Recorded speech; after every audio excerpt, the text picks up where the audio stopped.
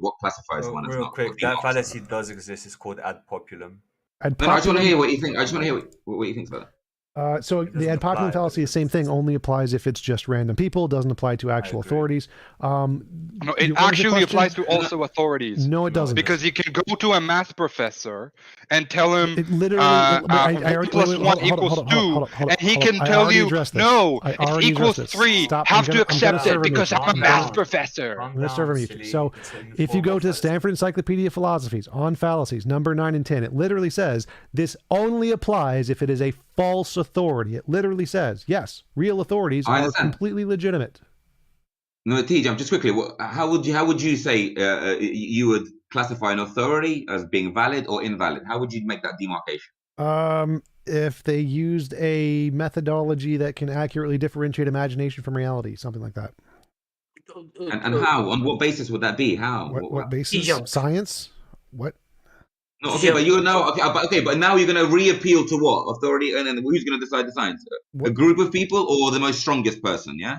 No, science is what the consensus or the authority. No. Science is what differentiates imagination. I want to say something, but you guys are talking to me. But can you see there's going to be a loop here? How are you going to get out of it? What? There's no loop here. Let me just. Okay, okay. The question: what validates authority and not? Yeah. Correspondence to reality. Okay, but on what validates that? In the end, there's going to be a consensus or an authority. You're going to again No. What validates that is novel testable predictions. Okay, done by who? The consensus. Who's going to agree upon by consensus? The group, yeah. The authority. Yes, because the consensus. The whole point of the methodology is that if all scientists hate each other and they're trying to prove everybody else false, and so if an idea is presented and you can't prove it false, then it's accepted by the consensus because they're unable to prove it false. They don't want to accept it. It's not like they're biased and like, oh, we're just going to accept it. It's because they are unable to prove it false because even it corresponds to reality. Exactly. So even when I ask you what makes an authority, let's say, valid or not, in the end, you're just going to basically say authoritative consensus for everything you say. No. This is authoritative consensus. Good after both you guys. So, Grizzly, wait. Who would you go to fix a shoe? Shoemaker? One second. Right, no. Who would you? Electrical. Wait. Electrical wiring in your house. Who's going to be more likely knowledgeable about this issue? Right. Is it the average person? I don't want to derail this. He's answering your question. He's answering your question. The answer of what makes an authority is someone who's been demonstrated to be able to succeed at doing the thing. So if they are able, and demonstrated by who? How are you going to what makes demonstration valid? Correspondence to reality. If they can do in reality the thing they say they can do. According to who? Okay, they can do it in reality, but according to who? Who's going to validate that? Stop saying there is no according. If they can literally cause in reality the thing to happen, there is no opinions. You don't get an opinion. I get what you're saying. Yes, so their true talent for it, the true ability. Then who gets to decide that? No one gets to decide that. If they can cause in reality the things they say they can cause, no one gets to decide that. If I said I could blow up a building and I blow up the building, you don't get an opinion. There's not a panel who's like, did he blow up the building? It's not up for debate. It either happened or it didn't. No, because the definition of what blown up, of what successful is, of what certifies something. No, it's not. Let me finish. Hold on. It's not up for debate. Let me just finish something. Right? What certifies something as being like, okay, we know that to be a fact. Nothing. So, there's no certification. Reality is what does the certification. If I say an event, I understand that, but stop. If I say this event will happen in reality and the event happens, that is what gives you authority. So whether you want to play word games with whether or not what I said, if my statement was I'm going to blow up a building, and by those I use the contemporary definitions of all of those words, and it happens, that means I'm an expert at blowing up buildings. I understand that, but bro, don't you understand? The wider picture is that people can make predictions with different models. So you've got your model obtained by consensus science. That's a great example. Yes. Okay, you can make some predictions. Okay, but then there are some other people who've got different models, make predictions, and they're also valid. But the thing is, you're saying, well, that's not true because of what? Because in the end, it's going to be authority and consensus. Go back. So the predictions. If your model was able to make predictions and confirm them that they were correct, then your model would be completely reasonable to believe. Now, from my expertise in the field, I know they've all been proven false because I'm pretty well acquainted with the research done on predicting personalities and astrology and all those different things, and I know why they fail. But if you have some new model that's able to do them successfully, that would be great evidence, and you would have to present that, because I'm fairly certain it's all false. Now if you present evidence, you can't be just looking, bro. You can't just be looking at through one notice board of your you hold reading. The burden of proof. You hold the burden of proof. Finish. I didn't interrupt you. Hold on. So you can't just look at one bulletin board of what you see considered to be like the reason I'm interrupting. I interrupt you, bro. I'm going to serve you too. So the reason I'm interrupting here is because I don't need to do anything. If you claim that you have successful predictions, you need to present them. You need to show them. I'm not claiming that, dude. That's what you said. I asked you a question. How do you validate on authority or not? And you're basically saying, well, no authority is going to decide. No, that's the first question I already answered. We validated authority by if they have the skills to do. You think they actually know something, right? Grizzly, stop interrupting him. At one point, you gonna shut up, right? He's done most of the talking. I've interjected one or two words. Yes. And when I tried to make a statement, he interrupts me, actually. Right, because I don't think you're addressing the point. Because your argument is how do you prove an authority? And I said an authority is somebody who can do what they claim to do in reality, and the correspondence to reality is what determines them to be an authority. And then you said something about if you have two methodologies that both make testable predictions, I would agree. If they both successfully make novel predictions, they're both reasonable to believe. I just haven't seen any of those made in your camp. And what would happen, sir? What would happen if two different models from two different vantage points are making predictions that are both correct, but they're doing it from two different models? They're both reasonable. They're both reasonable to believe, as long as they make the same predictions or similar scope predictions. Well, that's okay. Fine. So then your material. So when you make all these like for example, claim that spirituality is false, it's all kooky, and all the rest of it. Right. All you're basically saying is I haven't seen the literature. I haven't seen enough people agree with this stuff. Basically, no. I'm saying you have provided no evidence. We have provided evidence that it's false. We've proven all of the predictions that people who claim those things false. Therefore, it is bad. That is the thing we can say is wrong. We can reasonably conclude that is something people have made up. But the reality is that evidence is obtained in a different method rather than through laboratories. Well, novel predictions. Novel predictions are great. We can. I don't care what way you do them. If you make any novel predictions by shaking a magic 8-ball, that would be fine. We can, as long as we can observe the predictions, that's evidence. We don't need to test it in the lab. Okay, well, the predictions. Okay, I'll refer to them. For example, there are people who can predict someone's personality. You cannot let the person finish the conversation. That's all, folks. Mason, shut up. There are people who can predict someone's personality traits very accurately. It's people who can predict natural events like natural disasters. Right? No, they can't. They can. There are even animals that can do it. That are like humans. Wait, no, they can't. You trust those people, but that's science. So, for example, it's a known fact that animals can predict an earthquake. They don't predict the earthquake. They have, like, birds specifically have parts of their brains that are sensitive to electromagnetic fields, and so fields. Those fields which you're going to call physical all of a sudden. Yeah. Well, yes, those they can also. Physical. I call it spiritual. I call that spiritual. Though you can call it a potato. Electromagnetic fields are spiritual. Oh, you're going to say physical for that? Yeah, I find when it's quantum stuff. That's is a football field spiritual? Yes. Well, I mean, animals can also hear a much wider range of sounds. Hold on. So when a human being, so for example, when a human being, let's say, meditates and can predict an earthquake, let's say a month in advance, you're going to say, "Whoa, that's just electromagnetic, right?" No, they can't. No. It doesn't happen. No one has been able to do that, though. The animals that leave in the vicinity of an earthquake almost always do it very close to the time. It's not significantly different, and I'm pretty sure a lot of it has to deal with sound. Okay, fine. Even in that case, you just got Could someone mute enthusiastus for a while because he wants to dominate the whole conversation here? Please. I'm not the one talking the most. Yeah, he's not over. It doesn't seem like I would only mute him if he was like interrupting. He does seem to give people the chance to talk, so I wouldn't mute him just for that. If you wanted to bring up a different topic, that's fine. Before he came, Jimmy was giving a Kalam argument. Yes, we were talking about that before. He's an Aussie man, so he has to talk. You see, they're just going to make personal jabs. You see, I'm not even Australian. I say thick. Yeah, I was about to say. Like, it's not an insult. It's not an insult. He's a British retard. It's just a jab. That's all. It's all right. I gave him one back. Hopefully, he doesn't moan. That's fine. Do we have any other arguments? Oh, stop slapping people with fishes. But Please. all I'm saying is the same Use stuff dishes. spiritualists would call like the soul and all that. You're just calling it fields. Well, no. So again, Convenient. in science, we have demonstrated. We say we think this exists, and if this exists, here are all the predictions we can make, and then we confirm them. And because of that, this is all justified. Whereas the spiritualists are just making shit up, and they don't confirm anything they say. They just make shit up. So the difference here is that the scientists they don't spend their time in laboratories. One sec. Because the scientists have confirmed that theirs is real, they're allowed to say it's physical. The spiritualists are just making stuff up, but anybody can make stuff up. And so the difference here is that you need a method to differentiate imagination from reality. Novel predictions in science does that. Spiritualism doesn't. So they're not allowed to say that it's spiritual. The point is that those spiritualists, they tend to not spend their time in laboratories. They're perceiving all this and let's say codifying all this in a different method, not through like let's say spreadsheets and numbers and microscopes. How do you verify that?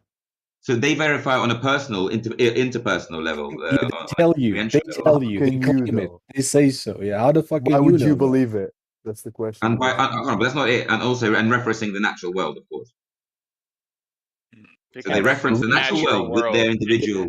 They reference the natural world in a verifiable way again.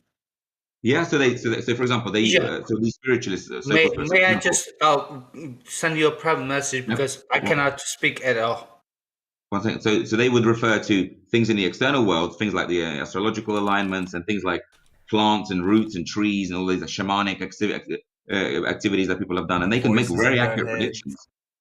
They can make very accurate predictions. Then make those predictions, plot those predictions, and do the math. Like that is something you could literally do. Saying it's interpersonal and you can't do the math would be wrong in this case because clearly they're making predictions. If they come true, they can plot those predictions and reality and see how much their predictions comport to reality. Like that is completely doable. And the reason why no one's done that is because it doesn't work. No. Let me explain, bro. Out of all the possible potential candidates of people that we're going to be doing this, essentially have to be, let's say, high-minded, natural, healthy people, shamanic type people, who then are going to want to go in a laboratory and prove it and go down that path. None of those people want to do that. And then the ones that do, such a small amount, you don't get to see it in your Western, let's say, inbox, dude. You don't need a lab for this. All you need is Excel. All you need is Excel spreadsheets. Come on, that's the equivalent of a lab. If you can prove souls exist, you're going to be the most well-known scientist on the planet. Right? I'll give you an example. The people you wouldn't even need an Excel spreadsheet. You just need a notebook to write down this shit. The people that are, for example, the spiritualists I'm talking about, they would be, for example, notifying all this in their own personal life. So they wouldn't be putting it in Excel. They'll be putting it like maybe in a diary, like how they experienced the natural world when they were on mushrooms or something.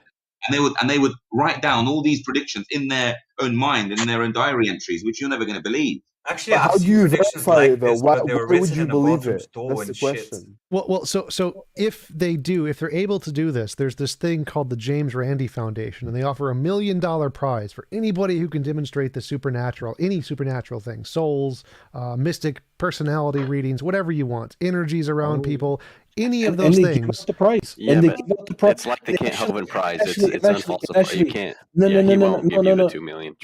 No. But by the way, if I'm thinking about the James Randi Foundation, the prize, what they actually gave out the prize at least once. They gave it to a guy who claimed that he could supernaturally, like, know Predict. the songs. Know the songs on like vanilla, like recording discs. The old vanilla like recording discs. Like that he could touch it. He could touch it and know the song supernaturally. So the James Randi Foundation, vinyl. Yeah. So and so they created it, controlled environment, right? With all of the things. And turns out the guy could actually do it. His hands were so sensitive. He could actually he worked in the industry, and they gave him the prize because technically he won. He proved something that beyond their scientific, based on their scientific. Or you got smart ass lucky. Yeah, right. This could be explained with that he was really sensitive. But it's a beautiful thing because the guy later on just admitted it's like, yeah, of course I didn't have supernatural powers. No, I just can't fucking really sense it, right? There's a guy who proved beyond statistical chance something similar in a lab. I can't remember his name now, but he said that it doesn't matter. The establishment is just not going to let a foot in the door. so to say. Well, that's So to that's say. What do you false. mean? So What do you mean? science Just give you- does No. accept things that are non-physical. Like there's an entire journal dedicated to psychic soul reading mind stuff, and I forget, I've had several interviews with people about this. The science does accept papers on those things. They're just proven false all the time. If you could prove it, there are multiple different awards where you could win millions of dollars. Nobody has ever won them because they've been proven false. That's a bit hyperbolic. What? No, it's not. There's just not millions Not at waiting all. for these guys, man. Come on. Yeah, there literally is. So if you prove this in a Nobel Prize, the monetary prize for winning a Nobel Prize is $1 million. There are millions of dollars if you prove this stuff available. Metaphysics is just not something that can be generally provable in the conventional way. Yes, Well, it can. okay, Oh, too bad. this is where Well, TJump no. and I'm not defending the metaphysics standpoint. I'm defending like the idea of proving metaphysics in the constraints of metaphysics is absurd. That's And not like what he's asking. like often people who delve in metaphysics demand the dispute to be argued within the realm of metaphysics. Which Okay, is so absurd and this is not dishonest. this is wrong framing. So this is where T-Jump and I ended on our last discussion. So T-Jump admitted that if there is an immaterial realm, then it won't be found in physics. So, but you don't have to find it in physics in order to give a demonstration of something that's not material. So, for example, telekinesis or something like that would check that box under lab conditions. Now, you're not going to be able to. Telekinesis would entail the manipulation of the brain, especially when it comes to electromagnetism. Why did you just cut me off? By electromagnetism. Why did Because you you're just cut talking me bullshit. off? How is that bullshit? It's absolute bullshit. You can demonstrate things if they exist without using physical processes. But the problem, if you want to prove telekinesis, you must use physical processes. Right, you're moving entails something. manipulation of the brain via some sort of mechanistic electromagnetic way.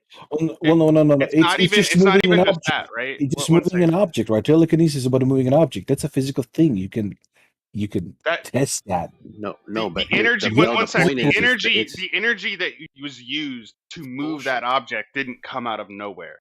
Because if you're saying that process is not a physical one, then you're describing a creation of energy moving an object, which is nothing absurd. in the universe comes from literally nothing. Yes. Yeah. So that energy has to come from somewhere. No. So the point is this: that whatever that effect is going to have to be reducible to a physical equation. No, not necessarily. If it's not, then you have good reason to believe that something that's not did you physical really is see the argument of this person like that? Like, I doubt it. Wait, what? Argument of what person? Did you really see the article to this person that's just talking, that said that you agree that if anything outside of the physical exists, it has to be proven in the context of the metaphysical? Like, I doubt that. I didn't say that. No, he said, T-Jump said that if there is an immaterial realm, it's not going to be found in physics. Well, no. So I think it's possible to find an immaterial realm with physics, essentially. I think that if you make a testable prediction that I have an immaterial friend named Bob, and every time I pray to him, he gives me a gold brick, and you pray and you get a gold brick, that would be evidence of the immaterial realm. I think that's perfectly fine. Yeah, you think it's possible, but how likely is it, right? Like, I'm asking about likelihood. Not as it's possible that I in another universe am Batman, no? But Yes, so I don't find it likely. Yeah, I don't find it likely anybody's going to be able to successfully make predictions of the non-physical. That makes sense then. I agree. So for example, let's just assume that there are something like Platonic forms like justice, right? That thing is, don't sigh. Okay, this is like the foundation of Western thought. So when you say, you're gonna get your ass muted. So let's say that exists. Now, it might not exist, but let's hypothetically, for purposes of this argument, say it does. Things like justice aren't going to be reducible to an equation. And so on those grounds is what I mean by if that immaterial realm exists, and if it's true that it's informing this one, you're not going to find it in physics. Now, it could be not true, and T-Jump could be right, that things like justice are just fields. And then, then you could find those in physics. But justice is just a concept. Like it's not the same as saying. Is a concept physical Look, or material? It's not. Okay, well then there's an example of something immaterial. Wait, A concept is a thought, right? Or a perception. And so this Sure. is my position. I agree with you that they're not physical, they're not material. They're positions that are mental. No, they absolutely are physical. Okay. Yeah, So can you now, show me now some- it's your task. Yeah, no, Now it's your task to give us what it. Well, hold on. Object. Could you give Justice me? exists as a concept in our minds because our minds use electromagnetic impulses and biological like mechanisms to store information and to create concepts. You we are know talking the absolute correlation. shit. By the way, if you threaten to mute me one more time, since you're not even the mother of this room, you will be muted in. If in you the room sigh that at I'm Plato, holding. if you sigh at I Plato, don't give a at shit Plato, about Plato. Plato like to then fuck your ass boys. is you ain't gonna last here. Plato like to fuck boys. I don't give a shit about Plato. Hey, nothing that can get us banned. No bannable offenses. TJump, that's not gonna get you banned. That's literally stating reality. That's One sec. I just want to say thank you to Keith X for the super chat. Appreciate it. He says I should charge for these. He's triggered because he can't reduce justice to neurochemistry, so he's triggered now. Okay. Objects, you do have a charm about you. There's no question. Get your Nobel Prize. If you can, then you've just got a Nobel Prize within like the next. You can't get Nobels for metaphysical arguments. Like, what are you saying? No, if you can reduce things, if you can reduce concepts to equations, you will get the Nobel. That is You people just love worshipping authority and consensus. Itself is a fallacy. This is a fallacy. Like some weird modification of fallacy out of authority. The guy can. Well, if you're right, well, win the Nobel Prize whilst I watch Netflix all day. Fair enough. Yeah, it's called solving the hard problem, right? So if he does that, he wins the Nobel. Yeah, he is correct. If you could solve the hard problem of consciousness, you would win a Nobel Prize. I'm not dedicated or claim that I've solved any problems. I'm just saying is that any concept that appears in our brains is due to ours like mechanistical machine, which is like an organic biological machine. You're begging the question. You're begging the question. Dan Dennett explains that, right? Objects. Begging which question? Well, that's the very question we're asking. Can oh my god, you like to obfuscate so much, dude. We're asking the very question is the question is, can concepts be reduced to physical equations? That's the question. Now you're just asserting they can be without giving us any demonstration of that. Humans can be, yes. Okay, that's a conversation. There's a concept that is that was created outside of the human mind. I would agree with you, but concepts that humans use to operate within the material world are definitely like some. Good job, bro. Definitely like created by proxy by like mechanistical like organic processes. That's great. Don't you ever rejected the conversation by asserting your Plato is a moron. Also wanted to say thank you for Stanley Williams 19K for the super chat. Give Zoidberg mods in the Discord. Well, by the way, Stanley, thank you. I am a dumbass, but I try to think. That's all I do. He just gave it. I don't know about that. So check out guest text. About 30% of philosophers on the most recent full paper survey. That was me.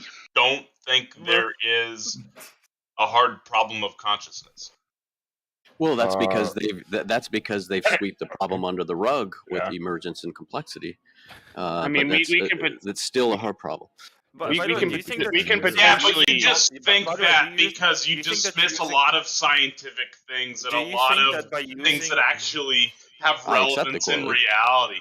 You just dismiss stuff though that's objectively verifiable. No, I accept the correlate. I accept. No. You just dismissed that, and I just wait. Philosophers aren't scientists, and scientists actually accept. disagree with most boneheaded philosophers. So I don't. What? Yeah. For philosophers to say there's no hard problem, it's like okay, well, ask a physicist then for the equation for the taste of garlic. Go ahead, see how far that gets you. Oh my god. Well, that's not relevant. I went to the full paper survey where 30% of them said no. Comport yourself like a man. No how is offense. this not Neuroscientists and others override philosophers. So surveying a bunch of philosophers means nothing. Well, Yeah, neuroscientists. wait. So one sec. So the hard problem of consciousness is only a problem in David philosophy. Chalmers. So I'm neuroscientists quite don't aware of really take it seriously as a problem because they don't. Most hard scientists don't might even wanna look- consider it. So Okay, hard, so the hard at problem of universities- consciousness is specifically a philosophical problem. Right, Okay, but if you so ask, if you ask a universities, physicist, can I just at universities ahead. like MIT, they have the Center for Minds, Brains, Machines. They get a bunch of philosophers, neuroscientists. It's a multidisciplinary research group. David Chalmers, I'm quite aware of the hard problem of consciousness. It's not just a philosophical question. It actually guides a good deal of neuroscience, and neuroscience feeds back into philosophy and vice versa. Any philosopher who doesn't integrate across such things is a fucking idiot. No, there's absolutely no incorporation of the hard problem in any science. We wouldn't even know how to do that. Would you like me to show you? I can Sure, right now. sure, go for provide it, 'cause evidence it's not based on a- the You Yeah, and I have had researchers this to discussion know. before too. Like, You are not qualified to have this. I presuppositions. don't know why you're jumping in the conversation. So yeah, you had a conversation with Because me, Pico hopefully MBX unequipped is to actually literally trying discuss to it. save your life right now. You're getting into a topic that is just. I am not, because I've actually read these papers. So do you want me to provide it? bro. Or you But, just shut up? Pico, if you want to Sure, dig put your put own the grave, papers go put the right ahead. papers in the TJump there's text chat. tons of can I say that it would become a hard problem for a physicist if he's asked the question, give us I this know what the equation hard problem. for the taste of garlic or some any inequality. If he's asked that question, he says this is impossible to do with physics. And so then if he's trying to establish not this, following that what you're becomes a hard saying. problem for the What- physicists. But physicists aren't asked this question. I have no idea what you just said there. Like, it was not a coherent sentence. If you ask a physicist to give an equation for the taste of garlic, it becomes a hard question for a hard problem for that physicist because it's not within He's physics doing to the give. qualia meme. No, it's not a meme. It is the hard problem.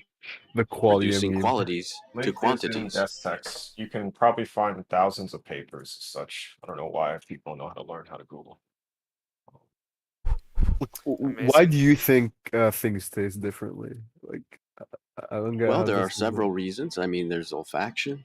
There Mhm. is the chemistry of whatever stimulus that you're putting into your mouth.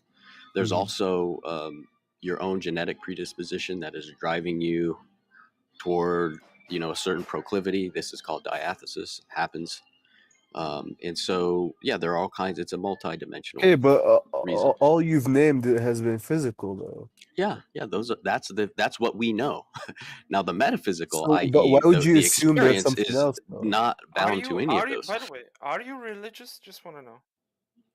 I'm not religious. I do believe. Are you white? Yeah. What does that have to do with anything? A lot. It tells us a lot about a person. When If we're talking about taste buds, then it's definitely relevant. I think Where you the guys hell are is over. I morality think you coming guys are from? out of your. I think you're out of your depth. Yo, I just want to Obviously. announce something. I Obviously. want to announce something. Yo, I BTFO'd sunglasses yesterday. This nigga shit at debating, bro. This nigga Whoa, trash. whoa! We just used it in word. Yo, what are you gonna do about it? It's allowed on the Discord. Self day is allowed on the Discord. At the end of the day, Well, I'm going to virtue signal and say that's not cool. Well, you can. Yo, Can we get back why onto is the it- topic? Can we get back onto Is any always a white topic? nigga trying to tell you no, it's not cool. Because I Just get virtue by saying let's go to any topic. Shut the fuck Yeah, up. bro. Dude, He my gets server. virtue points. He can like fuck bitches in So college. stop. I'm going to just start muting people Yeah, if you the just keep doing conversation this. is Shut up and get to the got it. topic. Yo, Yeah. So anyway, did you see the paper I posted? Because I can get thousands of such papers. So I'll say Feel people who free are to post active as in many research- as you would like. I just did. Yeah. So people are active in area research. They don't get into these ideological camps if they truly are after these hard problems and say, you know what, I'm a philosopher. Only philosophers can chime in. Or I'm a neuroscientist. Only neuroscientists can. They try to integrate across all pertinent disciplines. Right, I So, agree. Yeah. Just that the And, consensus in collaborative science groups. is more so against the hard problem. The people who actually I'm a consider it is hoologist. I don't like it when philosophy. you fucking incels get into my field. Wait, you guys are in the wrong room. What are you doing? Did you just say urologist? You're in a guest room, dude. Hoologist. Hoologist. Oh. Okay. Hilarious, dude. So scientists, Thanks. are you saying most scientists are pinheaded like physicalists that are getting nowhere on the Pinheaded. problem? No, I think most scientists are physicalists because they are actually making progress in the field and nobody else is. Nobody else is making progress in the field besides scientists. So what progress have scientists made on consciousness, Smith? Well, since they've made progress in the field related to consciousnesses and brain interactions and how correlates to specific parts of the brain affect consciousness, they're the only ones who really get a say on the topic. No one else has made any progress in anything related to the brain. And so since the one that is making progress is physical, it's rational to say that the consciousness is also probably physical. Prove to me that the consciousness is not located in the pinky foot. So if I go to a collaborative group like MIT Center for Minds, Brains, and Machines, and scientists say, "Hey, this philosopher helped me out," the philosopher says, "This scientist helped me out." Where does this again? Academia. That's absolutely nothing. So absolutely none of what you said is in any way relevant at all. What? So like until some other kind of that would be wrong. no. So until some other kind of ontology makes any progress in the field of related to the brain in any way, it's not a credible explanation of anything. So like if I said what caused the hoof print in the snow and we have past evidence of horses existing, then we can say it was probably a horse until we actually, but we couldn't say it's a unicorn because there's no past evidence of unicorns. So saying consciousness is anything other than physical when we have literally no evidence of anything other than physical stuff is irrational, just like saying what caused the hoof print was a unicorn when there's no evidence of unicorns. I have a question here. So if it is physical, then it does reduce to an equation. That's just the nature of what physical things are. No, not necessarily. They can be reduced. No, to that's false. So that's based on the current understanding of what physical things is based off of how we represent them through interactions, but that is not necessarily the case. For example, gravity, curvature of space-time, would technically exist even if there was no mass, nothing with mass to bend it. And so it would not be able to be represented with an equation because the equation would simply represent what would happen if it was bending, and it would still be there even if it wasn't bending, and that couldn't be represented with an equation. So no, physical objects can exist just fine and not be able to be represented by an equation. So I have a question. So if space is bending, you're saying that in absence of mass cannot be described with an equation? No, I'm saying gravity is the curvature of space-time, right? So space-time is there, but but math in physics represents changes and interaction. So if it's not changing, then there'd be no way to represent it with an equation because there's no two sides of an equal sign. Like in physics, when it's representing over this amount of time, what's it, derivatives show over this amount of time this thing will change, but if no change is happening you couldn't represent it. Like physics can't represent ontologies. It can't say what a particle is made of or what a field is made of. It doesn't say those things. They're physical, they exist, but they aren't represented by equations. Equations do not represent every physical thing. And what you just said was what I believe is true, that physics, and you've said this before, physics tells you what things do, not what they are. And that's when we're dealing with being itself. And that's why you have to go to metaphysics to say, what is this thing?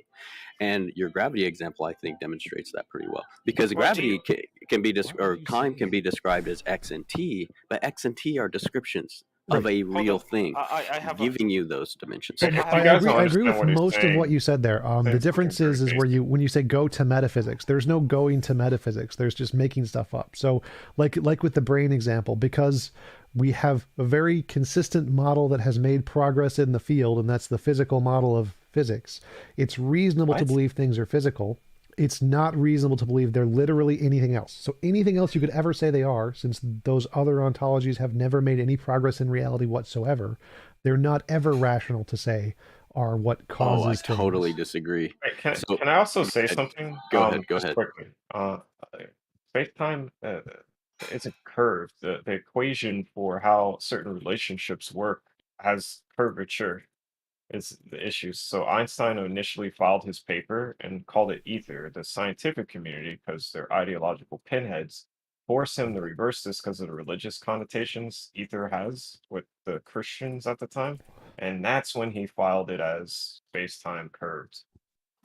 That's so but Tom, I don't want to get past this because this is important. Just a quick clarification there. Let me say this. Space-time literally physically bends. That's what gravitational waves are. No, it does not. Yes, it does. It's the equations that describe the relationships between mass bodies in space. Gravitational waves are literally space-time bending. It's literally what it is. They literally bend. Wait, now we're talking about gravitational waves. That's literally the Gravitational waves curvature of are space-time. space-time bending. I'm not going to try to take down Einstein in this Discord. There's You nothing to wouldn't take be down. You if can go and look it up. space-time What I didn't just said is bend, factual you history. wouldn't I be have able problems with to GRT notice as well, gravitational waves. Pickle. So I'm It's not the way totally mass disagreeing with you. bodies interact in space that is curved, not the fucking actual fabric of space-time. Yes, Nobody's the fabric proven that, itself but you literally can't prove bends. That's literally what You can't gravitational prove waves that. are. Yes, we There's can. no That's experiment the for that. entire No, you point can't. of the LIGO experiment. The LIGO experiment literally proves that. Literally I want to does. highlight what Tom Jump said. He said that the progress has been made in these physical descriptions, and so there's no good reason to believe that there's something outside of that. The problem is that there's something causing those physical descriptions. Wait, that's not what I said. So I didn't say that it's not reasonable to believe there's something outside of that. I said there's not reasonable to believe in anything that's never made any progress. So because the physical descriptions have made progress, those ontologies are reasonable to believe. But any other ontology that has made no progress is not reasonable to believe. Well, I would say that progress itself and processes themselves are metaphysical, and it's driving those discoveries. That's so nice, it's the real. but again, you would still need. You would still need some way to validate that independently of your just imagining that's how it works. And physical stuff does that. I would say the validation is the causal efficacy from top down, manipulating those material objects that are I have described. absolutely no idea what any of that means. So you have a physical description of objects in nature. Okay. Sure. Now, the reason that you have that description is because they are deduced. They are deduced from a qualitative object. Now, the qualitative aspect of that object is only experience. Okay, I'm lost. I'm still like getting lost in all the words you're using here. So you got to make progress. Describe something we don't know yet. How do you make progress? Describe things we don't know yet. This is precisely what you said, TJump, about how physics say what objects do, not what they are. Yes, that's correct. For what they are, the are-ness, the is-ness, that's the quality. So let me clarify. Whenever you try to answer what things are, the only options, the only things you can fill in that blank is something that has successfully made a do statement. So if it can successfully describe the way things do or operate, then you can say that that is how they are. But you can never say they're anything else unless they can successfully make predictions about the doing. Well, science describes the behavior of objects. Yes, so it's okay to say that because science does that. Objects must be in order to behave, right? So the fact that they are precedes the fact that they do, because these things. Normativity does not prove metaphysical. I don't know what that means. I don't know what that means either. But again, so saying that since there's like a normative framing of an object, therefore it cannot be explained without other normative statements about that object.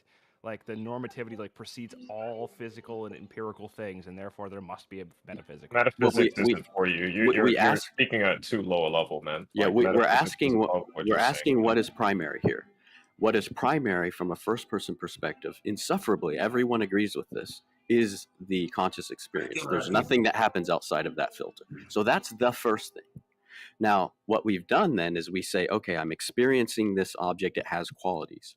That's the first thing. Now, the second thing is I'm going to invent measuring devices to deduce quantities off of this qualitative object. Then I'm going to throw that object off the table and say, aha, these quantities are what's real about it. This is a fallacy. And that's what I'm saying, that there's something more happening that's giving us the numbers that are deducible. Right. And I think that's allowing us to make predictions. That part I agree with. There's something more going on. That's perfectly reasonable. But in order to say what that is, the only possible things that are reasonable things to assert are what it is, are the things that have successfully made the predictions that we can describe or discover things about the universe. So if it's never made any predictions... Here's the problem with that. That's a bold statement. We never would have discovered anything new if that was the case. Yes, we would. That's no pickle. Well, the problem with that is that you, with the process that Tom Jump is talking about, which I agree with up to a certain extent, basically it is through scientific discovery, it allows us, well, first we have assumptions about the object. Then science allows us to verify those assumptions. But do you know what happens every time you verify an assumption? brand new assumptions pop it to the fore. But none of that It's- matters. It goes Literally on none for, of that matters. So well, again, no, and the reason, here's why it matters. Literally does. Because the assumptions will go on for infinity. It And doesn't so matter. it's Again, not, again, none of the you can have infinite assumptions. doesn't- That's fine. You can have infinite presuppositions. That's fine. But if you're going to say That's here's some, reasonable to you? yes, it's perfectly reasonable. You can assume whatever you want to assume.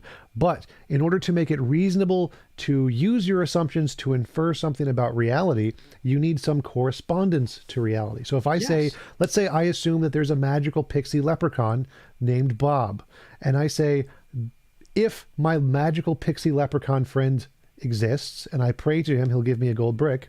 I pray to him and I get a gold brick. Now that's great correspondence to reality. Now I can say I have a justified reason to believe in the magical pixie leprechaun Bob. And now I can say if I see a gold brick on your table, I can be like, you know, Bob, he does that. He could have put that gold brick there because I already have some past evidence that my belief that there is such a thing corresponds to reality. Now, if I said no evidence that Bob exists, and I just saw a gold brick, you know what, and just made Bob up, like, you know what, a magical pixie leprechaun could explain that. That would not be evidence. So the same thing applies here in the physical reality. We don't know what matter is made of because physics doesn't tell us what it's made of, but we do know that it can accurately predict things about reality and interactions. Therefore, it's reasonable to infer that whatever this physical stuff is based on that model of physicalism. And you're not allowed to, add anything else in there until it can make predictions also. Okay, the ism is the part that fucks any idea. Like it's the ism. It's It doesn't matter what isms you use. It doesn't change it. It doesn't change anything. All isms are fundamentally flawed for this reason. You end up like marrying a position only strictly. Everything is physical. My dude, everything is physical, and then what is physical? We maybe have covered like 0.5% of all physical things in this universe. Okay, but none of that addresses what I said. Can I finish? No, not unless you're going to address what I said. I literally am, and you're not letting me. Well, no, you're not. You scared of something? What I said was the only times you can infer what is existing is if you have a successful method to demonstrate something in reality. There's no ism. We I don't didn't bring up any ism. Wait. So, buddy, if we only cover 0.5% of all physical things, and that's what physics is at this moment, you understand? There's like 95.5% of That's fine. Things that would be unimaginable to current day physics. Literally doesn't matter. So let's say you're right and we only know 5%. Let's say you're right. Stop interrupting. I'm going to mute you. Let's say you're right and we only know 5%. In order to be rationally infer anything beyond that 5%, you're only allowed to use the stuff in the 5%. You can't make up a new thing. That's induction. Really stupid. It's called induction. No, I'm sorry. No, dude, deduction is also a thing. Okay. Right. And so I would love for you to prove like quantum physics through induction before we actually understood what the hell it was. Proves it. That's how science works. Science is all induction. Buddy. Let me just chime in here to TJump on high school level. So Tom, I agree with you. The reason that process can happen, the reason that you can deduce those numbers off of those objects is because every object is associated with a quantity in our material realm. But there are two objects. There's one that's experienced, that there is no equation for that experience. Let's go ahead and move up. Then there is where is it? Dude. Taco? It's right above text channels. I see 5 of it. I don't see it. Where do I find it? Politics, Who the politics, fuck just info. interrupted me? Here, I'm gonna make it go live right now. All right. Who the fuck just interrupted me? Oh, there it is. We're doing a Sunday stream thingy, so we're moving to a event. That's what he used. That's why he interrupted you. So that was fine. But, so I'm going to the events thingy. I'll talk to you guys in a bit, or you can come to the stream. Is it the does deity exist thing, or yes? It's live right now. God, you guys are mostly atheists with us today. There are some others who will be showing up perhaps later, if not right away. TJump will be here. He's an atheist philosopher who hosts conversations with professors, philosophers, and other academics about topics ranging from biology and physics to religion and morality. TJump's YouTube channel is at www.youtube.com/TJump. Jefferson Spatchcock is an atheist inquisitor and intellectual who has a particular expertise in analyzing and reviewing debates. He's particularly known for analyzing a lot of Darth Dawkins debates and conversations, or interrogations as some people call it.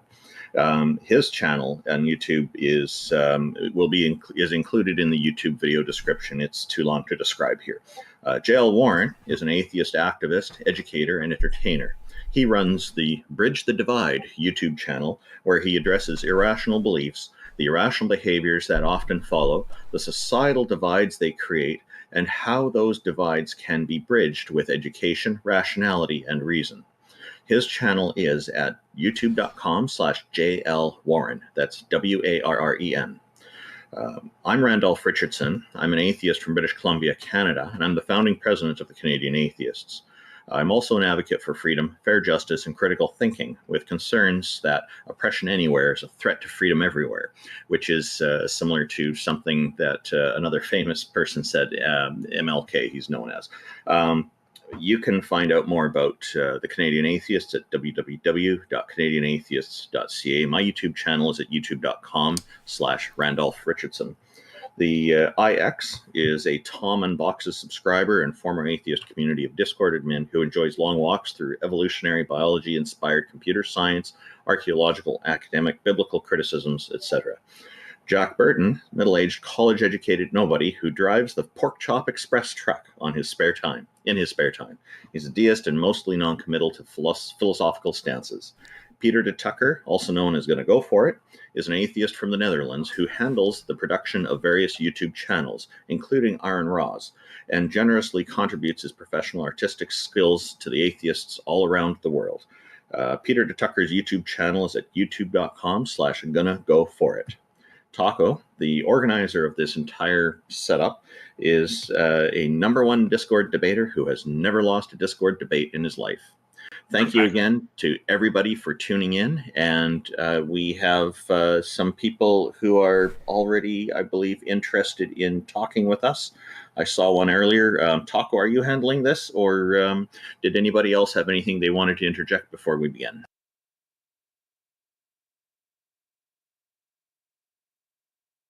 All right, so if y'all have any questions, I'm sorry, it sounded like we're good. If y'all have any questions or feel like y'all could convince us a God exists, which is the idea, or goddess exists, which is the idea here, feel free to queue up here. I did invite up Crux, who I was talking with in DMs. He's actually got a pretty cool position. Feel free to introduce yourself. Oh, quick question. Did you just say y'all? Yeah, I lived in Texas for a long time. Hello, Crux. Welcome. Texas thing. What's up, Crux? What do you got for us today? Yeah, so Taco kind of asked me to join here. I don't know if it's necessarily entirely fitting to the topic of deities. Obviously, I'm an agnostic, right? So I don't really use the word God at all. It has no meaning for me. But I have been accused of being a pantheist, as well as being an as an atheist. So yeah. Okay, so this is pretty simple to figure out. Do you believe in any goddesses or gods? That question bears no meaning to me. Well, why did Taco ask you to come up? Taco, what was the topic? I think he wants me to expound a little bit on a particular view of necessitarianism that I hold. Well, the thing is, if that question has no meaning to you, then how can we have a conversation about whether deities exist or not? Well, I'd say let him have a chance. If Taco invited him up, let's let him go into what he means by necessitarianism, because that could be analogous to a god. So go ahead, tell us. If you think that my view fits your definition of God, then well, I just asked a question and I did not get a satisfactory answer though. So, but go ahead, Crux. So I hold to the position of necessitarianism, and I think this is a view that offers a nice contrast with more conventional views of accounts for how the world exists and such, right? So I often bring it up in relation to, like, for example, like creationist positions, right, where you have some transcendental being that is the cause of some secondary world, right? So my position is that simply that there is only one world that is possible, and that therefore this world is necessarily existent and does not require an explanation whatsoever. So this world, planet Earth, is obviously not the only planet in our solar system or in our galaxy or in the entire universe. So there's a problem right there with saying this is the only world and it is necessary. It's necessary for human I'm using life it in on the Earth. modal sense. Yeah, so world in philosophy means the entire universe or multiverse, the entire one set of all existing things that we are a part of. So world. Okay, gotcha. All right. But So I would kind of agree with Randolph's point here is that I don't understand why you would think there's only one possible world. I can imagine a world with no puppies. That is a possible world. Why would that one be impossible? So, yeah, so I've never really formalized this in a syllogism, and I just did like half an hour ago for the very first time. So there's probably going to be lots of issues with it. I think the question comes down to like how you've why did you feel it? Why did you feel it necessary to eliminate all other possibilities? Like what drove you to that? What drove you to that conclusion? Ultimately, I think it's the most. Like I said, I just formulated a syllogism. So if you'd like to hear it, go ahead. Go. That. Yeah.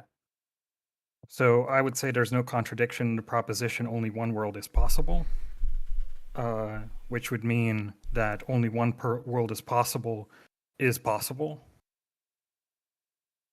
There are states of affairs in this world that are necessary, since they would be true in this world and it would be the only world.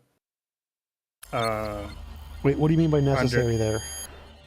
That they're true in all possible worlds. Okay. And under this proposition, there's only one possible world. Right. No, there's a problem with premise one though, is because it's not still logically contradictory for there to be many worlds. My claim is not that there is a contradiction in that. My claim is that there is no contradiction in the proposition only one world is possible. Okay, gotcha. Okay, I see. Go ahead. Feel free. Continue. So these necessary facts in this possible world under S5 in modal logic would reduce to. So these possibly necessary propositions would reduce down to necessary facts, since under S5 of modal logic, I think that's fairly uncontroversial. And so the proposition this only possible world exists would be a conjunctive proposition that contains only necessary fact, and therefore this conjunctive proposition would also be a necessary fact. So only one world is possible is a necessary fact. Well, that's begging the question. You're saying if you're correct that this is the only world, and that means that all the facts in them would be necessary because they're in all possible worlds. But it doesn't seem that that's the case. Like modal ontic realism could be true, and all possible worlds could actually exist. So none of the premises that you presented exclude the possibility of other possible worlds existing. You just said, well, the conclusion would. Well, that's begging the question. So you're saying if my model is true, then my model is true. Yes, that is true. As would be a tautologous statement. Well, it wouldn't be a tautology. It would be circular. So it'd be if you put one of the premises in the conclusion, you can literally do that with anything. So I could take the opposite view. I could take the view that modal ontic realism, where all possible worlds exist, and take the exact same structure of your argument, and it would work equally as well on their view as it would for yours. Therefore, it doesn't justify your view or their view any more than one another. No, but my worldview would exclude the possibility of any other worldviews. Right, and theirs would exclude yours. So I would say that there's a contradiction. Well, then they would have to show that there's a contradiction in the proposition only one world is possible. No, because they can just show that it's many worlds are possible. Yeah, that's the crux. That's what I brought up at the beginning. They would have to assert that. Well, there's no logical contradiction in many worlds. So Again, my claim is not that there's no contradiction in that. I mean, ultimately, that is going to be my claim, right? Based on this conclusion, right? Since if there's only one possible world and it's a necessary one, any world that is distinct from this world would be impossible, right? Wait, so that's not the point. Jail's making the point. So Jail's making the point. Wait, one sec. So there's two people here. There's a you and modal ontic realist, and you're both talking. You write your first premise down, which is there's no logical contradiction with there being one possible world. And the modal ontic realist, he writes his first premise down. There's no logical contradiction with all possible worlds existing. Now, you're both on equal grounds here. Neither one of you has any more justified support than the other. So why would we... What can we add to this situation to make it go more reasonable to believe you rather than the guy who holds the opposite view to you? Well, I'm saying if you follow my argument, then it would entail that only one world is possible. Great. So he has the exact same argument. Has an argument. Wait. So he has the exact same argument. He's just changed the nouns. That's the only thing that's happened here. He's changed the nouns. So the structure is exactly the same. It's equally as valid necessarily because it's using the exact same structure yours is, and all I did was change the nouns. No, but the thing is, he can never point to anything being necessary, whereas I can. I don't know what you mean there. So yes, he can. But the thing is, none of his statements would be like a person who says that there's multiple possible worlds would have to say that there are in fact facts that are contingent, right? Sure. That are not necessary. Sure, right? Not all facts are necessary facts, correct. Well, under my view, all facts would be necessary, and this is why I get to the conclusion that my view must be necessarily true. Well, right? then TJump was correct. Because there's no there's no possibility of a counterexample, whereas the other person would have to say that there's a possibility of some counter, right? So, and the counter would be my first premise. There is no contradiction in the proposition. Only one world is possible. And then everything from that follows. Well, wait. So I think you're conflating. One sec. I think you're conflating. One sec. So I think you're conflating the fact that it's possible that some facts are contingent with a contradiction. So there's the fact accepting that some facts are contingent. It would be a contradiction under my view. Right. So there's no contradiction in your argument there that would lead to that whatsoever. So saying that it's possible that there's only one world doesn't indicate that it's necessarily the case that there's only one world. So that premise does not in any way indicate your conclusion. One bit. I know. This is why I have other premises. None of them do. That's the point. Okay. How does so in this view where only one world is possible, right? There would be fact, right? And those facts would be by definition necessary facts since they're true in all possible worlds. Right. Okay. So there's necessary facts in my worldview. Can you agree? Yes. In fact, all fact would be necessary facts in this worldview. Yes. Right? Including the fact there's only one possible world. If your worldview is true, then that fact would be a necessary fact. No, it's not. It's if you accept the first premise. No. That would follow. No, because the first premise does not entail that it's the only necessary world. So if it's possible... No, it only entails that it's possible. Right. So if it's possible that there is only one necessary world is a necessary fact, that's possible. It's also possible it's not a necessary fact. It's a contingent fact. I don't agree with that. Right? Well, nothing in your argument disproves. Nothing in your argument eliminates that possibility. Yes, nothing in your argument. The conclusion does. Well, the conclusion can't eliminate the possibility. No, it can't. It's not how it works. Yes. If this world exists, if only one world is possible is a necessary fact, then that would exclude the possibility of any other world. But that goes back to the if, and TJump already pointed out that that's begging the question. But I'm not saying if this world is true. I'm saying if there is no contradiction in this proposition. Which I'm not doesn't presupposing the existence of my worldview as I true. don't think you understand how S5 works. I don't think you understand how S5 modal logic works. Like what you're saying literally does not follow. If Do I you said think possible necessities do not boil down to necessary facts? that doesn't make sense. So possible and necessary as being conjunctions in that way don't work in the way that that sentence was set. That's literally made no sense what you just said. So like when theists say God, it's possible that God exists, and God is a necessary being. A necessary being is one that exists in all possible worlds. What they're doing is they're taking the definition of the word. That argument. Wait, so but they're using it correctly. So they are using S5 correctly. You are using it incorrectly.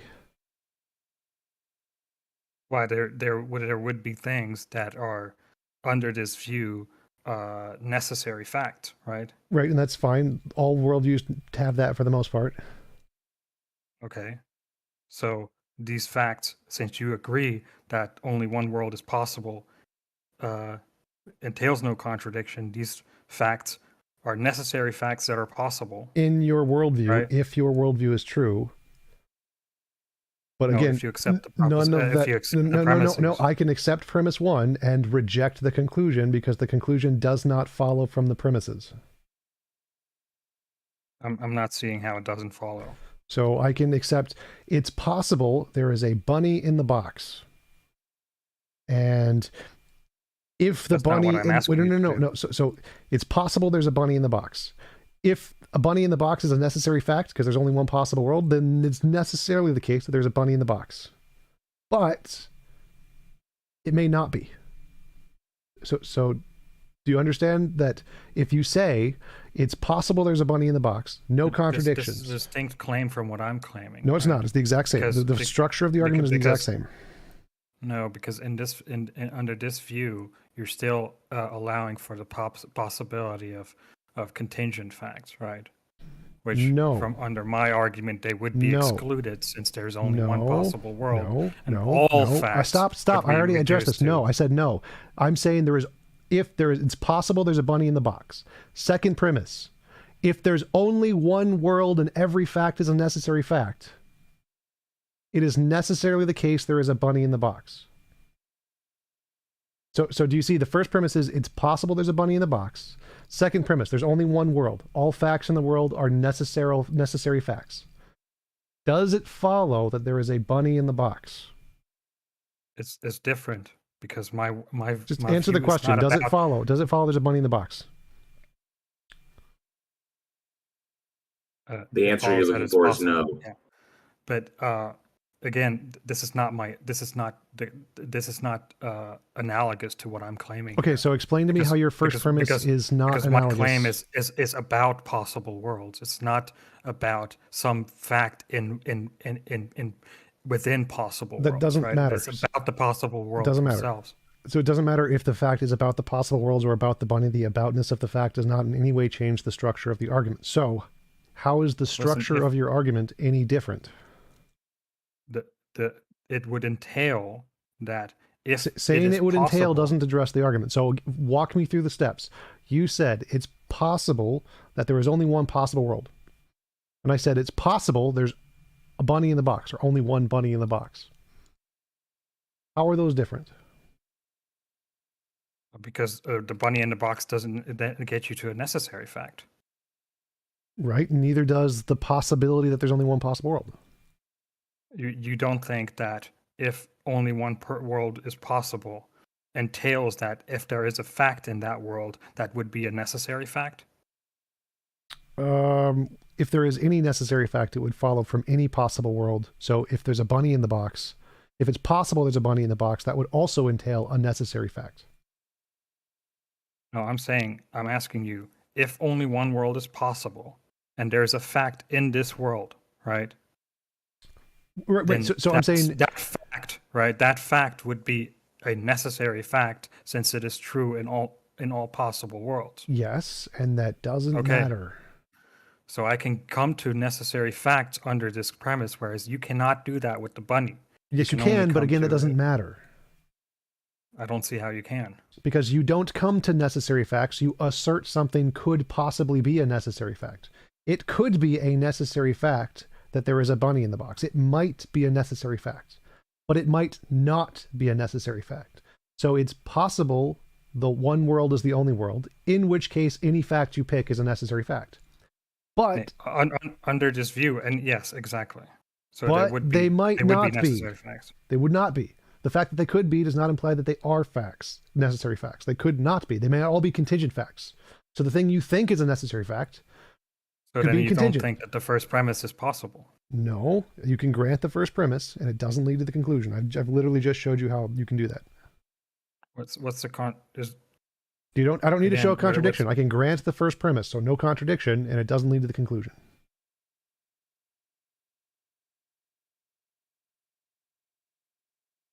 Yeah, I don't see how you get from necessary facts to them being contingent. I didn't say you don't have to do any of that. So if you agree that there are necessary facts under this argument, then the Your conclusion doesn't follow. Your conclusion true. does not follow from that. That's what I've been trying to explain to you the whole time. Literally what you're saying, no, it does not follow. I can grant Possible there is necessary one... facts reduced down to necessary facts. No, again, that's wrong. Saying it's possible there is one possible world gets you zero necessary facts. You get no necessary facts from the first premise whatsoever. Again, I believe this is just S5. I No, don't see it's how not. You can reject that. No, it's not. Possible necessities are necessities. Again, you're not using S5. You're misusing the argument. I think at this point, we might want to, leave it at that. That Crux, you may need to write this down, take a look at it, actually put it to paper, and analyze it. It's just a recommendation, bud. But I don't think we're going to get anywhere beyond this point. So obviously there's some issues that need to be sorted out. So I'm just recommending that you put it down, put it to paper. I and think maybe the take a issue look is at that it. TJump is rejecting S5. Nope, I'm not rejecting S5. You're not using S5. Because I've actually talked with experts in S5 on the ontological argument. You're literally not using the correct structure of the argument. That's why I tried to explain it to you from the Christian argument perspective. Okay, I don't accept the Christian argument, but my argument is different. No, the structure. They're using S5 correctly. If you're not accepting their argument, then you're not using S5. You're not using S5 correctly, but we should probably move on. I think we should just, for time's sake, so we can give another person an opportunity to get some people up here. Yeah, definitely. Thank you, Crux. Appreciate it. Very interesting. Thank you for coming up, Taco. I think our next one should be Akira, but I noticed Owens was blinking rapidly. If Owens had something to just respond to that, I think that'd be okay to bring them on Sure. for a moment. I'm pulling up Owens and check the message that I sent you because there's, yeah. But hello, Owens. What's going on? So who believes God exists? We're wondering if you do. Oh no, doesn't. Oh. Okay. Question asked and answered. All right. Okay. All right, that was quick and easy. So I guess we'll move on to the next one, which should probably be Akira. That's one down. We're going to go ahead and pull up Nico for now. Please check your message, Randolph. Nico, how's it going? What you got for us today?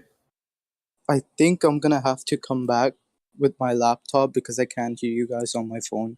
So if I can go back to the audience and come back, that'd be great. Okay. Okay, that sounds good. You're knocking them down today. Right? Oh, Will Smith post-Oscar joke. That sounds like an interesting one. I don't agree. Falling like flies today. How's it going today? Hi, it's going well. Awesome. So you're here to convince us a God exists? Yes, I am. Which, if I may ask, which religion do you adhere to, and if Christianity, which denomination? Christianity, and it will be non-denominational, most likely. Non-denom? Okay, cool. Thank you. Appreciate it. Go ahead. Okay, well, this is an argument that I have made myself. It's a very simple argument. The first premise is that Actually, I think maybe it would be better if I just go more freelance rather than with premises. So basically, all physical things have at the quantum realm are like constantly like moving. You often hear about particles in the quantum realm moving about, blinking in and out of existence. But yeah, basically, physical things are constantly like changing through time, and I think I feel that like this is a necessary fact for physical things that they're constantly changing. Would you agree with that? There's some interference coming in the background there for you, but like I said, this is Aquinas' argument. That's King Xerxes. King Xerxes is your You got like some kind of voice modulator going on. He smoked some strong weed. That's just running a different speed than we are. Will, this sounds very much like Aquinas. Well, the difference between this and Aquinas' argument is Aquinas was an unmoved mover. This is more about change rather than movement. Changer. So change exists, therefore so, what? yeah. Change exists, therefore what? So physical things are constantly changing. Something that brought about all of physical reality. Given that physical reality would also include time, because obviously space-time is like a linked. It's almost like one entity. It would be something that does not change, because if it was something that changed, so the same way physical things change at the macro and micro level, then it would need to be something within time for time measures to change. So no, like physical things can exist without change, and physical things can exist without time. Okay, so in what way can a physical thing exist without changing? I mean, it seems like every single physical thing has a quantum level, and at the quantum level, things are vibrating, things are, there's quantum entanglement and all these different kinds of things. So there's, for something to actually be completely stationary at the quantum level, it would need to be like at minus 200 and something so like degrees. the There needs to be absolute zero, which is impossible. don't change. The fields themselves don't change. The things in the fields change. The fields don't change. The fields are there. They don't change. Okay. What would these fields be made of? I don't know how to answer that question in physics. We don't know what they're made of. Strings are a possibility. Yeah, string theory is definitely a decent possibility, but string theory would be the building blocks of all things. Remember, these are vibrating strings. No, not necessarily. So you can have the building blocks of all reality be a thing which was unchanging, and it created the universe was changed, and that's perfectly possible. Physical, you don't need a god for that. The only problem is that instead of diving down this rabbit hole of higher order physics, perhaps City, what else here in it? Explain to us why. Why should King Xerxes, your audio is really distorted. I'm not sure what's going on, but it's coming through as an extremely deep voice that's difficult to understand. Yeah, it kind of sounds like I'm actually talking to God himself. Maybe that's evidence. Yeah, I think it's slowed down. That was really funny. to me, it sounds like it's slowed down, really, and then the slowing down causes it to increase or decrease the decibel level. I think our guest here, Will Smith, had the best response. That was hilarious. Yeah, I mean, my argument is. It's Peter. Was that? Oh Peter no, now it's Peter too. Yeah, my argument was that pretty simple. The only way for a physical thing to be completely stationary is for it to lack any sort of like energy, whether kinetic, whether it's like heat energy or any other kind of energy, and for that it would need to be at absolute zero in terms of temperature. I think it's like minus 270 something. Not all physical Celsius. things can be described in the ways that are interactions in our universe. So there could be another kind of physical thing that's completely stationary, no problem. Yeah, but to the best of our knowledge, these physical things cannot get to absolute zero. It always brings So about absolute zero contradictions. doesn't matter here. There can be physical things that have no temperature that exist just fine, irrelevant to absolute zero. So like if you want to assert that you need a god to be the first change, we can assert a new kind of physical thing that does that. And so just saying that none of the one sec, none of the known physical stuff can do that, I agree. But God isn't known either. You're just making up a God and asserting he can do it. We can make up a physical thing and assert it can do it too. Yeah, but the only thing is that it seems that all physical things have energy. I mean, well, that's the thing. That's the thing, Will, is that it's a hypothesis, is what it is. You're hypothesizing that basically your hypothesis is built off an observation of what we currently have, and then looking at what could potentially be the entailment. But essentially, you're hypothesizing about something that we currently have no data about. So going like beyond, like where this all started, where this all came, it's still a hypothesis. And unfortunately, at this current state in time, with our current level of knowledge about reality and stuff, it's unfalsifiable. So the question now becomes is like, sure, you could hypothesize anything as to why things are the way they are, or why things move the way they move, or why things change, and where did that change come from, what initiated that change. So you can start with that, of course. But any question you ask, we're not going to be able to prove or disprove. It's pretty much going to be a hypothesis. And I'm curious as to why, and because of this, I'm curious as to why you think, or why you think you're justified in saying it's God when it could be anything else. Because we can't eliminate the possibility of, like what TJump said, we can't eliminate the possibility that it's some natural phenomena that we don't yet currently understand. Because we can just take God out of the equation and just make it X, and the X could equal anything, you know? And so, why God? Well, I think what I would have done is, if you would have accepted something, I mean, to me, it seems, it seems obvious. It seems something that you'd even find in textbooks, that physical things at the quantum level are constantly changing. Physical things must have energy. I mean, I'm pretty sure it violates one of the laws of thermodynamics for something to be a physical thing to be at absolute zero. And if it's not absolute zero, it has energy and is therefore changing. Okay, then what about when the universe hits thermal equilibrium? Well, it still wouldn't be absolute zero. But my there'd be no thermal change. I mean, everything. No, so it's impossible to get to absolute zero in physics because of quantum fluctuations. Will Smith is correct about that. That's exactly my point. Yeah. But so the argument here is that it's an argument from ignorance. It's saying, here is something we know about. It can't explain the phenomenon. The UFO example. So, oh look, a UFO. It's an unidentified flying object. It must be aliens. Well, no, if it's unidentified, you can't then label it as aliens. So the fact that there is we don't know what would this unchanging thing would be. You can't then conclude it must be God. That's an argument from ignorance. It could be an unknown physical thing. We don't have any reason to believe that physical things can do it, but we also don't have any reason to believe anything else can do it either. So simply saying that the known we physical do stuff... because of quantum fluctuations. Because of quantum fluctuations, you can't get to absolute zero with a physical thing. Like what I said can't happen. Listen again to what I said. So we don't know what can do it. We don't. So we have a thing that can't do it. We don't know the known stuff can't do it. Does that mean it's God? No. You can't say because this doesn't explain it, therefore it's God. That's an argument from ignorance.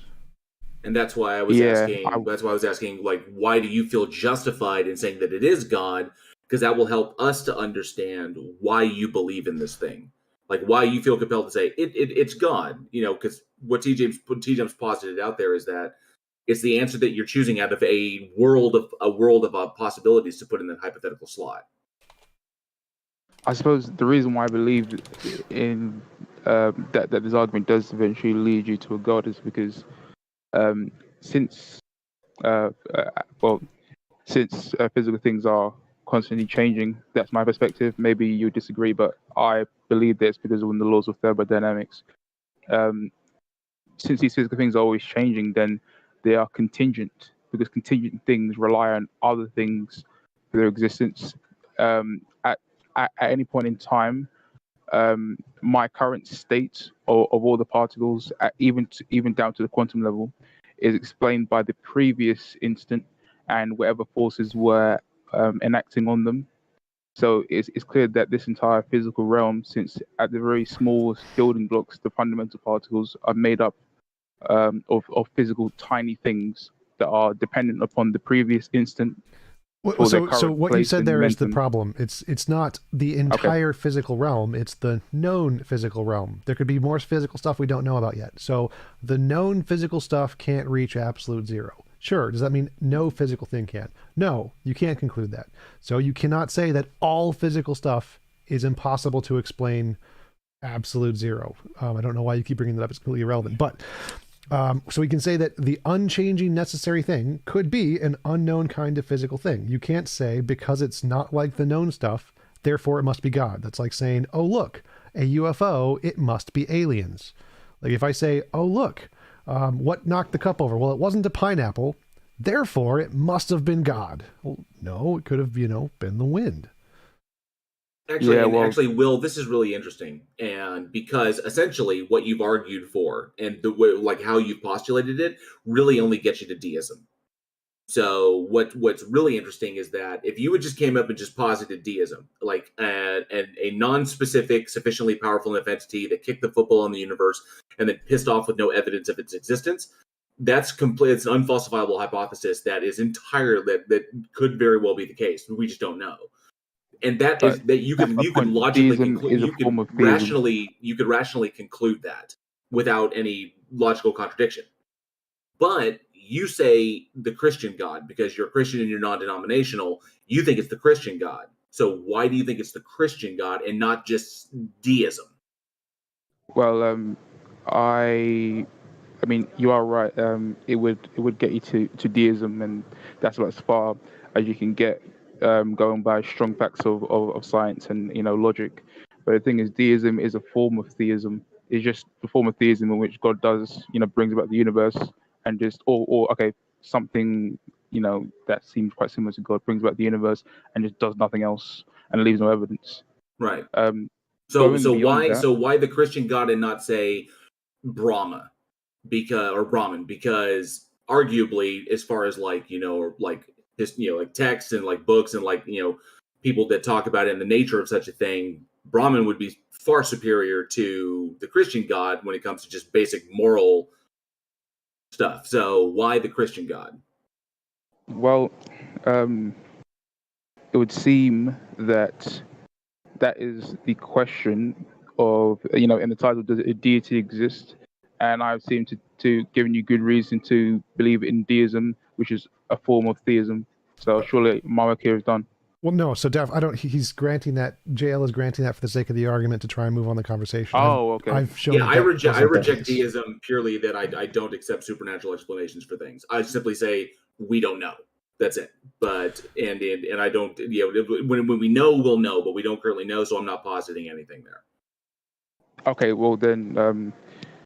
The reason why I would think it's specifically a Christian God, I mean, obviously it's impossible for me to, or it's very hard for me to go and find out every single God that's ever existed, and where these massive list of mythological creatures.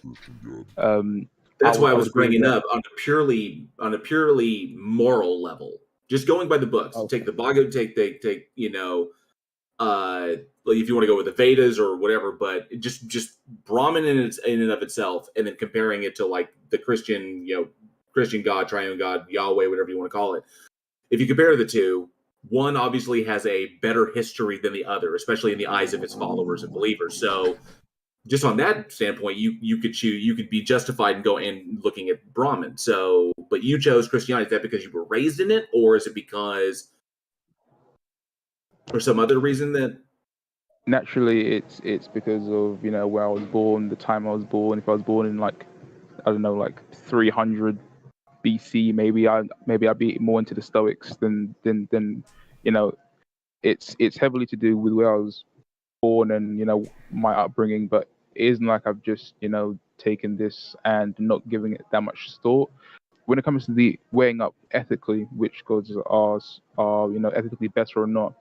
There doesn't seem. I actually don't believe in objective morality, and I'm still Christian. As contradictory as that may seem, I do think intellectually honest. So, I mean, you're being intellectually honest there. I gotta agree. Yeah. I think that naturally, even if God would say that you ought to, for example, follow like the Ten Commandments, he is a subject fundamentally. He is an unembodied mind, even to the most intellectual Christians. So he would still be a subject, but I think that his decisions ethically would be superior to ours because like whenever I make an ethical decision, I look at the world around me and my perceived future. And when he would make a decision, he would theoretically be outside of time and therefore eternal, and they'll be making a decision based upon what effect it will have on the entirety of reality. So, I mean, think about it. Like, if you was to ask someone, how come you're doing all these exercises, and you say to them, and the person says to you, oh, I'm putting myself through all this pain so that in about a year or two, I'm going to look much better and be healthier. But someone who only lives about 30 days, for example, let's say you'll die after 30 days, will look at people exercising and think that it's asceticism or like self-torture and that it's crazy. It sounds kind of like an appeal to emotion. No. It is subjective ultimately, but I just think that God has more of reality to look at, so he would know how his decisions would play out in the entirety of reality. Basically, like the butterfly effect. Well, it's unique. I won't disagree with you. It's a unique perspective in looking at the Christian God, and there are obviously lots of Christians that would disagree with you on that. And you haven't given the Christian God any specific attributes, which could be logically contradictory to themselves, like the omni properties and such.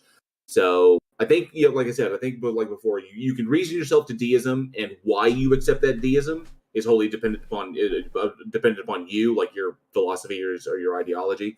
I don't do it because I don't accept supernatural explanations. Jack himself is a deist, so yeah. So ultimately, it is subjective, but I just don't see a reason to put baggage where baggage doesn't need to go, because whether especially depending upon which God you're believing in, especially when you start giving it attributes and stuff, and you start adhering to one, I think you get way too much baggage to go along with it. So yeah, it just seems like the only thing that actually could have brought reality into existence could be something that is, and this isn't strictly to do with the argument I gave. It must be something that is capable of not changing the same way a rock would just lie around if there aren't any forces acting upon it, and then I don't know, conditionally make some sort of change or bring something about conditionally. Because if it was something that was physical things just they move or they get hotter or they get colder based upon external things. So if you had this one thing in existence, like the first thing, if you were to believe in that, it would, if it was a physical thing or something that wasn't, that couldn't conditionally cause things to come to existence, like a rock, then nothing would ever exist, and it would just be on its own. But it seems that the only things that can conditionally bring things into existence are minds. I can choose to get up, I can choose to stay seated. It seems that this is the only way you actually get contingent things coming from a necessary start. I see again, why how you can come to that conclusion. I still think it's unfalsifiable. So it's like I said, if it serves a psychological or physiological utility for you, I can understand that. I don't think it can justify it personally to you, but I wouldn't agree that it's like a justifiable reason to believe in these things just because it serves some purpose or answers a question for you that can't currently be answered. But hey, no, not necessarily. Kant had the same conclusion. He had his analogy of the ball resting eternally upon a pillow. Something that is unconscious, something that just that acts in a way that is not conditional, would just have its effects. Would also be necessary. The ball resting upon the cushion creates an indent upon the cushion eternally, as it lays on the cushion eternally. But if it was my hand on the cushion and I was eternal, I can willfully create a change by lifting my hand up, or I can willfully maintain the state of affairs by keeping my hand upon the cushion. This is something that even Kant used as an argument. Yeah, but the problem is that there's no logical contradiction in an infinite regress of change. There's also Kant didn't know anything about the modern progress in wills or quantum mechanics. So there's absolutely no evidence that wills or decisions can exist outside of physics. It's like saying a pineapple can exist outside of physics. Like, nope, all pineapples we know of are a result of physics. So there's absolutely no evidence that a will could do anything outside of space or time or matter, because there's no evidence of any such thing. The best explanation is that quantum fields and quantum fluctuations are the only best explanation of what could cause the initial motion or the initial change. Everything else is like wills aren't even an option. It's like saying a pineapple did it. It's completely incoherent. There is that was a good point, but the thing is, yes, there's no even if it was a grant, there's no evidence for a will existing outside of physics. There's no evidence against it, so it's still a possibility. And then from the possibilities that we have, we then weigh up the best. No, not necessarily, because then we can use evidence, logical evidence, or scientific, to weigh up the possibilities, and whichever one's the most that likely. still only gets you to deism rationally. Well, I keep disagreeing with. Which is a form I don't know of why deism. so it doesn't get you to deism. It literally does not get you to deism. So I don't know, like saying there's nothing's proven it wrong doesn't matter. Like nothing has proven magical pixie leprechauns wrong. It's still rational to think they don't exist because no positive evidence has been presented for it. So saying that it doesn't disprove God is irrelevant. You hold the burden of proof to provide evidence, and what you provided isn't evidence. I wouldn't say so, because it's obvious that things that change are contingent. Their existence is contingent upon something else. My existence is contingent upon my parents. I agree. None of that doesn't physical indicate God. things. Okay, physical things are either quantum, like quarks, for example. Well, no. So anytime you say physical things are either, you're equivocating our known knowledge to all knowledge. So again, you can't say wills have anything to do with We this. shouldn't use science then. No, you can use science just fine. Well, I just use science. I'm using basic science of, splitting reality into the quantum realm and into the macro realm of planets not and science, people. But so again here, That if you is want to science, say that's physics. No, physics doesn't do that. But if you want to say that whatever caused the beginning of the universe isn't of the known physics, that's perfectly reasonable, wrong based off of all the evidence in physics. But if you wanted to say that, that's fine. But you could never conclude it was God, ever. Based off of that. That's an argument from ignorance. Saying it's not X will never be it is Y. So it doesn't matter how many times you say it's not the physics that we know about. That will never indicate God. Ever. For it to indicate God, you need positive evidence. Yeah, if I was to say that merely because it's not X, then it must be Y, that doesn't follow. But if X and Y are the only two options, and X isn't the case, then yes, it flows necessarily. Correct, that which is why I proved that they're not the only two cases. So if I can give one example that shows they're not the only two cases, that means your argument is an argument from ignorance. And guess what? There is another case. What's the third case? Unknown physical stuff. There is a Z. It's not just X and Y. There is a Z, or whatever other letter you want to choose. There's something else. The possibility of something else. If the possibility of something else exists and has not been eliminated, you can't just jump to the other one just because the X has been disproven. Yeah, unknown physical things isn't. It doesn't seem like an actual option. It just seems that there could be other things. There's no logical contradiction, therefore it's possible. So possible just means no logical contradiction. There's no logical contradiction with unknown physical stuff. In fact, it's pretty much guaranteed there's unknown physical stuff. So that's actually a better explanation here. That's not it isn't totally guaranteed. It is extremely likely, obviously. Well, but, no, it's guaranteed. Like dark matter and dark energy, we know for a fact there are things about the physical world we don't understand. So it's a guarantee.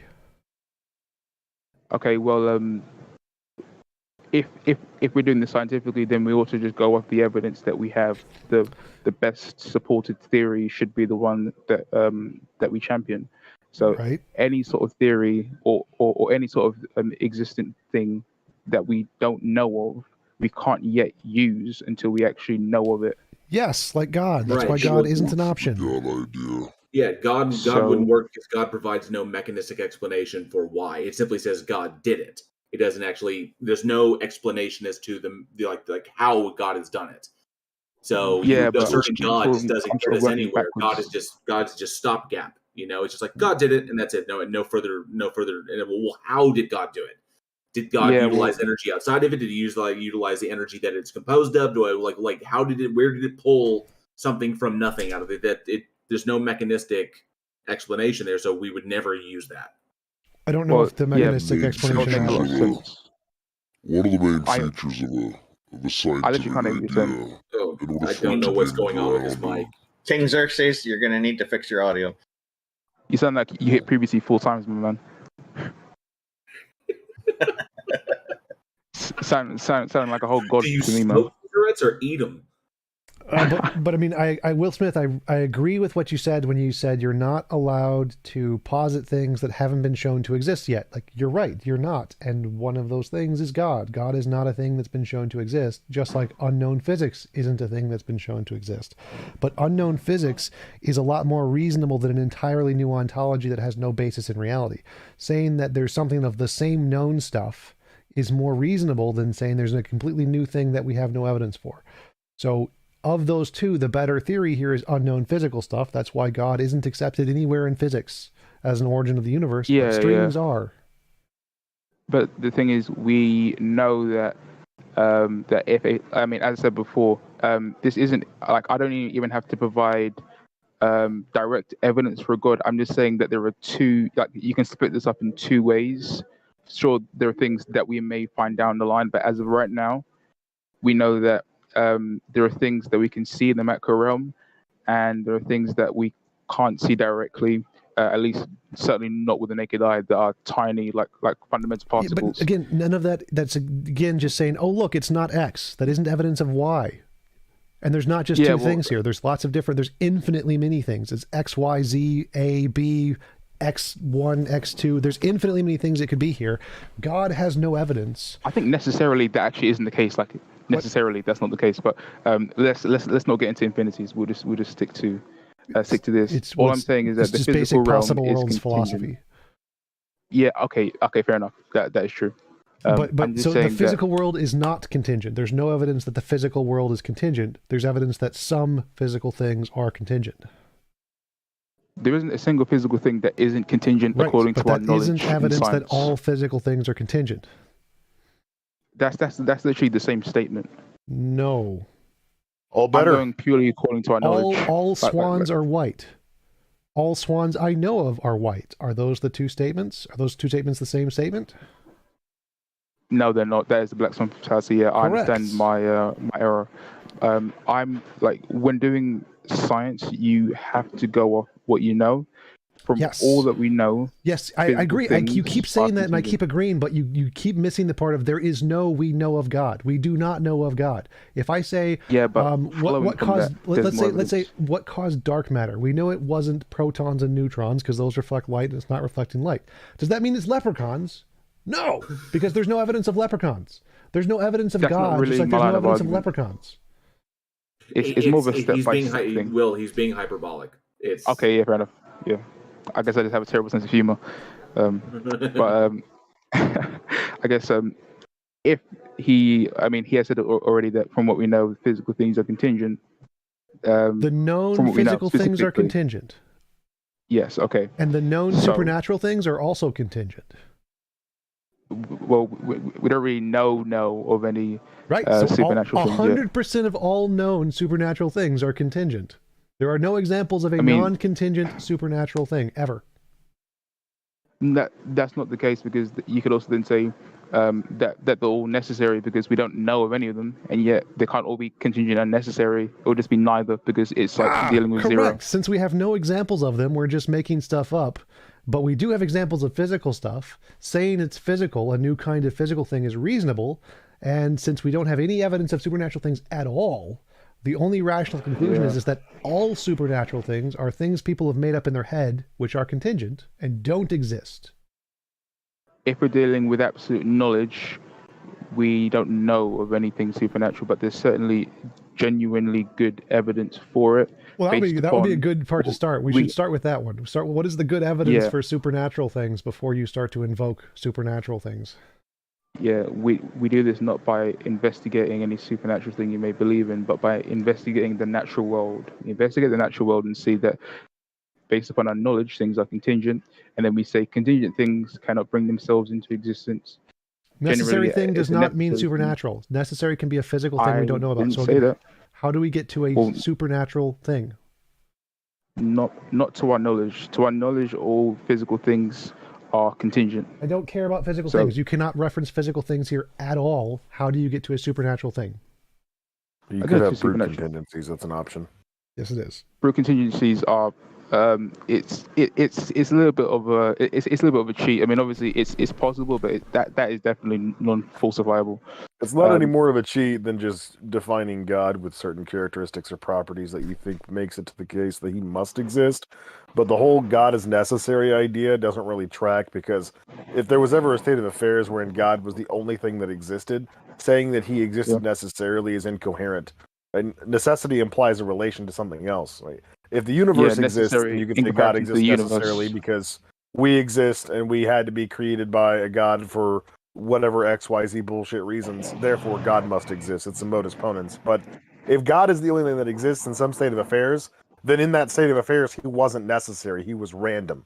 No different than any other brute fact. No, like things aren't necessary based upon their relation to other things. Things are necessary if and only if they exist in all possible worlds. It can be the only thing in existence, but as long as it exists in all Well, possible God worlds, could then it's randomly necessary. exist in all possible worlds. It doesn't have to be the case that he exists in all possible worlds. Like, he doesn't have to exist in all possible worlds. He just does. Or maybe he doesn't. We don't know. 'Cause we don't know all possible worlds. Will Smith is correct here in possible world semantics. If there's any like variable, like a randomness thing or whatever, then the possible worlds would necessarily take up all of the possible randomnesses. So there couldn't be like, it couldn't just happen like all dices roll sixes, because in possible worlds it means every possible option did in fact happen. And so if there's a randomness variable, all of the things that could randomly occur must have always occurred, or must have occurred at least in one possible world. So his definition of God as a thing that exists in all possible worlds couldn't be random in that context. But again, he's presented no positive evidence of God. He's just said, known physical stuff can't do X. Okay, why should we think a God exists and can do X? I'll explain, because wherever this X is, it must be something that doesn't change. For if it did change, it would be within time. For time measures change. I agree with that. None of that indicates a God. There's no positive evidence a God cannot change.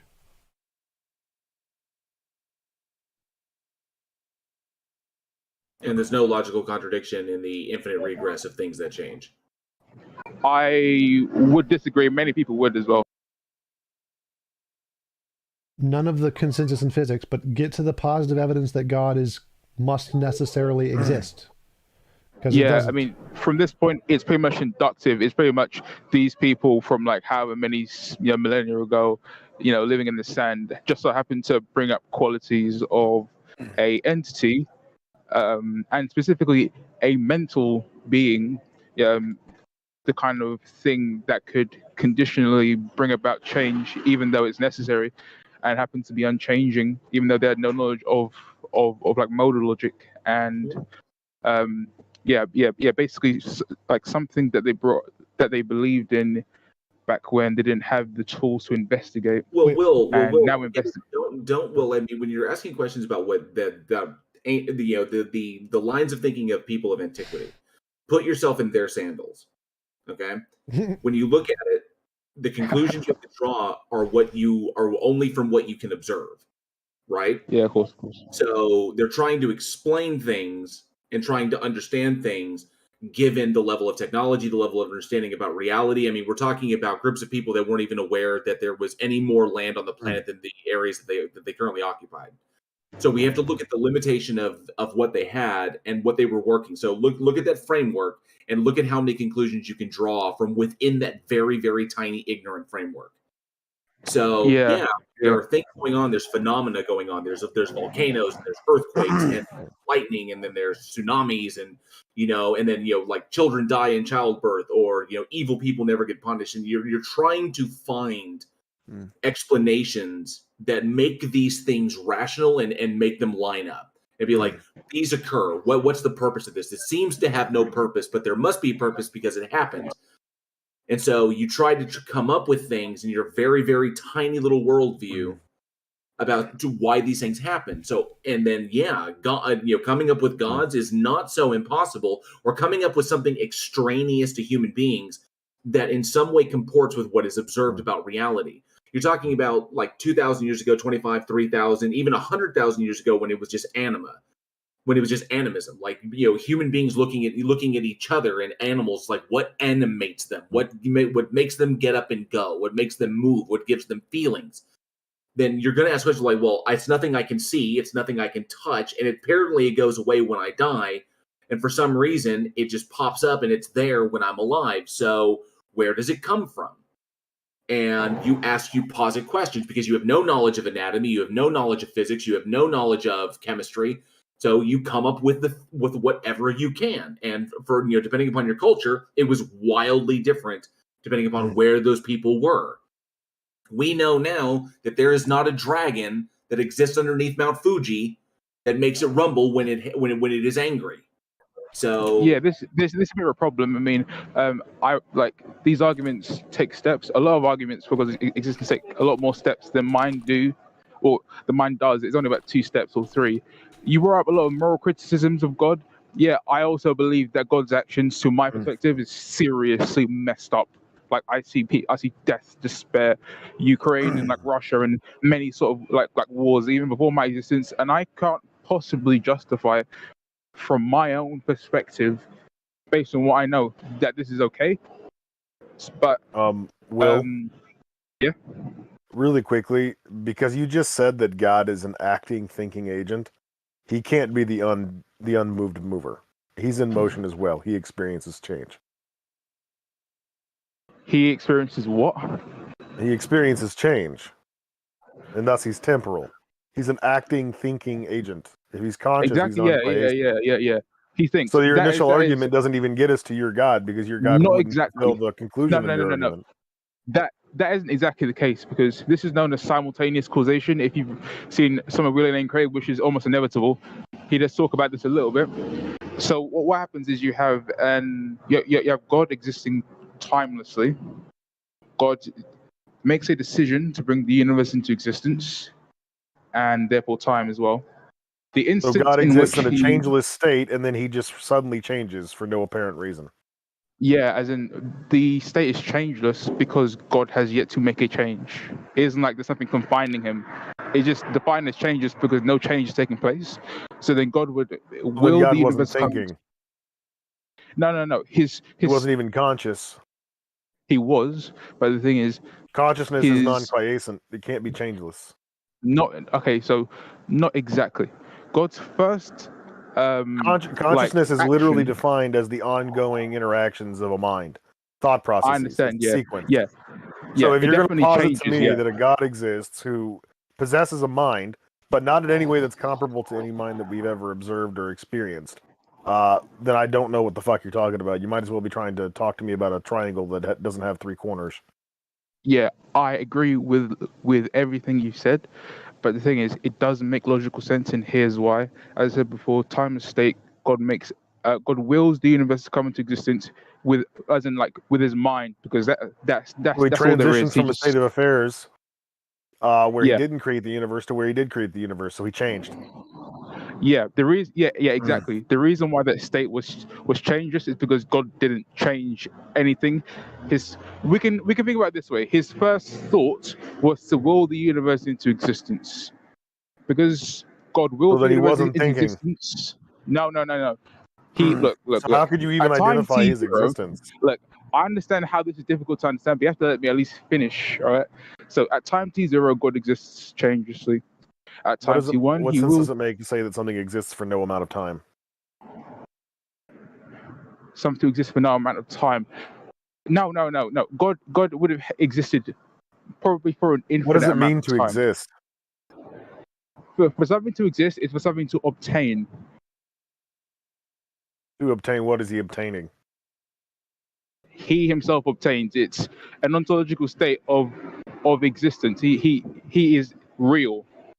rather than something that You just said isn't the in the same thing actual world. twice. He exists Okay, because he he's in exists. the. I'm asking what it He's means. in What the are you actual world. describing about something when you say that it exists? It obtains in the actual world. That's a modal definition of it. Well, it's the So actual anyway. world because in our apparent physical reality, he doesn't appear to exist. Yeah, and even but for your own argument, he exists outside of that, whatever the fuck that means, prepositionally speaking.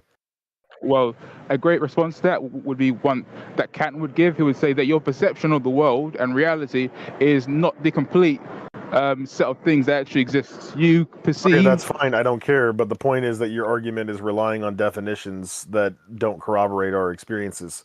So you're just changing the meanings of a particular word. Whenever I say something else exists, like a rock or a planet or a sun or whatever, those things exist. That means they're made of something, they take up some amount of space, and they move through a temporal realm.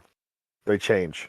Or they have the capacity to alter states or to be affected. Like I said before, there's a physical things relationship always there. do that. With your God, there's none of that. Your God shares nothing in common with anything else that exists. His mental It's state completely changed. dissimilar. No. His mental state did change. Okay, but the point is that he didn't even have a mental state prior to his willing the universe into existence.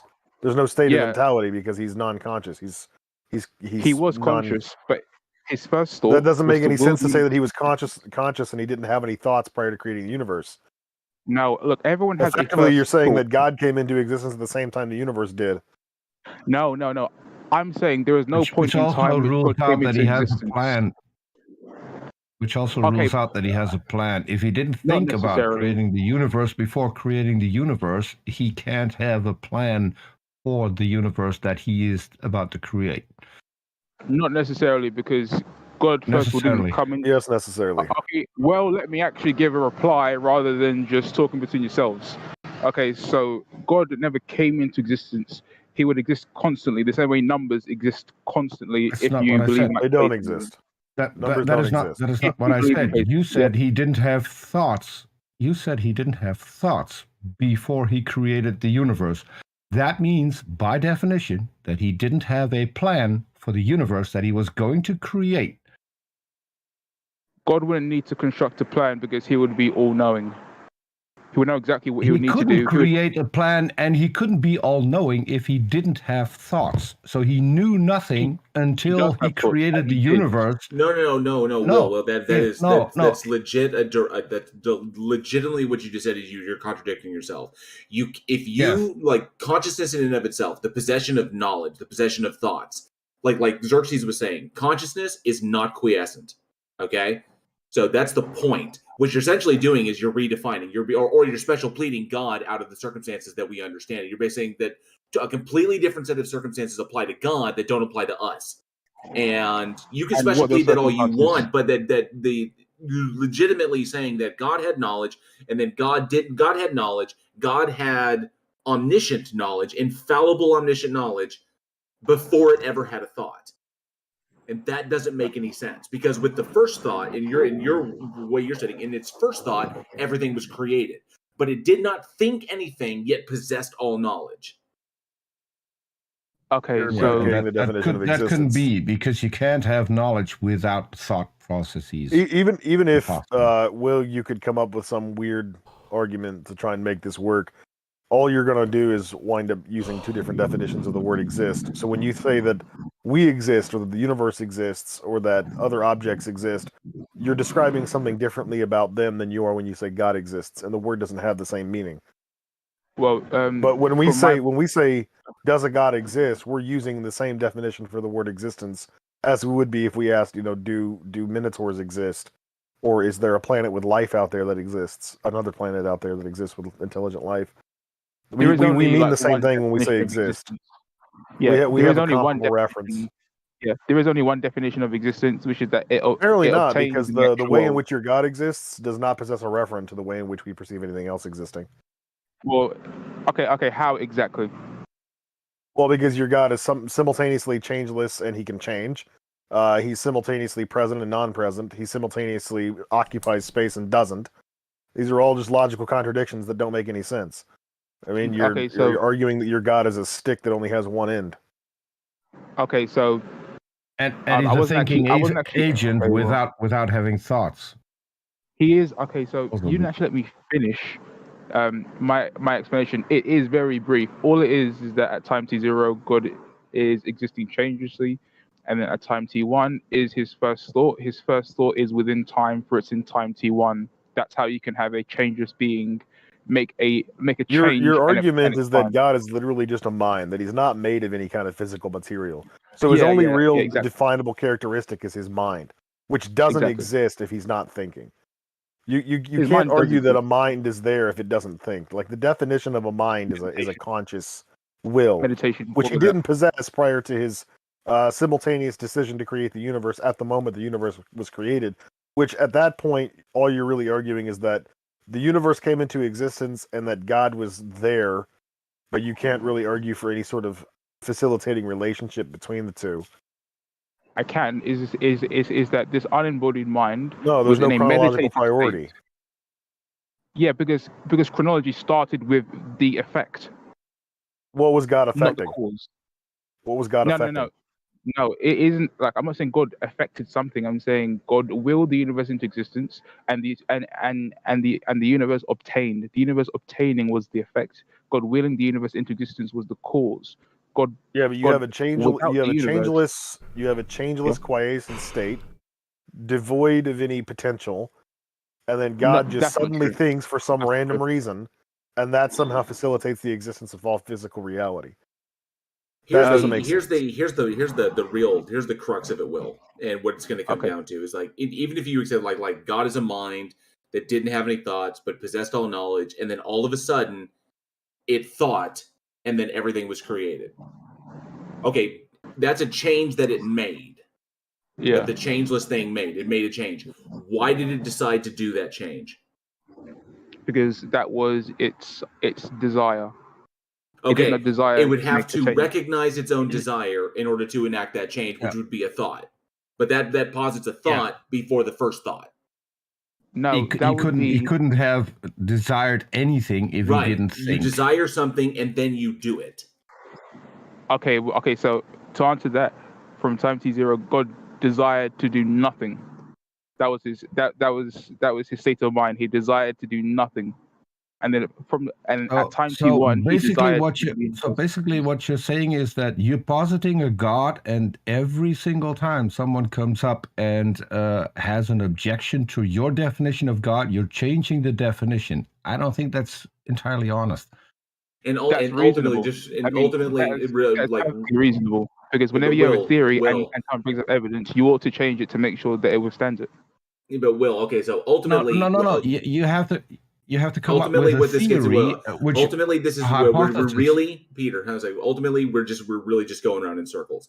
It keeps going around to the contradiction that you have, and then you keep trying to push God around the logical entailments of what that is. Either you're special pleading it or trying to do that, but we are just going around in circles. Ultimately, this comes down to it's an unfalsifiable hypothesis, which still only gets you to deism and doesn't get you to a particular God.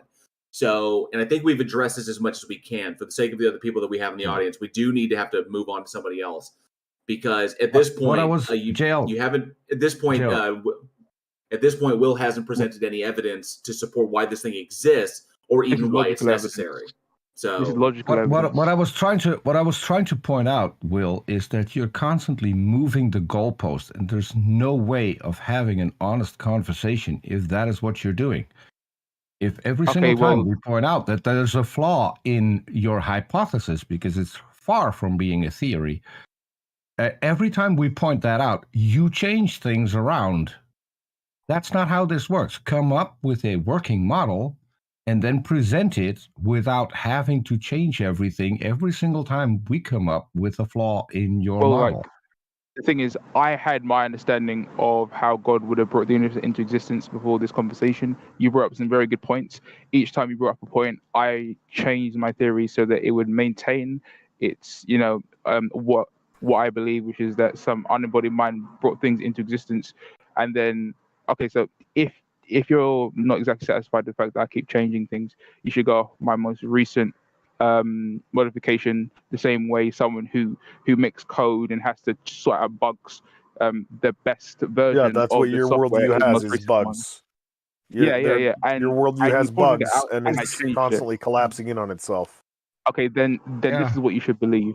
An unembodied mind had the desire to do nothing, the same way a Buddhist monk meditates and desires to do nothing. Why should I desires believe to that have an no unembodied mind is possible? An unembodied mind, well, because there isn't any logical contradiction in it. I have one serious Let's question. define a mind. How as do that you being the know? How generation do of a you physical know brain. God's Hang on a second. mind? Hey, guy, did we can't, Wait, so we if can't talk I over each defined other. a mind, if I defined a mind as the emergent property of a physical brain, then it would be a logical contradiction. Okay, well, And all the evidence I have available to me presently defines a mind. Leads me to the logical conclusion that a Not mind exactly, is because, that which is the emergent property of a physical brain. there are immaterial aspects to the mind. There's qualia, which is sense data. We have no way of actually showing that as a physical thing. We have memories. I'm still curious. How do you know God's mind?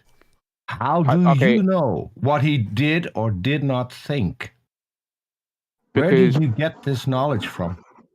I get this knowledge from rubbing a crystal ball. In fact, no, I'm kidding. I literally just look at all of the options, and then any option that is fails logically or because of science, I just cut away. So far, the only thing that is remaining is that a mind from eternity chose to do nothing, the same way millions of Buddhists meditate and choose to do nothing. We can cut that away as well, because every single mind we're aware of is reliant on a brain and is reliant on a body. We don't know any disembodied minds. You also run into the logical surgery, contradiction. Will you also run into the logical contradiction of omniscience? Because the problem with omniscience is that if you're saying that God is a mind and God is conscious, God is a mind, and God can make choices after it made its first thought, which is the point of creation, then God can make choices after that, or God can have thoughts after that. The problem is that if God is omniscient, God can't change its mind, because changing one's mind when there's a mind, changing one's mind entails changing one's position on a thing, or changing one's outlook based upon new information. So you have your set amount of information, you receive new information, and then you change your position on it, just like we've been doing in this conversation. The problem is God can't do that. God can't change its mind, because God possesses all knowledge. So if God infallibly knows everything via omniscience, then God would never change its mind. God is just this static mind card traveling down a track that doesn't ever do anything. Yeah, exactly. So then that God can't do anything, that God doesn't make choices, that God doesn't it's all. He does make choices. It's just that his choices are based upon total knowledge. But it can't make choices because it already knows what the next thing is already going to be, truthfully. And of all the possibility of all true propositions, including the actions of God, it knows what to, because if I have 10 possible choices to make and all of them are true propositions, 9 of them are false, because I already know infallibly what the one I'm going to choose is. Yeah. So that means that the other 9 are not true propositions; they're false propositions. They're logically consistent, but they're false because they're not the one I'm going to choose. Which means if God omnisciently knows what true propositions are, it has no choice but to follow through with what it already knows is true. No, okay, so God. The way of explaining that is just to say that God is following a script. That God's following a script. The thing is, a proposition isn't true or false until it comes into the actual world, or does not come into the actual world. God would know what he would do. For example, assuming then God is not omniscient. No, how? You just said God. Then God wouldn't know. God would know what? I mean, I don't. You said God wouldn't know, but God does know, because God knows omnisciently. No, okay, I'm saying this. God knows all possibilities, and he knows what he would do in that situation the same way you would know what you would do in a hypothetical situation. And then once he gets to isn't it even that once he gets there, he just knows what he would do, so he just does it. The same No, way, it's not that he knows what I would. He knows what I would do, which entails that he knows my actions before I do them. No. I mean, he knows what he would do. So if I was God, No. I know that. No, if God is omniscient, he knows all possibilities, but he also knows every single final outcome. Yeah. So there's no way of changing anything. So if God knows all possible final outcomes, yes. Okay, so of all the realm of all true propositions, and of all choices that are logically logical, then any choice that is made becomes the true proposition. All the other ones become false because they didn't happen. So if God knows all true propositions, then God knows the outcomes of all actions, including God's own actions. And if God knows the outcomes of all actions, then everything becomes irrelevant because it only matters because God already knows the ending. Which means everything is predetermined. It's all running off a script, and God can't change anything. And a script that God himself wouldn't be responsible for because he's merely just aware of it, and therefore everything that happens is necessary. It wouldn't be necessary because God's choices are based upon. God doesn't have choices. This is the problem, Will. Your God can't have choices by virtue of his own characteristics. Look. The logical entailment of its attributes defeat it. Not exactly. And maybe I can help. I can help and put up an analogy that helps you, Will. To God, reality is a movie that he has already seen. He can watch it over and over again. It will still be the same movie. There's nothing that can be changed because in his knowledge, it already happened. So we're in this movie. We don't have free will. God doesn't have free will. Everything just happens, and no one can make a change in order to make things different. Yeah. Because if it could, it would not be omniscient. It also defeats the necessity of prayer because it also defeats prayer because you wouldn't need to pray to this thing because it's already all set. Okay, well, it's more like a versus battle, but it's a versus battle between all conscious entities, and God knows exactly what would happen between all of them. Like, for example, God would know what I would choose in any given situation. So he knows what I will do. You get that wrong. God knows what will happen. You get that wrong. God knows what will happen, not what would happen. To him, it already happened.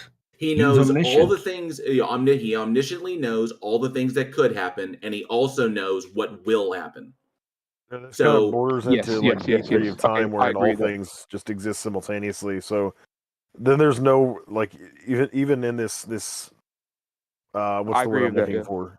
This there's a word I can't think of off the top of my head, but in this system where you have an omniscient God, a God that's capable of knowing all things simultaneously, all true propositions simultaneously, these propositions would also all have to be true simultaneously in order for God to know them all at the same time. And if God knows them all at the same time, then this universe is running off of some predetermined program that God isn't in control of because it just happens to be the case that he exists within this reality and that he knows these things, and he never made the choice to know these things, and he never made the choice to exist. He just does. And everything that happens consequently to that just does happen. And God isn't responsible for administering or otherwise initiating those outcomes. He's just kind of a bystander watching it all happen simultaneously. Okay, so here's the error in that. If I have two options, A or B, let's say God knows that I will do A, and I'm looking at what should I do, A or B? There is no logical contradiction in me choosing B, because if I would choose B, then God's knowledge would have been that I would choose B. And that made no sense. If God knows that you're going to choose A, if the proposition is that God knows you will choose A, then you can't do anything but choose A. You can't choose B. B is no longer an option. One second. Yeah, there's it isn't even it's the illusion of a possibility. It's not a real possibility. It is a logical contradiction. So if God knows you will choose A, acknowledges a justified and true then belief. B is a contradiction. I understand. Right. But the thing is, God's knowledge doesn't confine what I do. What I do. If God is omniscient, it does. If God is omniscient, it does confine what you. It does what confines what you do, because it takes away your possibility to choose anything else than the final outcome that God already knows. You have no choice. But it's the other way around. It's the other way around. What I would do. No, look. If I it's would the other way force- around, then God is not omniscient. Then God has to respond to your choices, which makes you more powerful than God, because now God has no control over what you are going to do. Okay, I think but like we got to be careful. that's my exact point. Like if I would choose A, then God's knowledge would be that in the situation I would choose A. If I would choose B, God's knowledge would be that in the situation He would choose B. Whatever I would choose, He would know. That can't be if God knows the final outcome. If God knows the final outcome of what you are going to choose, you have no choice. And God's knowledge is based upon my choice. No. God's knowledge is not based upon your choice. If God is omniscient, He knows the final outcome. And the final outcome is That's my not choice. based on your choice. We need to move on to our next audience member pretty soon. So let's keep this down to about 30 seconds to a minute and get this wrapped up. Whatever you do is going to be the consequence of some predetermined script that God is just merely aware of. It's not that He's personally influencing your behaviors, but the fact that He has the capacity to know what everything is, or what everything's going to be, it means that all those propositions are already true. That there's some extant force that has already dictated every course of the universe. You have an illusion of choice. That doesn't mean you actually did anything there. You are just following the script the same way God is, and it appears to be the case that you're making the choice in the moment. No, just but because your knowledge is limited on the choices fact. are literally the storyline. My choices are the storyline, and God knows the script. Does God know what you will choose? Yes, He knows what I will choose, but His knowledge of what I will choose is based upon me. So God knows all the choices you will make before you make them. And yes, but that doesn't confine me. It's purely based on what I choose. Whatever I choose is what that's not the way that works. No. That's will. That is contradictory. Is the truth. Will, that is contradictory. If God knows what you're going to choose, that's the choice that you're going to make. You cannot make another choice. Yeah, but you can't have a last-minute change of mind and choose something differently. If I have an apple and an orange, and I have a choice between the two, and God knows infallibly that I will choose apple, that is the same as saying I cannot choose orange. Yeah, but the thing is, God's foreknowledge could have been different, because my choice could have been different. And you shift the goalposts again. That isn't shifting the goalposts. Been different. That is moving. Everything that happens is a matter of necessity at that point. No, it's called the evolution of a theory. If you make an objection to what I've said, and it's a good objection, called the evolution of a theory. It's called moving the goalposts. It's not fallacious. It's moving the goalposts. It's not the evolution of a theory. We can move on. Look, Darwin's original theory of evolution. I know this is a poor choice of words, but Darwin's original theory has nothing to do with your capacity to make choices. Okay, 30 seconds have passed. We appreciate you coming up. You have an awesome day. We're going to go ahead and pull up the next guest. Thank you for coming up here and talking with us. Nico has been waiting for a really, really long time, so I just invited you up. Feel free to begin. Oh yeah, hey. So this is. I see the title, but I don't really. I'm sorry to interrupt you, Nico. Can you turn up your volume or speak closer to your mic? It's your voice is very faint. Oh, can you guys hear me better now? A little bit, yes. Oh, okay, so I don't think I can convince you guys, but I'm just here to discuss. So, well, start off with what do you believe? Are you Christian, Muslim? Are you particular denomination? Oh no! I used to be atheist. Now I'm just confused, I guess. So. Okay, so we need to get some clarity here. Do you believe in a god, a goddess, or a bunch of them, or do you not believe in any? I think a god is more likely. Okay, so you lean toward the possibility of a god existing. And can you tell us a bit about this god? Okay, so or maybe more precise, can you express what caused your doubt? Actually, we're going to go with the first question. Peter, he was just about to explain about his deity. We'll just listen to that first. Mm-hmm. Okay, so basically, I think in reality, consciousness is a thing we can be certain of. And did you say non-duality? Is that what you said? Yeah. I'm not saying things beside consciousness can't exist. I just think like so let me just explain. So I think consciousness is the only thing in reality we can be absolutely certain of existing. And I think that would require something like necessarily conscious holding up the thing that we call external world. For example, us being conscious beings, right? So when we don't look at something, for example, let's say a candle, let's say we light up a candle and go somewhere else and we come back. Like we're not consciously perceiving that candle, but when we come back, we see it still burning. So like something is controlling that thing. So I think that Not thing exist is because object permanence. in a sense, I don't know what that means, but if it's like what I said, but But, like, Nico, can I ask you a question? yeah, sure. If consciousness, like this sounds somewhat like a monistic idea wherein everything is just the product of the consciousness. Like we exist purely as conscious agents, and everything else is just a manifestation of that consciousness. So there is no real physical reality. Yeah. What experiment could you conduct to determine whether or not that's the case? I mean, do we need experiences since like we all know we're conscious? No. My question is, what experiment can you use to determine that physical reality doesn't exist and it's just merely the product of consciousness? I mean, I can't do that, right? Because So what you're faced with here is a principle of underdeterminism, wherein you have no way of determining whether or not physical reality actually exists, versus just everything being a product of consciousness.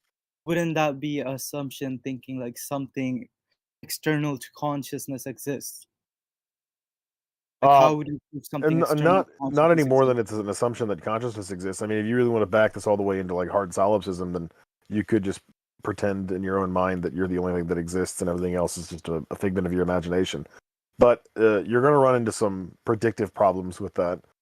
We can predict outcomes of our physical reality based on observations and experiences, and oftentimes we can be wrong about those things, which would incline us to assume that physical reality does exist independently of our minds.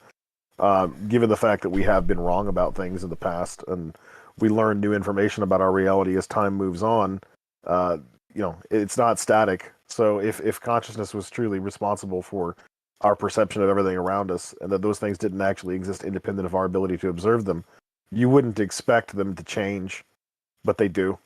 They change, and our ability to know things about them changes. So, like, if I have a box and I don't know what's in the box, right, that doesn't make sense.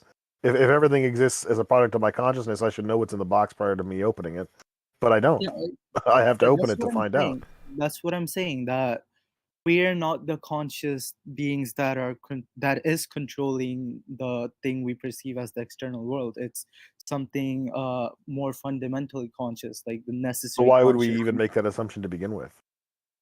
Because something has to run the things we see, since our consciousness doesn't affect it. So why should we assume it's consciousness at all then? If our only observable experience with consciousness, if the only consciousnesses that we can actually interact with and predict don't possess this ability, why should we assume that it's the product of consciousness at all? That just seems like anthropocentrism. Because we can't be sure about anything else except consciousness. Like, do you think the TV? I can't be sure about anything else except my own consciousness, right? That's the only thing I can know for certain exists. My own self-awareness, me, I, whatever that is. But the things that I experience extant to that, the fact that I can not know certain things about the properties of those extant objects, that doesn't seem to compute within. If I were to take a compare and contrast list, what would I expect in a world where everything is the product of my consciousness, and what would I expect in a world where there's a physical reality that exists extant of me and I'm just perceiving that? The particular reality that I'm existing in now tends to have more in common with that latter list. Okay, so I think like as reality is now, I think if consciousness was the only thing that existed, you see as it is, right? But if things existed external to consciousness, I don't know how you do that, because we can't never know things external to consciousness. Oh, that's not the Because question. I can be unaware of facts about my reality. And I do have a question for you. You mentioned that something has to be running reality. I'm wondering how you come to determine that that's the case, that reality must be run by something, and it's not just a matter of natural processes. I mean, okay, it could be something natural, but it has to run by something. Like something needs to be like the first cause, in my opinion. Why? Because I mean, you guys did say that infinite regress is possible. I don't see how, because if things are Well, there's no internal contradiction in infinite regress. It's just that things happen in a sequence that's not exactly harmonious to our prescriptive way of thinking about things. But it doesn't necessarily violate any of the conventional laws of logic.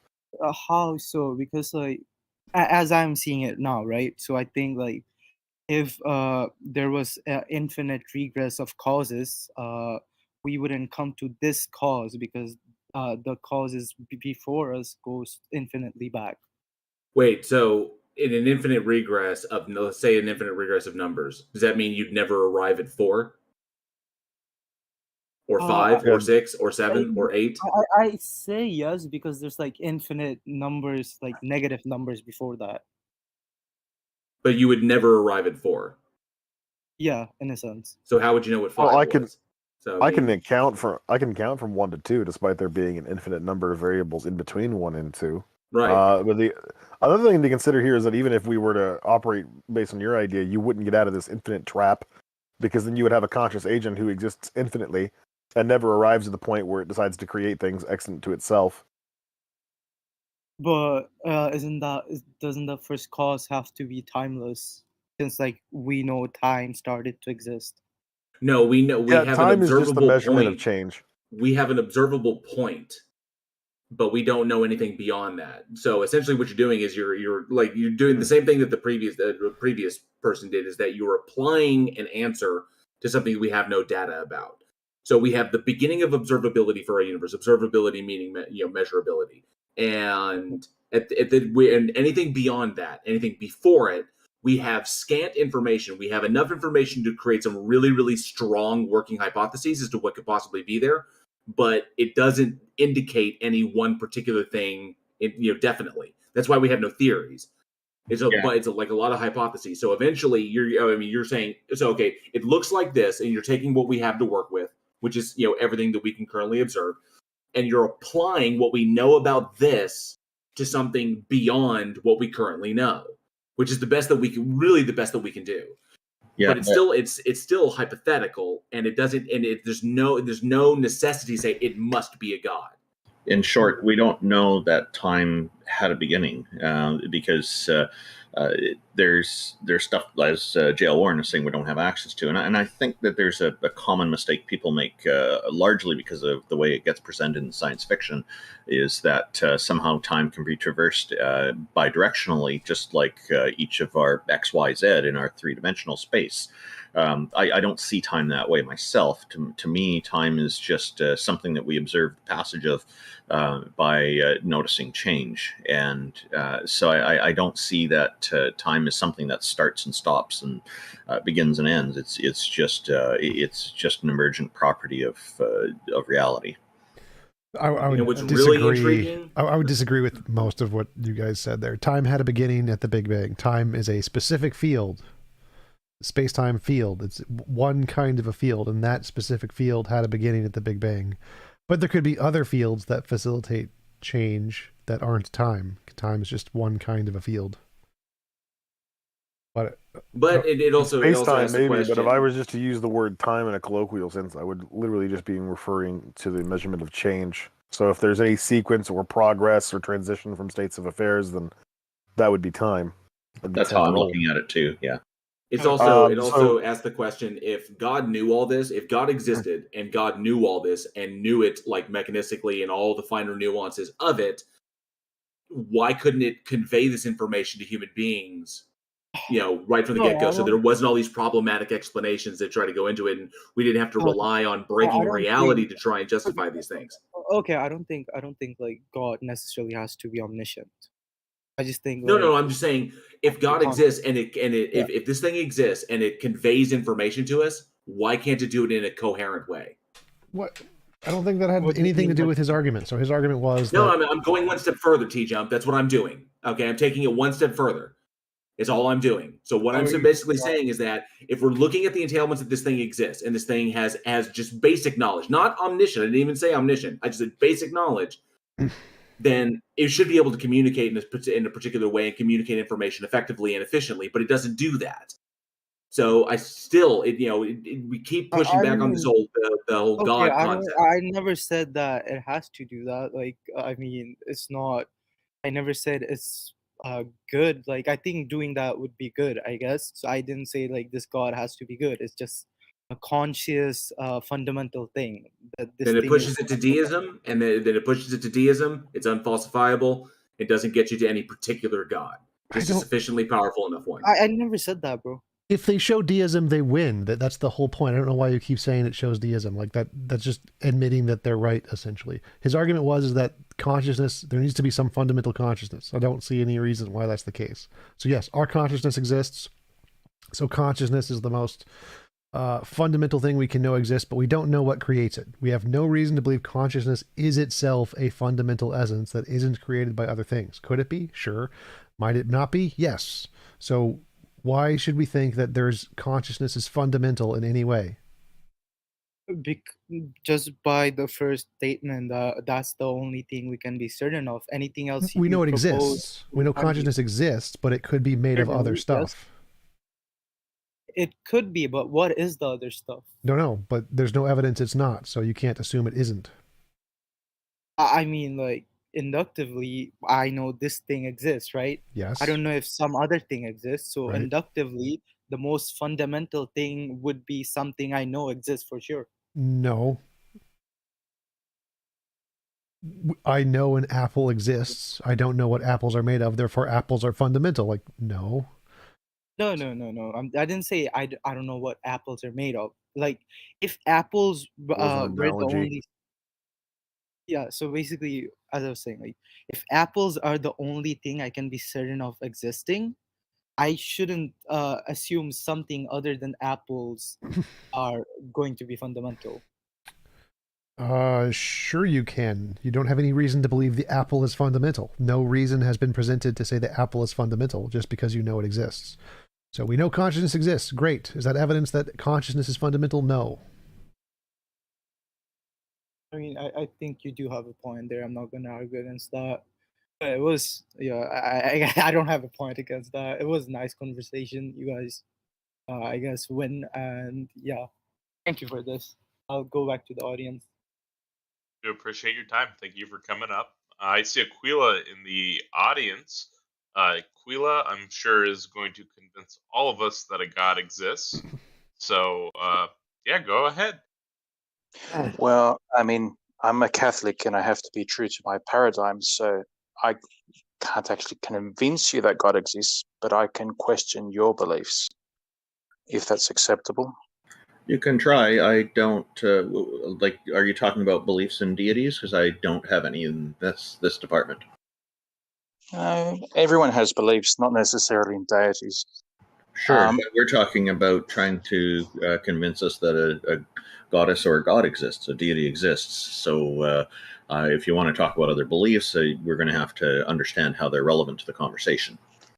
Okay, well, seems, I mean, to me, there's at least three choices of what could be classified as necessary or, believable being, and that would be a collection of necessary beings, which you would call the universe, the world, or multiverses, or whatever it is. The self in some sort of solipsistic belief system, or an non-finite or infinite being that's outside of time and it isn't in place. It's not finite in any particular sense. At least three. There's maybe more. And believing that you're the only thing that exists, as solipsists do, it's not very appealing. The universe one's more tangible and acceptable in many ways, and the one in God is more appealing if it's true. That's my perspective. And so I'd question, what is your belief? Do you believe that you exist and nothing else, or the universe is and you're part of it and that exists necessarily, or that God exists? Well, I wanted to pick up on something you said there. You said the God belief is more compelling if it's true. Well, no, it's more compelling for most people, even if it's false, because the fact that people believe something doesn't make it true. The fact that it's true doesn't make it compelling. Compellingness has nothing to do with truth. So why should we think that it's true? Well, the thing is, like, in making this choice, and I think in some way, people are free to make this choice, like, believe they're the only thing, the universe is the only thing, God is the most important thing, and all the other things are true, yourself and the universe included. Those choices come with certain consequences and biases to the choice. Like, if you were to believe in God, and on top of just God existing, that he became incarnate and revealed himself and established a church and established a means to accessing him, and stated there's consequences for not reaching him.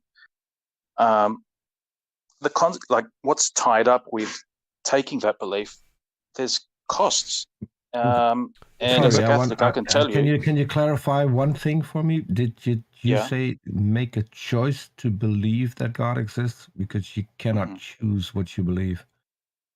I think I can. I mean, like, I've certainly at times in my life when I was Can you choose this very moment, for instance, to believe in the great Juju on the mountain as the creator of all things? Can you be convinced that that is the case? Can you believe that right now? I could, but it would come at a cost, and it would come at a mental cost. It would come at a sense of. How could you do that? I could literally adopt the belief, but what I would be sacrificing is my current beliefs, as well as some semblance of mental dignity. It's like I'm just going to arbitrarily believe in some nonsense on top of a mountain. I could choose to do that. Maybe it's just me, but I couldn't believe something that I'm not convinced of is real. Well, I mean, I don't know if I really care about the choices thing. Like, why should we choose to believe that God is real? Like, I usually choose to believe things that have evidence. Do we have any evidence? Well, I mean, if you're asking evidence is only really, I guess, in terms of the senses. Like, to me anyway, like, what I would accept as what I would term evidence would be things that I can either see, touch, taste, or put under a microscope, or see through a telescope, or that kind of thing, because my background is scientific. And for the option of an infinite being, that's not subject to the senses. And so why should we believe I'm not going to argue evidence for God. You can say, like, some sort of deductive or inductive or abductive kind of arguments, but ultimately they're not going to arrive to the kind of evidence which we have of, say, the moons of Jupiter and the number of them. Okay, so I want to know, why should we believe this thing is more than just a figment of people's imagination? Do we have any reason to believe God is more than just something people made up in their imagination? And does your God interact with the real world, yes or no? Because if that's the case, then that changes things. No. Okay, so no, my God is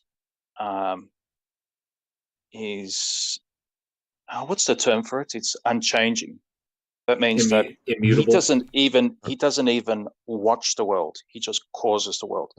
So his omniscience is of the type as cause, not passive knowledge, where he's learning anything from it.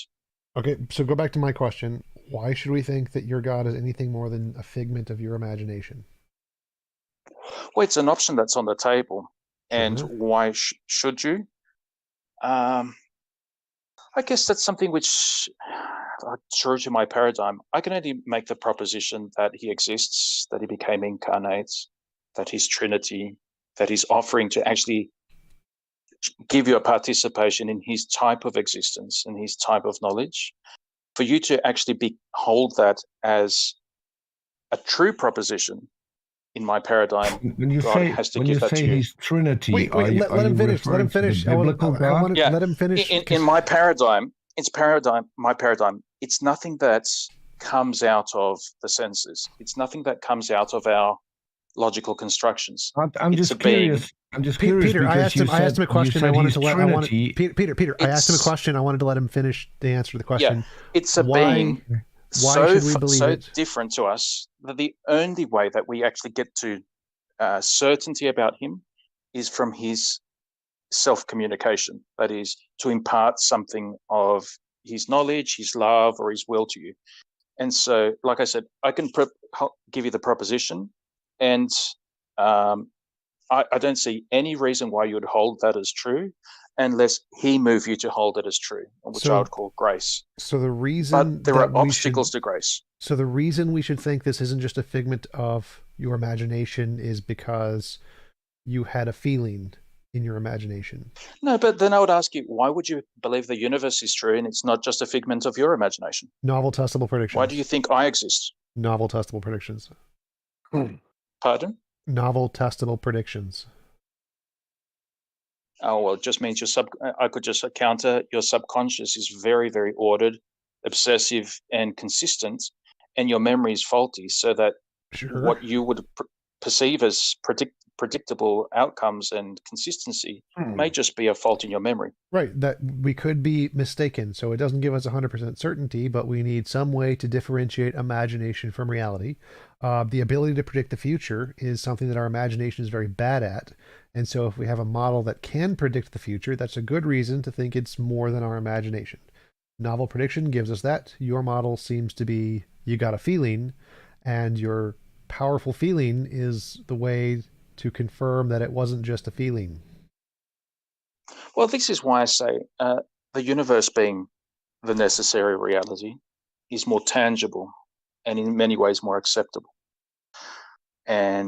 But this is why I want to question. Can I ask you a completely different question?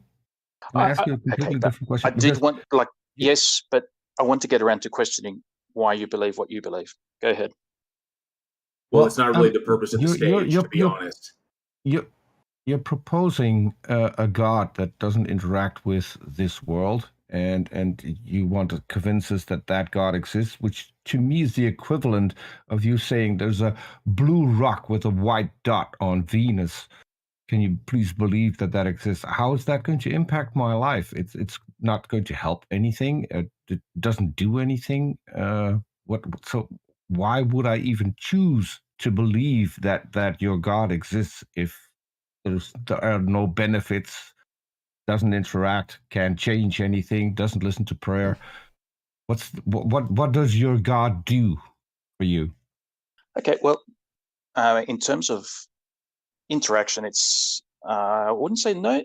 He doesn't gain anything from it. He has it like a unchanging perfection, and there's nothing he can learn from it because he's actually causing it. So whatever exists is because he already knows it. I didn't ask what he got out of it. Yeah. I didn't ask what he got out of it. I asked what you got out of it. If it doesn't interact with you, doesn't do anything. What I get out of it is that the pursuits of something like being the center of my universe is kind of appealing in a narcissistic kind of way, but ultimately dissatisfying. And it relies heavily on self-deception, not self-knowledge. And so practices like meditation, practices like self-reflection, to actually hold that I am the center would require me to have complete disinterest in myself, because the more you reflect on yourself, the more dissatisfying you are. You realize that you are to yourself. And the world itself, yes, it's very appealing. I have gone through, in my youth, hedonistic phases, and these reach a point of exhaustion as well. It's only so many times you can do something, and it's ultimately dissatisfying as well.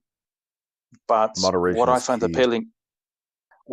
appealing in God is that He's not finite, and it's not subject to the exhaustion of the senses.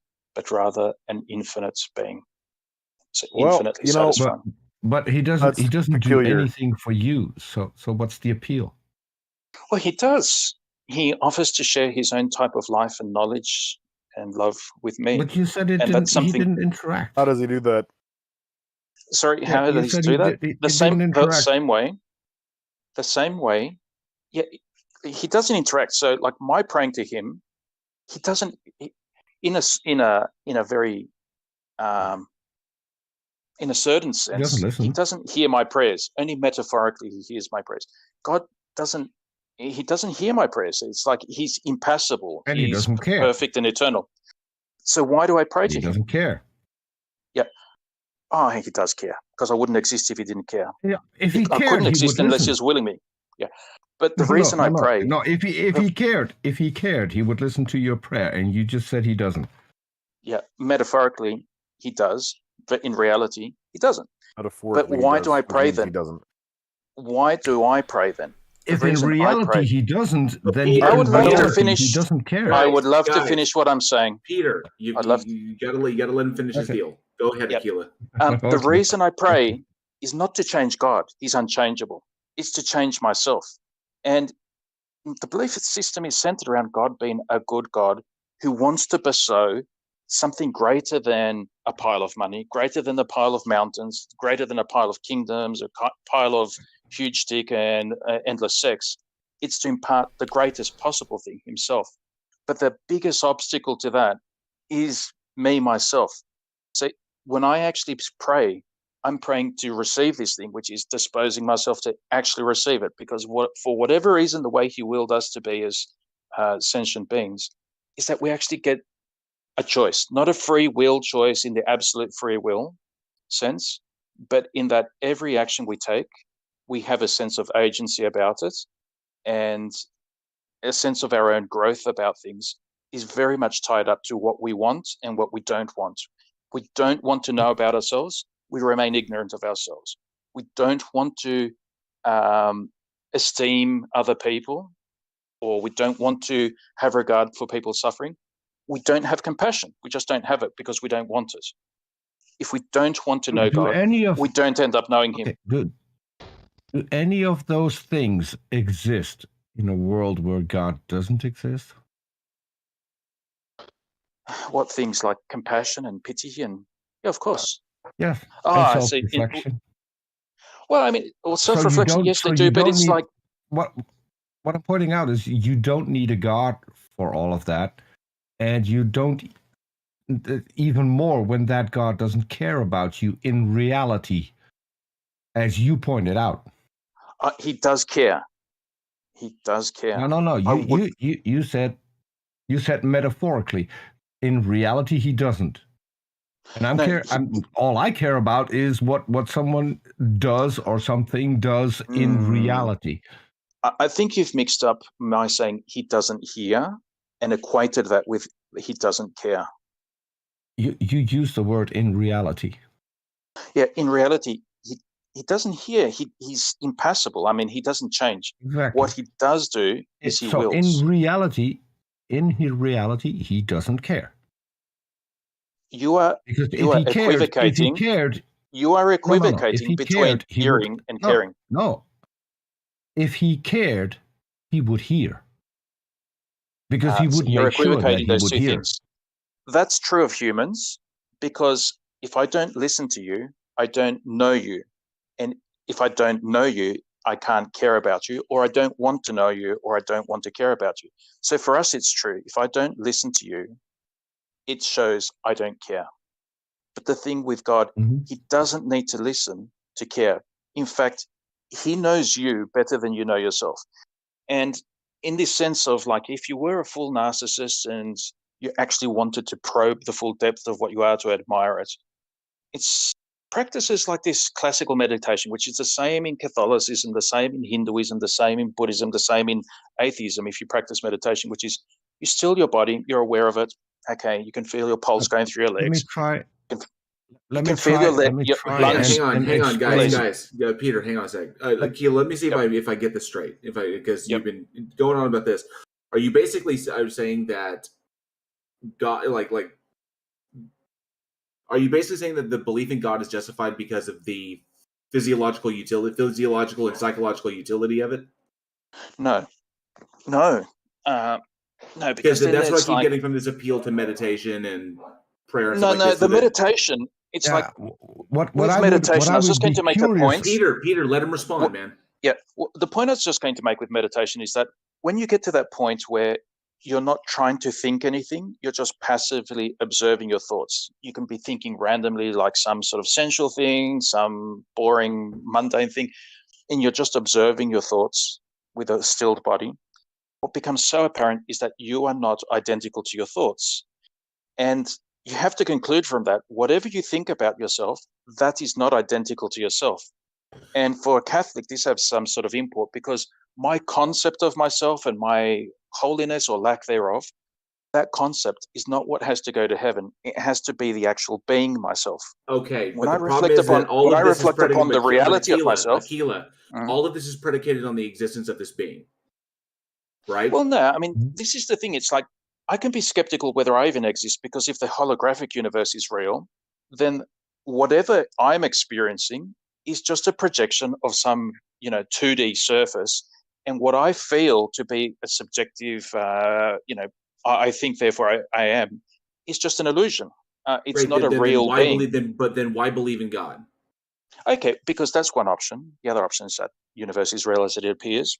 Other option is I'm the Descartesian cogito ergo sum, or that God exists. In terms of propositions that are along the way, the reason I believe in God, I can only attribute to God having moved me to accept this proposition as being true. And so it's belief, it's not Gnosticism. It's like I don't know for a fact. It's an emotional appeal. No, it isn't. It's just it's you an said option. God moved in terms you. of That's an emotional Yeah, appeal. but God moved you to believe in the thing. It's an emotional appeal that provides a psychological or a physiological utility for you, and therefore it's true for you. But it doesn't necessarily mean that it's true for the world, because just because a feeling or engaging in a physical or engaging in a behavior provides a utility to you doesn't mean that the thing you're appealing to actually exists. It actually comes at a very great cost to me. So I wouldn't say it's like, and I wouldn't describe it to a feeling either. It's just this sense, which is a feeling, I guess, of certainty. And also you contradicted yourself. Let me get this out. You contradicted yourself. You're proposing a God that doesn't do anything in reality, that doesn't care in reality. Yet you go to heaven. I've already corrected this equivocation. Yet he couldn't exist unless he cared. Heaven in reality. That doesn't follow. But we can exist even if there is no God. That's one proposition, and I presume that's one that you hold as true. Well, because there's no evidence to support that that our existence is necessitated by, or requires God to necessitate it. So no. So there's no evidence to support it, to draw this conclusion. And it essentially falls into that realm of hypotheses. Okay, I understand. I completely understand it. And it's like your position is that you will accept only as true those things which are evidently true to yourself, in some way sensible. And I mean sensible through instrumentation or directly to your own body, like through your own senses, right? Or intermediary through telescopes or microscopes or whatever it is you're doing. But you've made the choice. That's your position. You're not a solipsist. You haven't made that choice by the sounds of it. So I'm going to question your beliefs. Why do you choose the position you hold? But that's okay. Predominantly based upon the tools that I have to work with, which is the evidence that we have at hand, logical, argumentation, whatever comes along to it. The point is the point of the stage is to express why you believe. And why should we believe? Which you haven't presented anything. I mean, you've presented something, but it's not sufficient enough to say that this thing actually exists and it warrants belief in it, other than an appeal to emotion, and that it provides some sort of psychological or physiological utility for you. Which is fine. It's fine. You can. That's good for you, but it's not a reason. It doesn't justify that this thing. It doesn't say that this thing actually exists. It works for you in a way, and that's fine, but that's as far as we can go. Yeah, But hold up. But this is works why, as well. right It from the works outset, as well as a right from the outset, placebo. right from the outset, I came in and I said, I want to ultimately end up questioning what you believe, because Right, everything and you at the said of me. outset, I said that's not the purpose of the stage. Okay, so you say like for some emotional reasons, some utility, some psychological, some Right. neurotransmitter, dopamine, whatever. That's why I choose why I'm believing in God and not rejecting that belief in God. That's all I've gotten from what you've said. I know, but in terms of me, if I became an atheist, and if I'm a scientist by my background, chemistry. I didn't have the math to become a physicist. Otherwise, I would become a physicist or astrophysicist. So limitation there.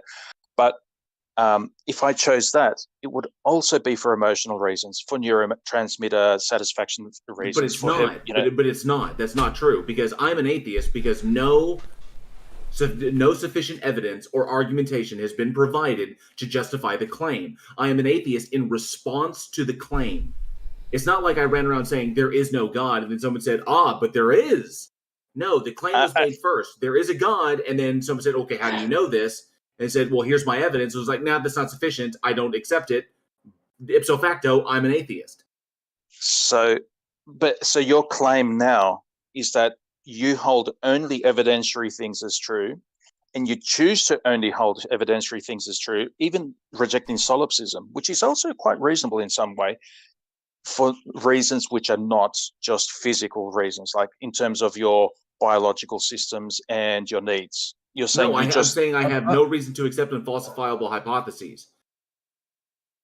Other than God, can you give one psychological example? reasons? No, Peter, stop. I work with the tools that I have available to me. Yeah, and you're saying they're not derived out of your psychology whatsoever. They're derived out of a number of things. Notably, like TJump often posits novel testable predictions, which go a long way. My own reasoning, my reasoning compared to other people's reasonings, and logical expression. And there's a number of things that go into it, none of which get you to a God.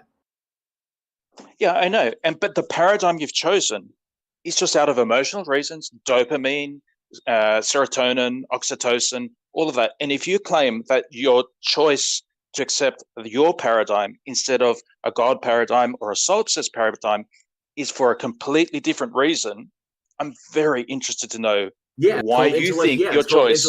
Because it's intellectually honest. That's why. Okay. I have a quick question. Other than then God, prove to me. Peter, hang on. Let Akila speak. Go ahead. Go ahead, Akila. Because you're trying to assert, and you're just asserting as a raving, believer who's just so convinced that the Bible says this, therefore you're going to hell. It's just arbitrary belief. That the evidentiary paradigm you've chosen is in itself absolutely true, and that solipsism is absolutely false, and that deism or belief in God is absolutely false. But you're not stating why your belief system is any different to the other two belief systems I'm talking about. Which I can point out with the question that I wanted to ask. What other than a God can you point to is real, but we have no evidence for? Solipsism. Because, see, the paradigm is like, because you're saying evidence, that is through the senses.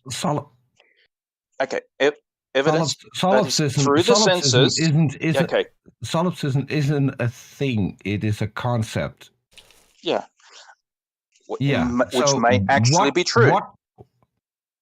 Which may actually even if be a God true. exists, what thing, I'll refine my question. What thing that isn't just a concept, but is an actual thing in reality, can you point to which we have no evidence, but still know that it's real?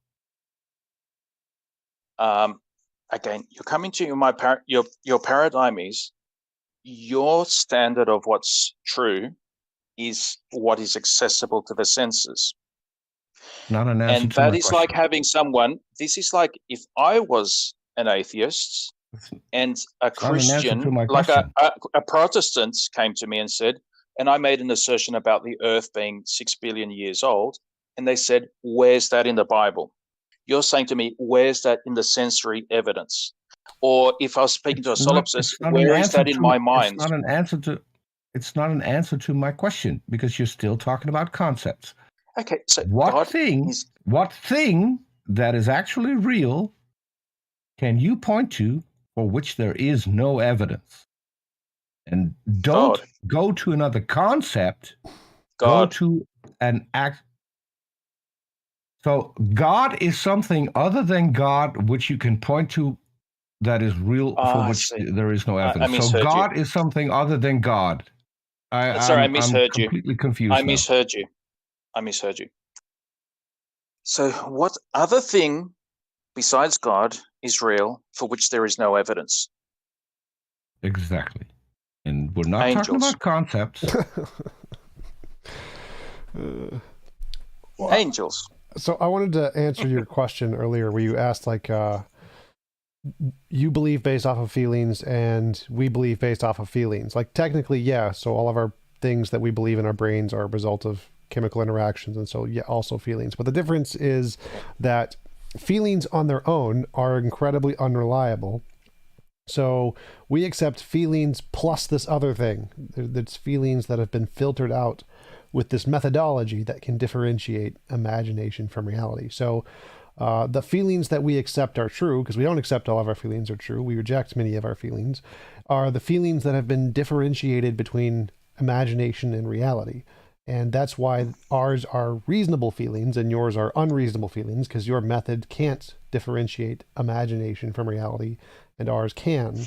Well, I'd say like the feelings part, if it is feelings or whatever it is that's moving our choices, like to adopt the worldview of solipsism, only the physicalism or materialism, whatever it is, or deism,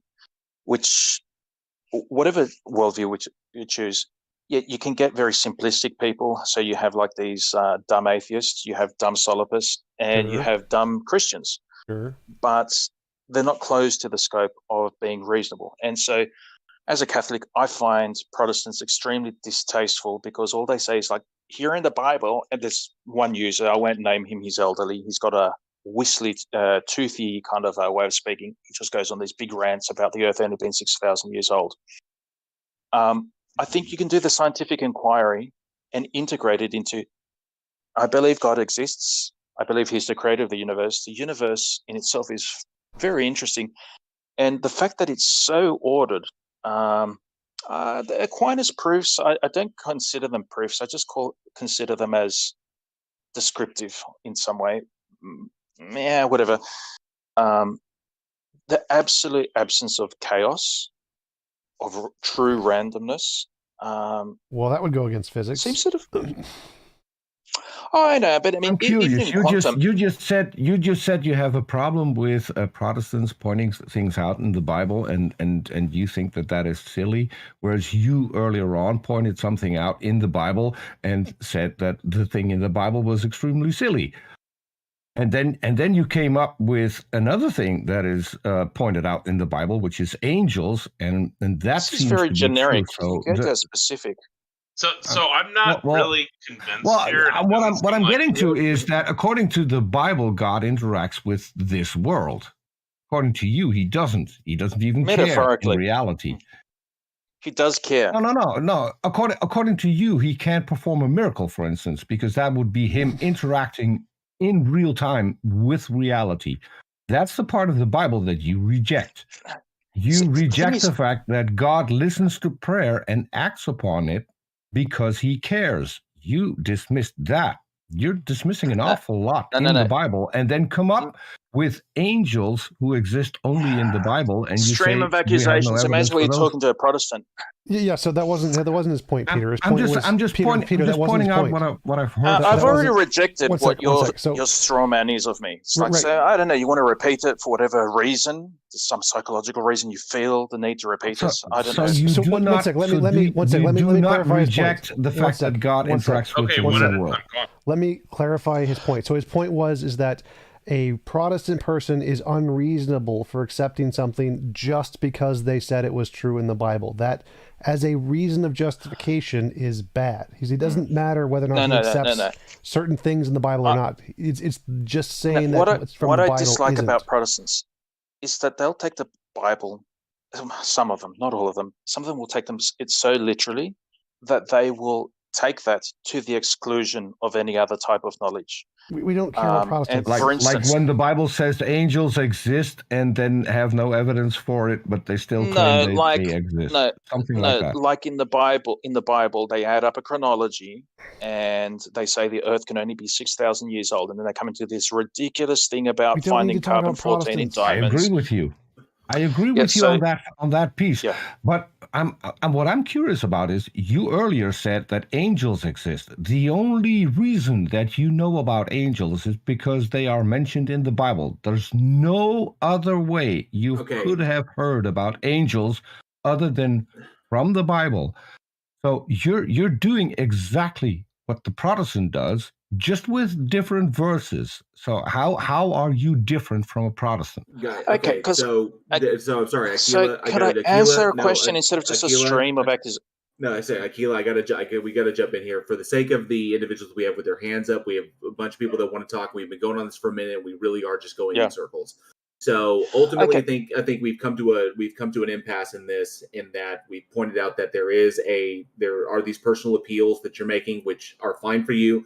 They don't convince us that that there's a reason to believe that any of these things exist outside of what we currently have. So possibly if we have more and we can possibly bring you back up a little bit later, we can try and get around to you. But we got some other people got their hands up. Could I have a quick sum up, like less than 1 minute? Yeah, go ahead. Take 30 seconds. Say your piece. Okay, so the motivation to choose one world over another is obviously for some psychological or subjective benefits. The reason not to choose some worldviews is because they do come at greater and greater costs.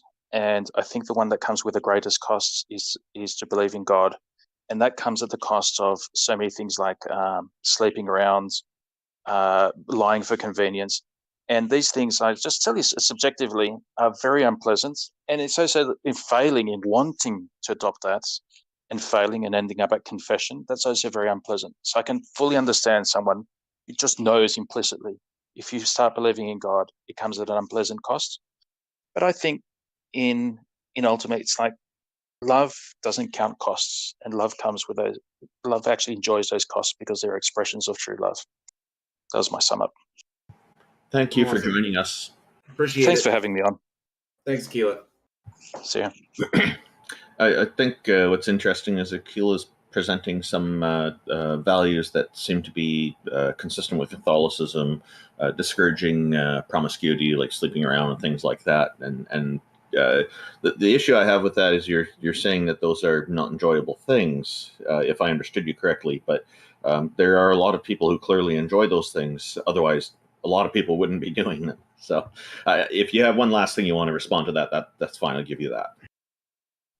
It's just sometimes the costs that things come at is worth it. And like as an atheist, it's like the amount of work and argumentation and having to justify your position. I imagine that there's a sense of like, if there's a God or if there's a heaven and hell, it's like I'm pretty much tying my ticket to this position, and I can understand it.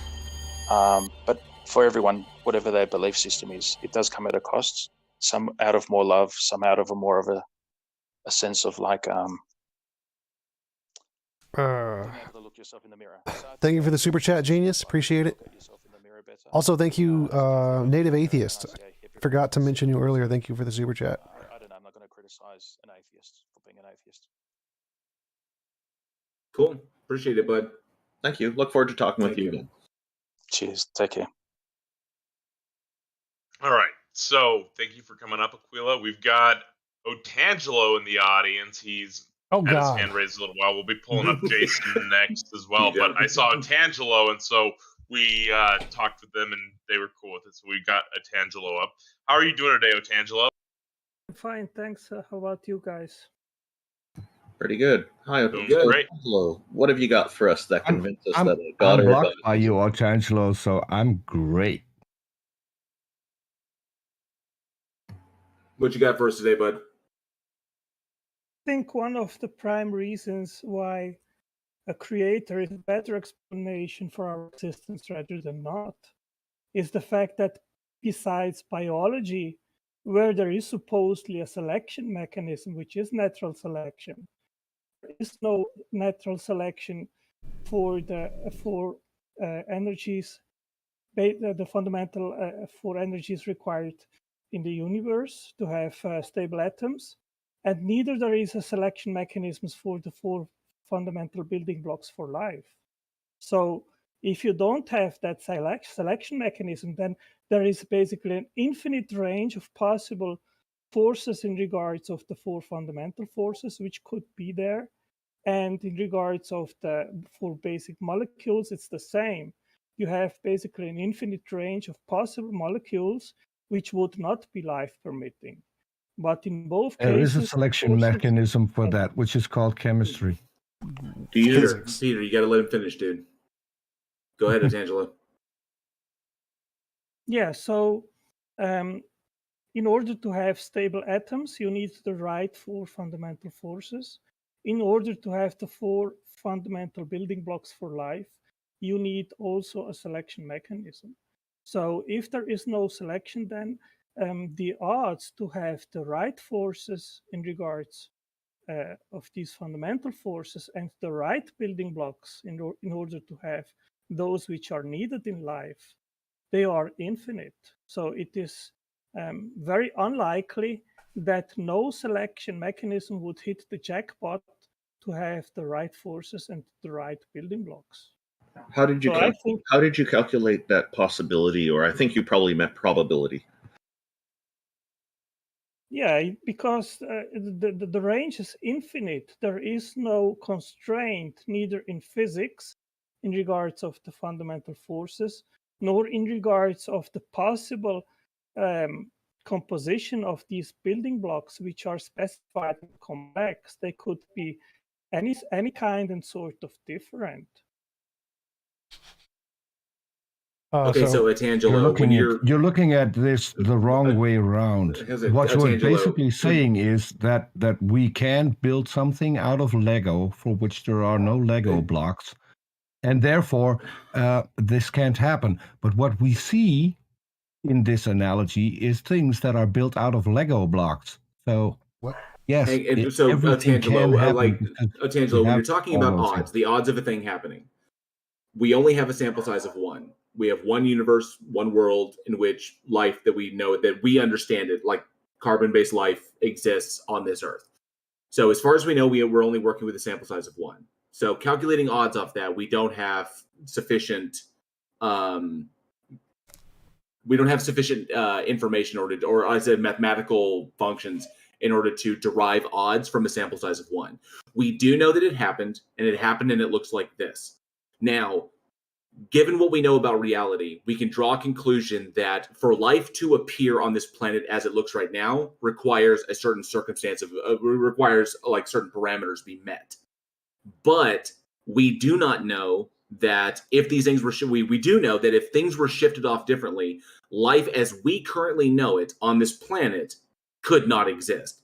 But this does not preclude life existing by some other means. Or some other, because in this infinite realm of possibilities, you can't say that this set of parameters is the only one that could produce life.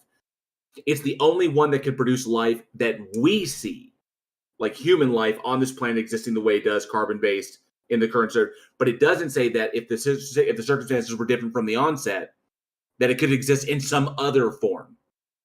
Because once you start changing the fundamental properties of the universe, you're not only funking with, or you're not only screwing around with like gravity or the weak and strong nuclear forces. When you mess with the fundamentals, you change the fundamental structure of chemistry, and human beings are the result of chemistry. Okay, so if you mess with chemistry, then everything functions differently. But that just because it functions differently, because the fundamental forces are different, doesn't mean life wouldn't appear in a wildly different manner. You can't eliminate that possibility. So you're basically looking at what we have and saying this is the only way it could be. In the infinite realm of possibility, this is the only way it could be. So something must have chosen to make it this way. when you haven't eliminated the possibility that it could appear somewhere else and look completely different if the circumstances were different, because you can't say that because we only have a sample size of 1. Yeah, I could and also, people have come up with pretty good models that describe silicon-based life. So the life that we see isn't necessarily the only possible form of life, because we can already come up with it with another model. So go ahead, Atangelo. Yeah, I mean, I can go even further back and say that even in order to have a universe, you need the right expansion rate of the universe. And that expansion rate depends on 8 different factors, which need to be finely adjusted. And if you sum up all these fine-tuned parameters, then you come to the order of 1 to 10 to the 400th power. So yeah, but the problem, Otangelo, is that we only have one universe to work with. So, like I said, if the parameters of this universe are not met, we know that the universe as we currently observe it would not exist as we observe it. It doesn't mean the universe wouldn't exist in another state that we currently we are not aware that that doesn't exist or not. So we know the setup. We know we got the pitch, we've got the swing, we've got the hit, we got all this set up, and that's the way it is. But assuming that it can't be another way, out of the infinite possibilities that it could have been, that doesn't track, because we only have one sample to work with, and that is what we currently have: life on Earth in this universe, of which there is one. So you can't derive these odds from this, especially if there's an infinite number of ways it could have potentially spun out. You're basically saying, out of the infinite number of ways it could have potentially spun out, this is the only way it could have spun out. And you can't say that. You can't derive that conclusion, because in an infinite number of opportunities, anything could technically be possible, which means life could arrive in some other form that is vastly different than what we have, in a way that we don't understand, or in a way that we can't predict. It also makes illusions that before observability, that which existed before everything is consistent in a way. So you have to presuppose things about this agent that kicks everything off in order for everything to look this way it is. So it still goes back to the existence of this being, and it goes back to presupposing things about this being and its intentions and how everything popped out, which you can't justify because you can't demonstrate it to be true. You follow? Yes, I follow. I Okay. disagree. I disagree because there would be no universe, for example, if we would have a too fast expansion rate or a too slow expansion rate. No, we wouldn't have this universe. We wouldn't have this universe. No. What would happen is that, for example, if these parameters would be different, it would be probably then just go back to a singularity. You wouldn't have a universe whatsoever. If the expansion rate would be too fast, then you would probably have just a void universe without atoms whatsoever. It would that's entirely possible, and there's no way. Yes, okay, just space. Okay, so you're right. You're right, Ortangelo, you're right. That is possible, but that doesn't preclude the possibility that this is one that popped up out of an infinite line, because there's no logical contradiction in an infinite regress, and this just happens to be the one that popped up now. And also, between those two extremes, you have infinite amount of possibilities of other universes that could exist, that could sustain life. Maybe in a shorter amount of time, it still would be able to exist. So you still haven't made a single coherent point. So is why are there even possibilities at all? And why is there... You're breaking up. Yeah, you broke up a little bit, Otangelo. Go ahead. Try again. Yeah, the question also, even going deeper, is why are there possibilities at all? There could also be a state of affairs where there are no possibilities and where there is no movement at all. And That of Yes. course that leads to the question. In that particular why state, did it in even, that particular state, your God couldn't even Peter, exist. Peter, you got Peter, you got to let him finish, man. Go ahead, dude. I mean, I can come back to first way. You need a prime mover, something that starts everything. And if you don't have that prime mover, then probably you would be in a state of affairs where would be no movement at all. So I wanted to pick up on the fine tuning a little bit. Go ahead, T.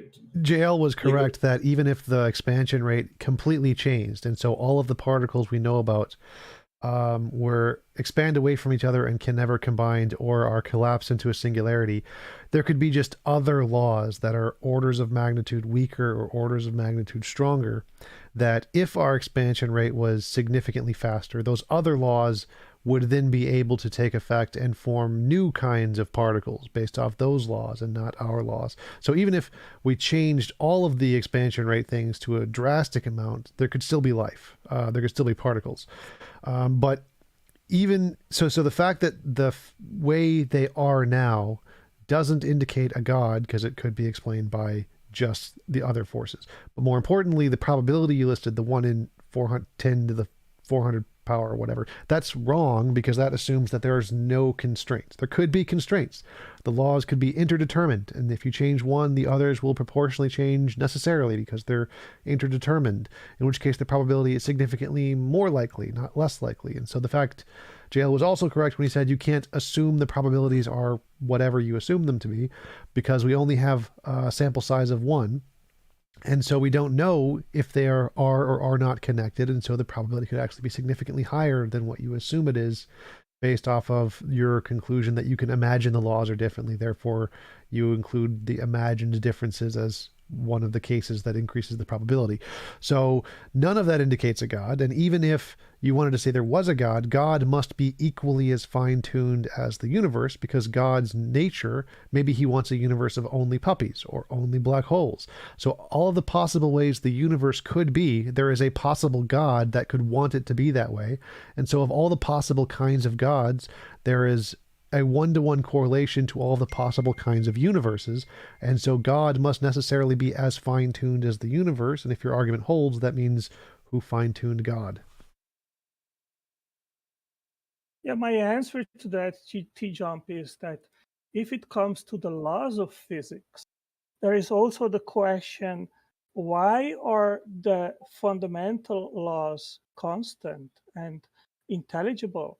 And the forces, for fundamental forces, rather than being stable as we observe, they could be also oscillating. And the question is, of course, why are these laws stable? What secures them? Because that is not something obvious. And also the equations which are used, there are 3 parameters which are fundamental, and that means they are not grounded in anything deeper. You need to experimentally to find them, and once you have them, then you don't know why these numbers are the way they are and which make the universe work. You could put in these equations any different number, and you wouldn't have any life-permitting universe. So you're bringing in an assumption that these laws need to be secured by something. They're just an emergent property of nature by the looks of it.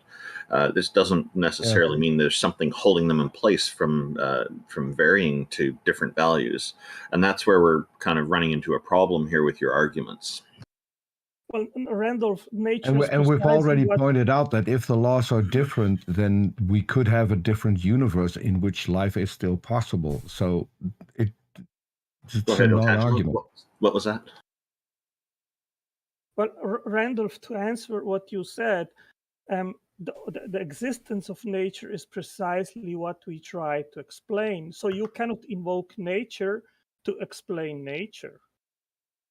Sure you can. Why wouldn't? That's literally what we're doing in science all the time. Like, why are there earthquakes? Well, because of tectonic plates. We're literally invoking nature to explain nature. That's what you have to do.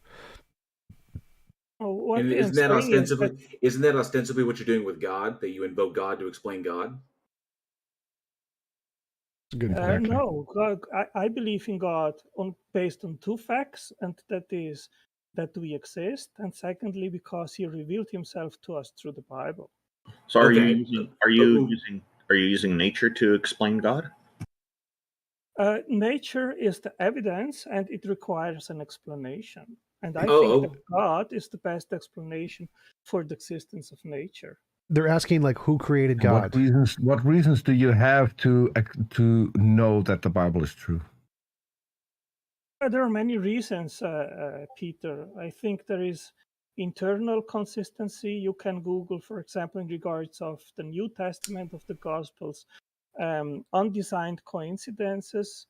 There are extra biblical confirmations, archaeology, confirmed prophecies.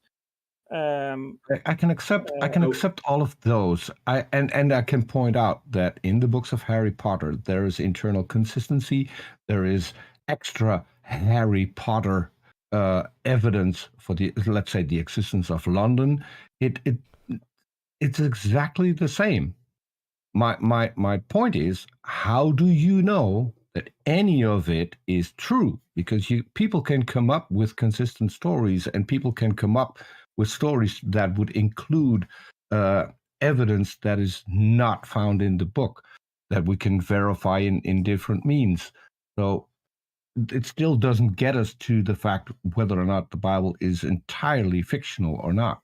Well, you did say prophecy. If prophecy was true, that would be a difference between Harry Potter. That there is prophecy in Harry Potter. I also would like to. I mean, if it's going to go into the Bible, if it's going to go into the Bible, I think we should slide it to Xerxes, because Xerxes is an authority on the subject. If Xerxes is still there, so he could answer this, I think, pretty succinctly, because it's his field of expertise.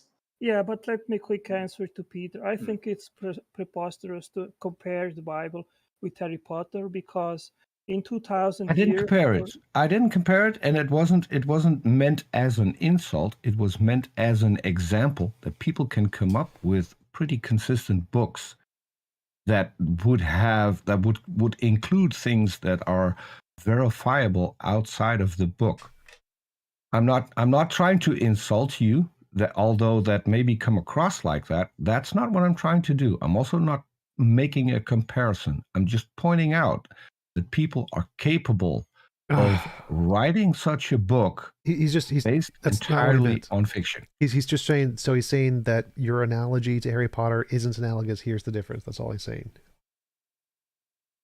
I just wanted to point out that it's not used in a way to be insulting or demeaning. That's what I wanted to point out.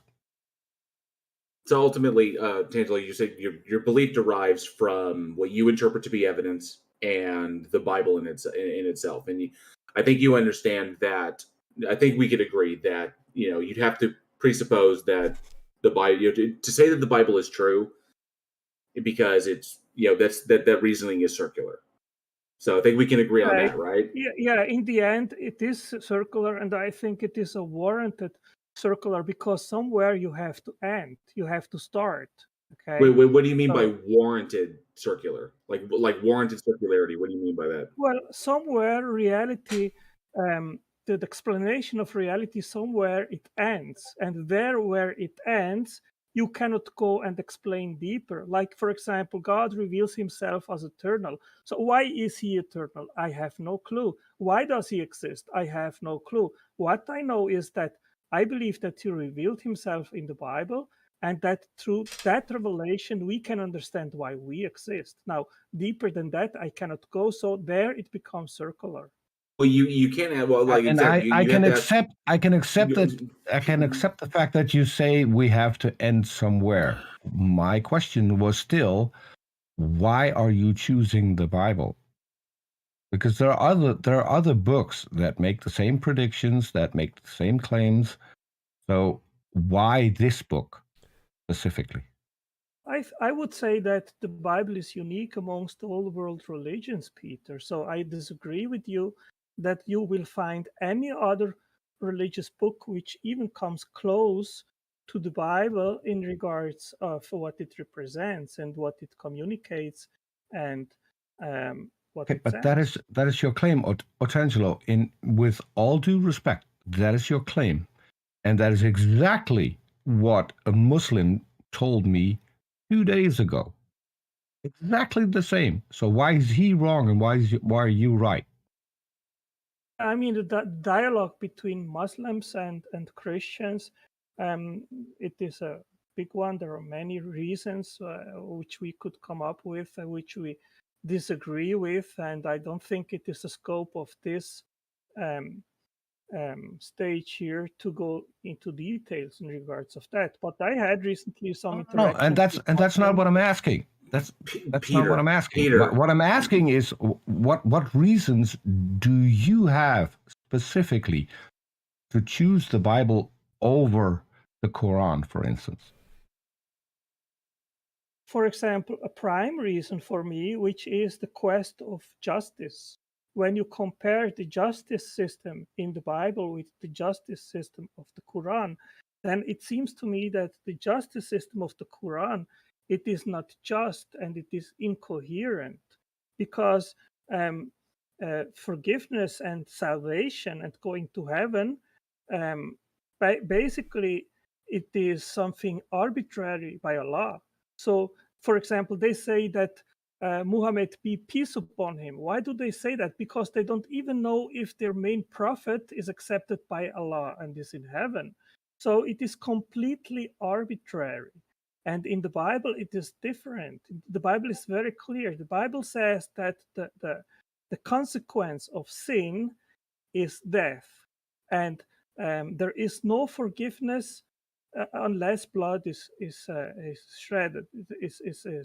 Yeah, but Otangelo, there's no way to determine if that is true. And talking about justice is just an appeal to an emotion, is how you emotionally feel about their version of justice versus the Bible's version of justice. The problem is that assuming that the Bible is true, hang on, Peter, hang on. Assuming the Bible is true, you have to assume that God exists. Okay, so that whole reason circular, it's not just it. I mean, it doesn't work. Okay, so appealing to the Bible to prove God, the Bible is the claim in and of itself. So no, that doesn't work. So you have to go. So I was answering to Peter why I prefer the Bible over. I get that. It's an emotional appeal. I get that. It wasn't an argument in the sense that you are trying. I get that. It's an emotional appeal. It is. It's an emotional appeal while you prefer the Bible over the Quran. I understand that. It has nothing to do with emotional. It has to do with justice, where I understand that wrongdoing requires punishment, and the Bible has a coherent system of punishment, while Islam and the Quran does not. It is coherent, an arbitrary decision of Allah. He can simply say, okay, that is an emotional. Otangelo, it's coherent to you. It makes more sense to you. It makes more sense to them that the Quran is an emotional appeal, Otangelo, because you don't feel that their level of justice or how they mete out justice in their faith is coherent. But they would say the opposite of you.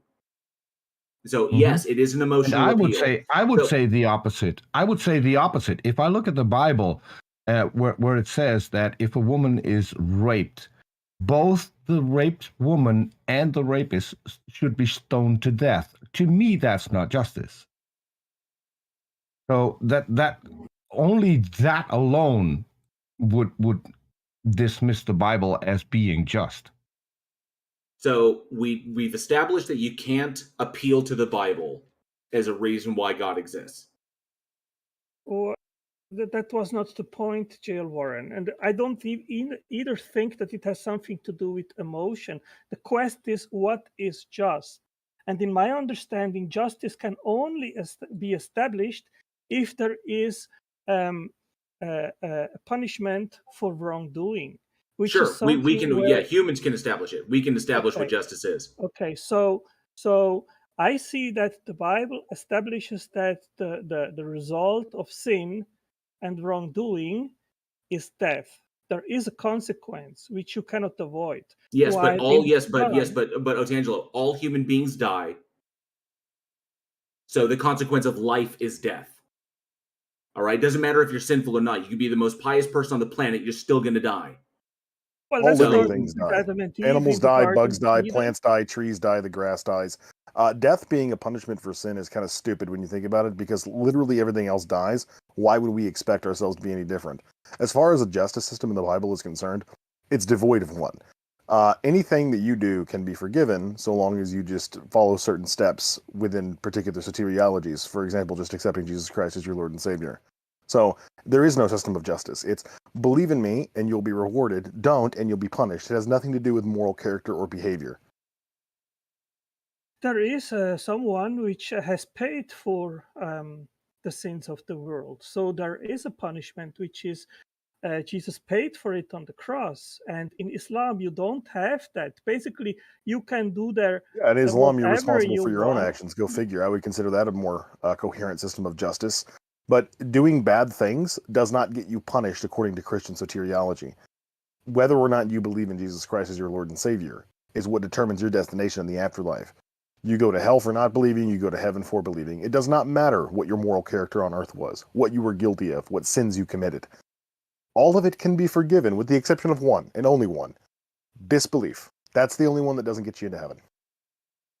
Well, you decide if you accept that Christ paid for you or not. And if he didn't, so you pay for yourself. That's the I'm essence of the gospel. unconvinced in the proposition. So it doesn't matter, like you just admitted it, it doesn't matter how good of a person I am, what my moral character is. If I'm fucking Ted Bundy, right, and after a final meal of fried chicken on death row, I accept Jesus Christ as my Lord and Savior, I'm going to heaven. It doesn't matter what heinous Jeffrey Dahmer, malfeasance I was up to in my life. Yeah, I So mean, you don't have can- a system of justice. You don't at all. You have a system of extortion. Well, the thing is, if you see Jeffrey Dahmer, he was a serial killer, a cannibal, and he in prison he received Christ as Lord and Savior, and he probably now is in heaven, so he was forgiven. But Yeah, why great. was So he my forgiven? reward for accepting But- Jesus Christ is getting to live my eternal existence with somebody like Jeffrey Dahmer. Yeah, Sounds like but a great system of justice to me. Oh, I'm sorry. Oh, Tangela, you basically just stated that Jeffrey Dahmer, a serial killer who committed the atrocities that he committed, was in prison, accepted Christ, and then was beaten to death by another inmate. And then now he's in heaven. And yet me, who has used every ounce of his critical faculties and his reasoning, and has come to the conclusion, intellectually, honestly, that there is no God, will go to hell. That's what you're positing here. And If you've you killed read less Romans- people. Well, if you read Romans 3, it is very clear. And it Why would I says- appeal to the Bible? You cannot demonstrate that the Bible is true. Why would I appeal to the Bible? Well, I do because my soteriology and my faith system is based on the Bible. So I tell you the things from my perspective of how I see it. Great. Okay? Why would I? Why? Great. So This is great. answering- This is great. Why would I ever use faith? No, so answering to what you just said, why can you be a much, in your terms, better person than Jeffrey Dahmer and he goes to heaven and I go to hell? Well, the Bible is very clear in Romans 3:11. It says, there is no one righteous, not even one. There is no one who understands. There is no one who seeks God. All have turned away. They have together become worthless. There is no one who does good, not even one. And so the So you Bible would is be in very favor of clear. abolishing the prison system, Otangelo? Because basically we're all equally criminals. So why would we send people to prison? That doesn't make sense, right? The thing is that in God's perspective, we are all doomed on the highway to hell because nobody Shouldn't is we able. strive? Shouldn't we strive to be as godlike as we possibly can? Peter, can I finish my sentence, please? Yes, but I'm trying to. Be I very need to patient, put that in. But if but I think it is more important that everyone has the opportunity to end the I agree. thought. Go Then ahead. you can. Go ahead. I mean, okay. So Go ahead. I am explaining what I believe, which is God's perspective, and God's perspective is that we all cannot live the standard which would be required the holiness, perfectness, to be accepted by God by our own deeds. So we are all doomed. It doesn't matter if it is JL or if it is Jeffrey Dahmer or if it is Putin or Hitler or whoever. We are all doomed. And there is only one escape, which is Jesus Christ, which is the Yeah, only that's not a human system of being justice. That's definitionally extortion.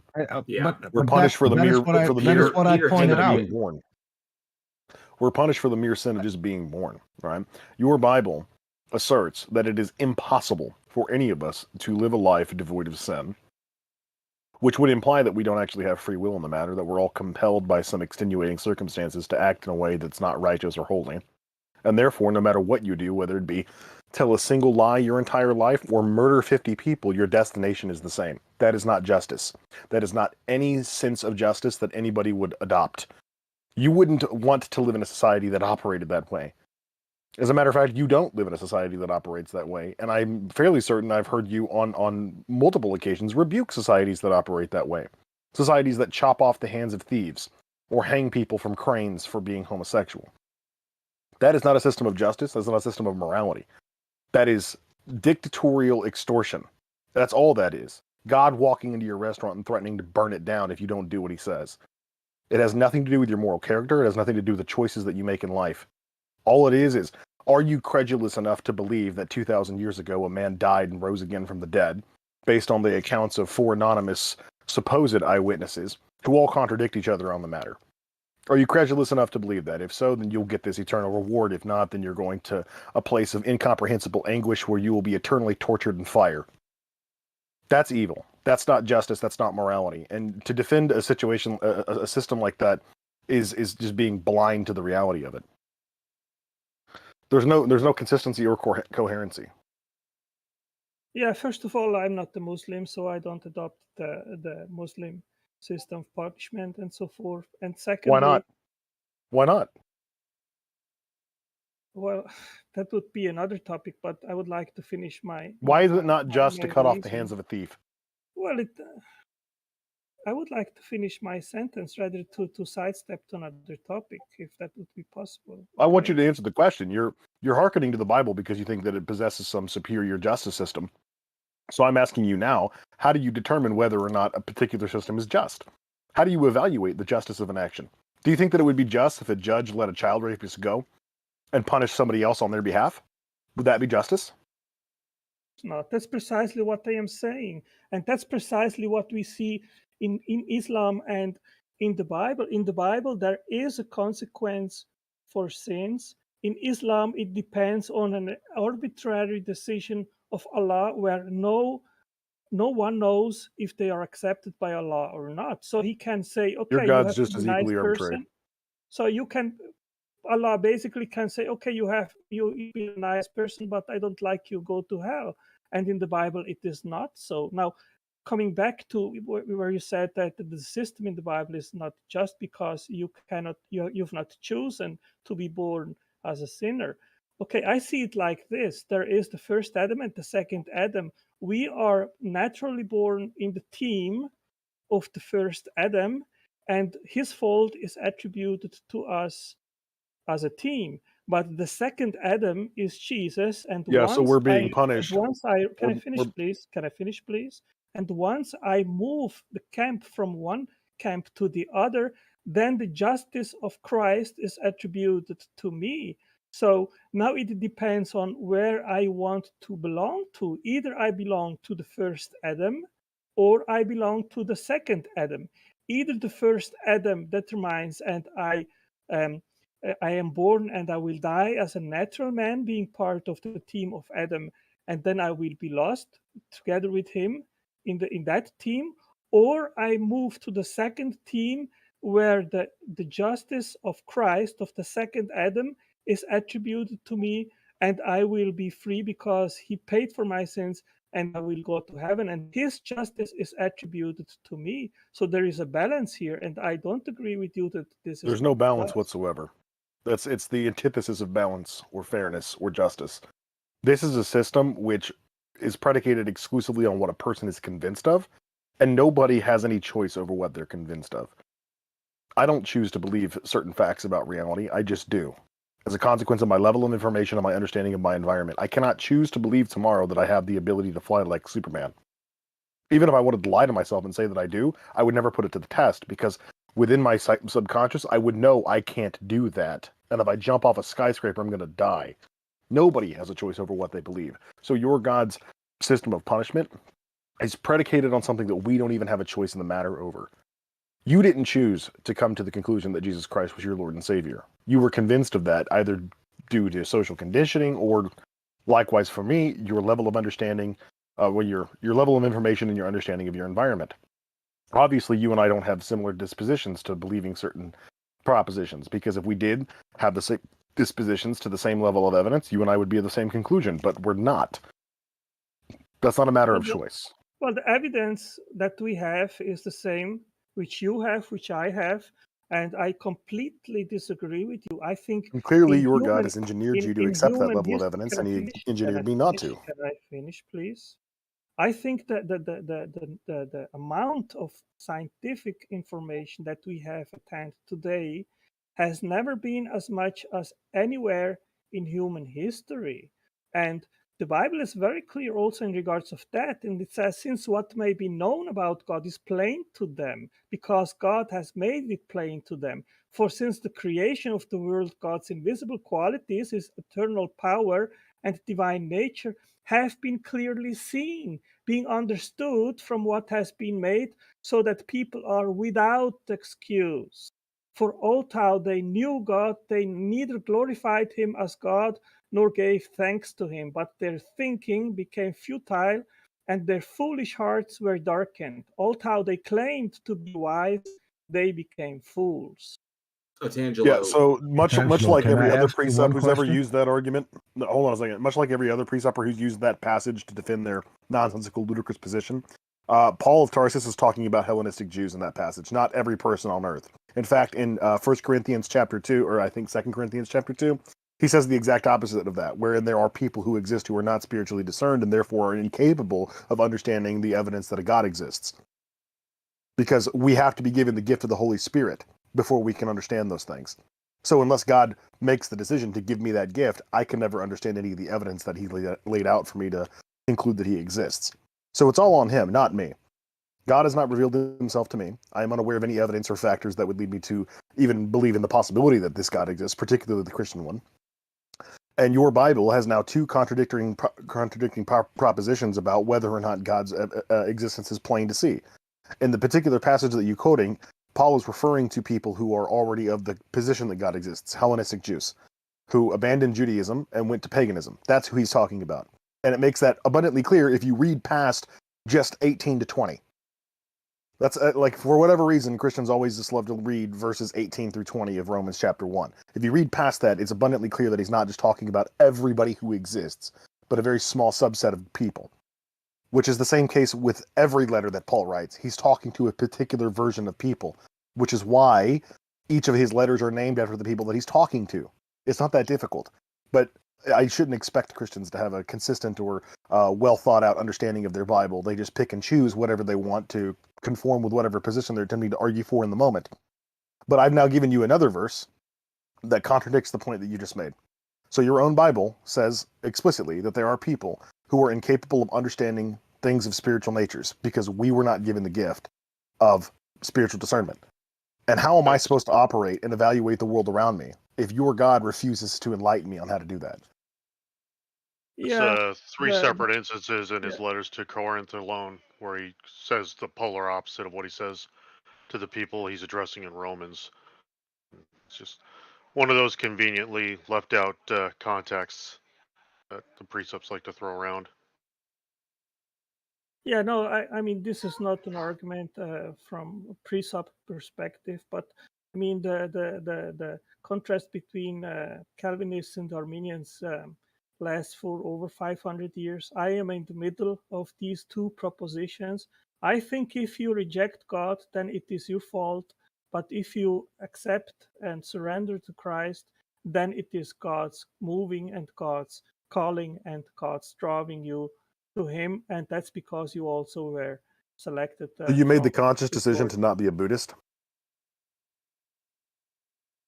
Well, I mean, we reason, right? So we can also check. That was a yes or no question. Did you make the conscious decision to not be a Buddhist, or a Hindu, or a Jain, or a Wiccan, or a Muslim, or a Sikh, or a Mormon? At what point did you go through all of these ideologies and make the conscious decision that you weren't going to follow those ideologies? I don't need to. I mean, Christ has said. Oh, you don't need to do that, but we do. We need to make the conscious decision not to follow Jesus, or else we would have your conclusion, right? That's the most ass-backwards thing I've ever heard in my life, right? Yeah, None of us made the conscious decision not to believe in your fairy tale any more than you made the conscious decision not to believe in Greek mythology, or in Islam, or in any of the other dominant religions in the world. It's actually a minority of people in comparison to the global population who accept Christianity, and that's if you bundle all Christians together, which you don't because you reject Catholicism. So the number is now cut in half. About maybe 1 billion people believe in some variation of your flavor of the Christian doctrine out of 7 billion. It is probably 1 out of 7. Otangelo, you're quite well. Sorry, Otangelo, you're quite well familiar with me as well, that I haven't made this decision even on your deities. So, it's almost like you're asking for some special treatment with your religion, that everybody must stop and think about what is being offered and consider it. And I've always consistently rejected that. Precisely to exercise our free will, but I think the Bible is also clear and says that Christ said that those which belong to me, they listen to my voice. And I've done that when I was a teenager. I started to read the Bible and I recognized Christ's voice as my shepherd. So that's what he is since I converted and surrendered to his love and grace. Now, you have Why should we accept that anything the Bible says is true? Well, just read it and then you check for yourself. You use your reason. I have read it. I have a degree in New Testament history. I have probably more information about the Bible than you've ever learned. And I've forgotten more about the Bible than you currently know. Well, when we're talking about the Bible, I think it's important to specify which translation now, and this, of course, adds more complication to this whole thing. Yeah, but I'm free to use whatever translation Otangelo wants to use. Okay, tell us which one, Otangelo. In the end, we will see once we die who was right, right? Which translation? Or we won't, because we'll all be dead and unconscious of the fact that we're wrong or right. Otangelo, That's a stupid juvenile argument. Otangelo, I want you to tell me which preferred version of the Bible you believe. Which Thank you. Of the 200 English translations do you adhere to? Or if you want to go to some of the Spanish variations, because I do speak Spanish and I can read and understand it. So if you want to talk about those variations, we can do that as well. Ball's in your court. Which version? Otangelo speaks Portuguese, not Spanish. Oh, he speaks Portuguese? Okay, well, I don't speak Portuguese. First of all, I grew up in Switzerland, in Zurich. We speak German there. And we had there mainly in the church 2 translations. One was the Elberfelder Bible, which was the most precisely translated Bible, but which had some difficult and antique words. And then we had a New World translation, which was more fluent, more easy spoken. And I was able to compare those two. And of course, there are differences, but the core message, you can fully understand it. It doesn't depend on the version of the Bible which you read. The differences, they are small. So I don't think this is a justification. How do you know it was the most accurate translated version? I don't think because there are some differences in these translations that we are unable to understand the core message of the Bible. I think that was a good question. How did you determine that they were the most correct translation? Well, because that's what the aim of either one or another translation is, and they clarified that in their introduction and explained it. So how do you know that? How do you know they weren't just claiming that? Now you're you're again reading something that a man wrote and said, "I'm correct. This is my correct translation," and you just leave it there. So you never checked whether or not it was the most correction. Most correct. I can name 20 versions of the Bible off the top of my head that all claim to be the correct, most accurate version. You can use the concordance where you have the direct translation of Greek to German or to English or to Portuguese, whatever. Then you can go and check what each word in Greek actually means. Well, there's never going to be such a thing as a direct translation between Greek and any modern languages, because Greek has a different sentence structure than most modern languages, particularly English and German. English and German have similar sentence structures in where they placed the verbs and the nouns and the prepositions in their sentences. Where in Greek, they don't do that. Some words contain the prepositions in the word itself, whereas we have separate words for prepositions. So no, you're never going to have a direct translation. But what you can have is a consensus of Greek scholars who understand and can read and write Koine Greek, deciding which of these is most probably the correct interpretation of the language, because it's a dead language. Nobody speaks it anymore. Modern Greek is less similar to Koine Greek than English is. You know, there's no real similarity to it because it hasn't been spoken in 2,000 years. It was usurped by medieval Latin in the 5th century. So we honestly don't know what the correct translation of the Bible is. But out of the 200 English versions of the Bible that I've read, the one that most scholars prefer is the New Revised Standard Version or the English Standard Version Bible. Yeah, I think the relevant thing to say here is that I think that independently of these variances, the core message of the New Testament is clear and every one of us can understand. What's the core message? Christ died on the cross for our sins. If we surrender to his love and for his substitutional punishment, we can find eternal life if we believe in him and follow him as Lord and Savior. Great. So justification by faith versus faith through works. It's pretty Those are two clear competing that soteriologies in the Bible. Yeah, Which is it? It is pretty clear that works are not what saves us. What saves us is faith in Christ. James- and the works. Can I finish, please? And the James chapter 2, works- 14 can through I- 16 says can I the exact finish? opposite of what you just Can I said. finish, please? Can I finish, please? But When you the say something work- abundantly wrong, I'm going to Wow. correct you. Yeah, but let me finish and then you can correct me. The works, they are proof that our conversion was genuine, that it was true. That means if I confess Christ and if that doesn't follow with a change in my life, and if I continue to do certain things which are wrong, then it is doubtful that that conversion was genuine. So we are not saved through good works, but we are saved to do good works. According to You James can chapter lose 2, 14 through salvation 16, if you don't do the works. Peter, hold on a second.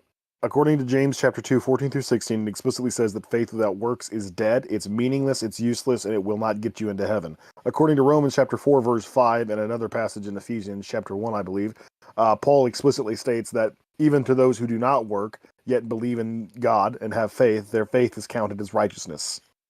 That's a contradiction. Either it is the case that faith alone is enough to get you into heaven, or it's not. According to Okay. James and the evangelists, it's not. According to Paul, it is. Which is it? Okay. The thief on the left of Jesus, who confessed him, he didn't have the opportunity to do any good, and he, according to Jesus, he went to heaven. Now, if my dad Depends on which is gospel on- you read. I mean, I don't know if it is in all of the four gospels, but it is very clear. No, it's only in one of them. I would have to go and see in which one that it is. Of course written, you but would, it's because you clear haven't that actually one- investigated that- this beyond your own You myopic know the worldview that story. it's true. You know the This story isn't really that there was- convincing at all. Okay, there was a thief on the left of Jesus who confessed that Jesus didn't do any wrongdoing, and Jesus Depends said on to which him gospel you today- read.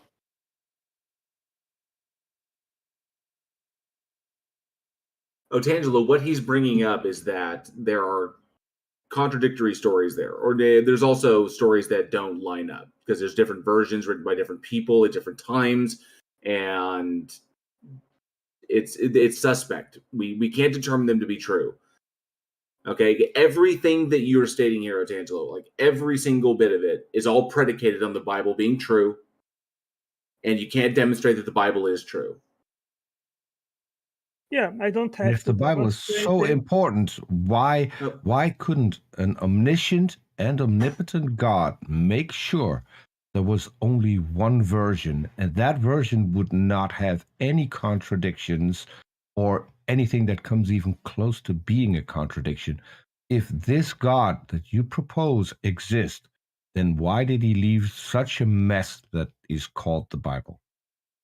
I don't think it is a mess, Peter. As I said right in the beginning when I came in, and I think it was you asking me, give me some reasons why the Bible is true.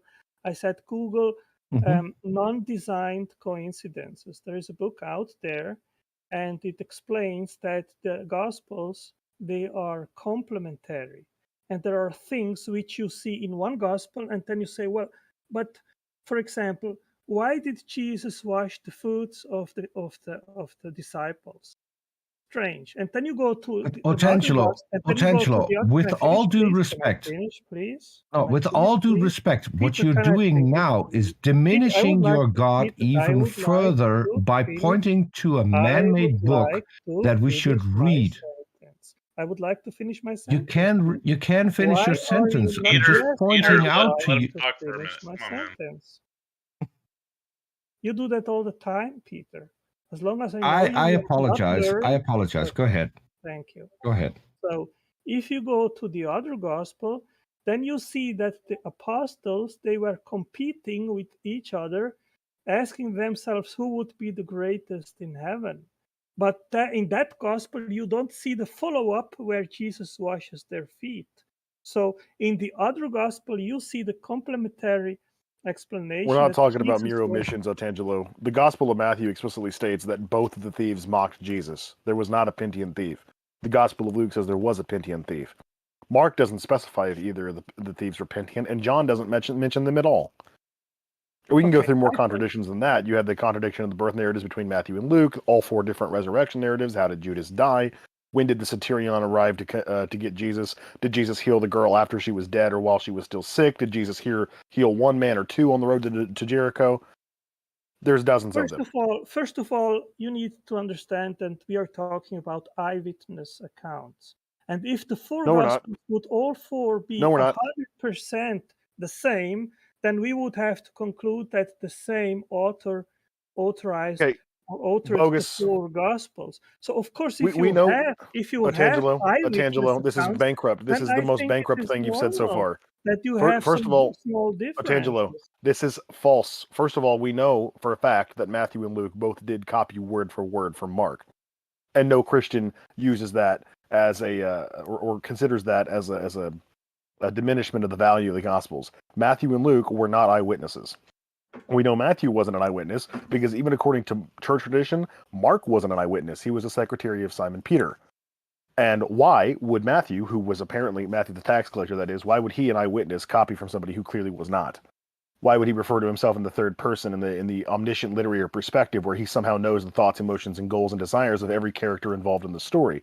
How would Matthew, an eyewitness to some events, also detail events that he wasn't an eyewitness to, like the Garden of Gethsemane or the birth narrative of Jesus, which again contradicts Luke's version? Luke was a physician, the secretary of Paul. Paul didn't know Jesus, neither did Luke.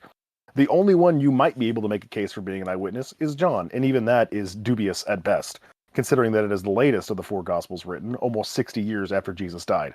So we know for a fact that Matthew and Luke did explicitly copy about 80 to 90% of what was in Mark. Then they add their own details in, and that is where the contradictions arise. Secondly, they're not eyewitnesses. You don't have any evidence for that.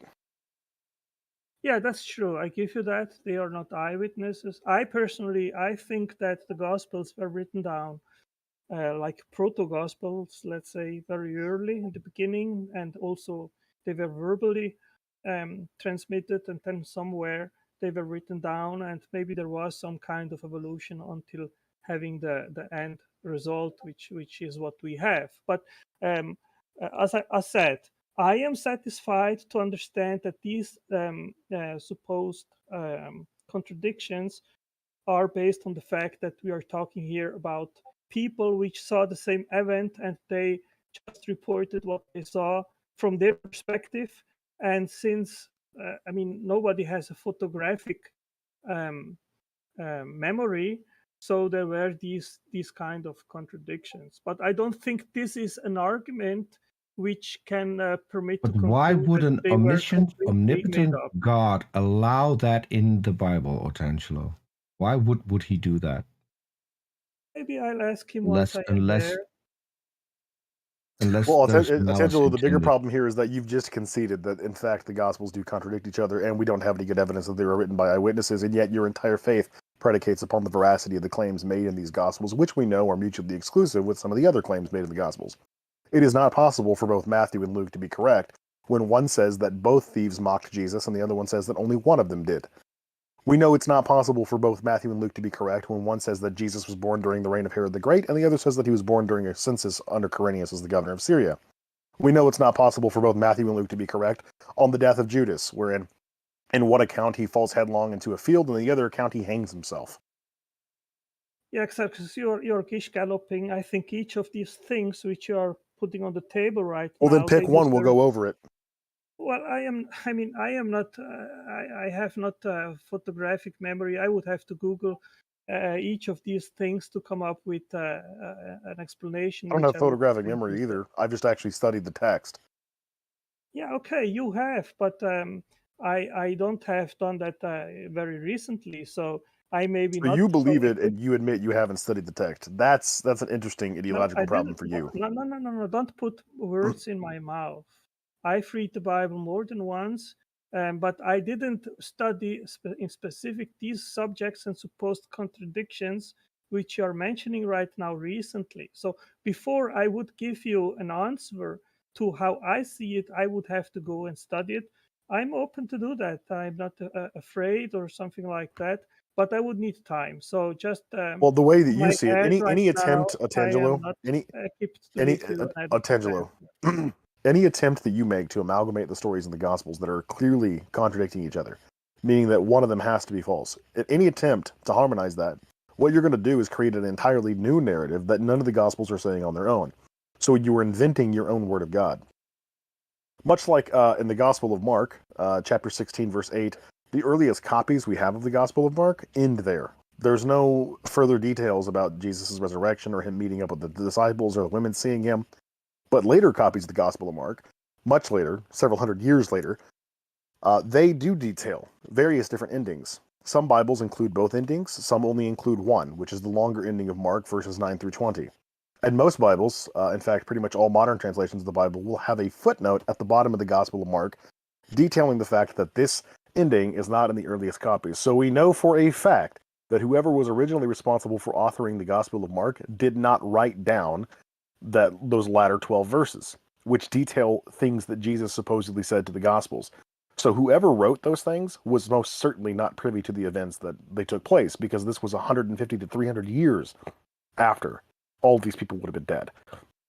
So Okay, this so person this wasn't is an eyewitness. He didn't know anybody who was an eyewitness. He didn't know anybody who knew anybody who was an eyewitness. He is 4 generations separated, he or she is 4 generations separated from any of the events that would have taken place after the events of Mark chapter 16, verse 8.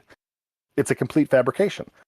And we can find dozens of these examples throughout the gospel. These books have been altered repeatedly throughout history. They are copies upon copies of translations upon translations, and these copies and translations were made by hand, meaning that each individual scribe would copy the mistakes of their predecessor, make their own mistakes, and then all those mistakes would be compounded and copied by the next scribe in line.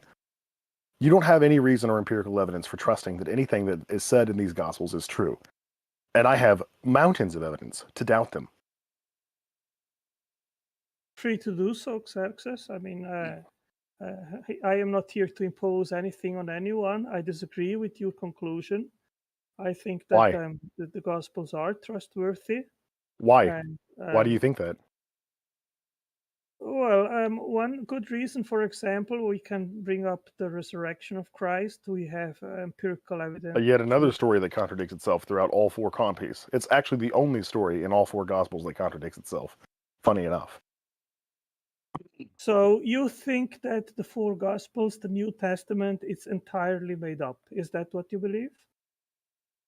I believe that it's a legend, and that it evolved the way that legends do. It starts out with a story that's probably seated in some level of truth, and it metastasizes as it's laid down through oral tradition. Okay, so why did so many people die for their belief? We don't know necessarily that they did, but we know for a fact that the apostles, there's no evidence that they died for it, other than maybe Paul and Peter. What we have are several different competing accounts of how the disciples died. Matthew, Thaddeus, Matthias, and John all died of old age, according to most accounts. Matthias, there's also an account in the 14th century book, John Fox's Book of Martyrs, that he was beheaded. Thomas was speared in India after having sex with a royal woman. Matthew, there's another competing account with Matthew where he was killed by an Ethiopian king for attempting to disrupt his marriage to his own niece. Philip was apparently crucified, but in any of the accounts, such as with Philip or Andrew or Simon the Zealot, where they were actually killed, like, for example, Simon the Zealot was killed in a riot. He was beaten to death in a crowd, which doesn't indicate that he was ever given the opportunity to recant, that recanting would have saved him, or that he was killed for the purposes of eradicating the Christian faith. We have no reason to believe that any of those people died for what they believed. Okay, so do you believe that there was no crucifixion of Christ, of Jesus? I don't know. Maybe there was. We can say I don't have enough honestly evidence to conclude that it happened. We can say honestly by historical record, just by looking at what the Romans did, is that if he was crucified, he was one of tens of thousands that were crucified. And that crucifixion was not exactly a rare thing in the Roman Empire. It typically was what was done to anybody who royally screwed up. And heck, after the Third Servile War, 10,000 slaves were crucified along the Appian Way just to make a statement. So, was an itinerant rabbi crucified in Roman times? Probably, and I'm willing to bet he probably, if Christ was there as he's depicted, he probably wasn't the only person ever crucified. For being an itinerant rabbi. So, yeah, this could just comport with reality. It's the claims of divine. It's the claims of something extreme. It's claims of like things that break reality, like resurrection after 3 days. These things require a suspension of reality.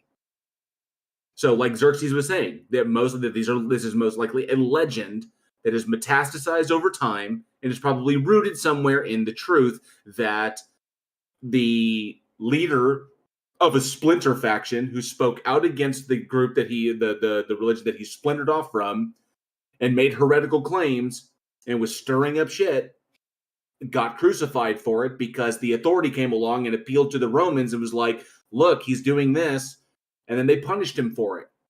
That's not beyond the realm of possibility. It just equates Christ to nothing more than the Iron Age David Koresh. As far as the realm of possibility goes, let's be clear that just because something is possible doesn't mean that it's probable, and everything that we know about the crucifixion of Jesus runs contrary to everything that we know about Roman politics in that particular area and region. Also true. Especially with Pontius Pilate doing anything to capitulate to the Sanhedrin. Based on everything else we know about Pilate, he would have been more inclined to give Jesus a job because of how much he frustrated the Sanhedrin.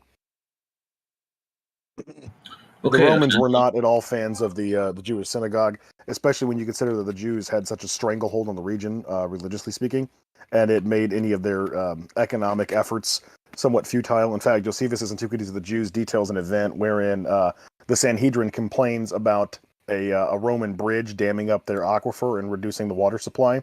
So to retaliate for that, Pontius Pilate gathers up all of the Jewish leaders of that particular ghetto, and then he opens the aquifer and drowns them all to death.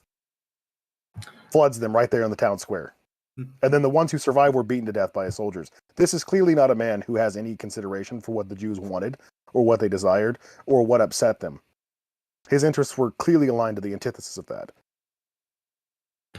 Yeah, I understand from your perspective. If there is no God, then of course the miracles in the Bible, I'm not even talking about, like, that was JL's point on Tangelo. I'm not talking about the miracles. I'm talking about what we know from history, the evidence that we have from history, and whether or not it corroborates the stories in the Bible.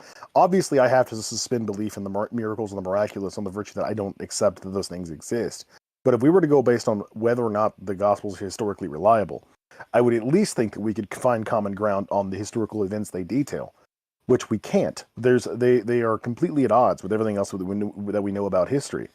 Effectively, we would have to throw out all of our understanding of Roman history, particularly within that time and region, in order for anything in the Bible to be true or accurate. And then at that point, once we throw it out, we have nothing to compare it to, so we still can't conclude that it's accurate or reliable. We just have to trust blindly that what it says is the truth, even when sometimes it says things that are in contradiction to its own wording. We know that Luke and Matthew, particularly those two gospels, contradict each other at every given opportunity because both of those gospel authors were copying from Mark, and where Mark failed to input certain details, Matthew, I apologize, Matthew and Luke added them, and where they added details, they contradict each other. Almost every given opportunity that they have to contradict each other when deviating from Mark, they do. Otangelo, thank you for joining us. We do need to move on to... Randolph, I have one more question, please. Maybe just Peter's question first, and then we should try to wrap it up pretty quickly here. I have one more question. Otangelo, so we go back a while. I have seen your blog, and I've gone over your blog. That is an extensive amount of work that you have put in regarding evolution, regarding abiogenesis, all those things.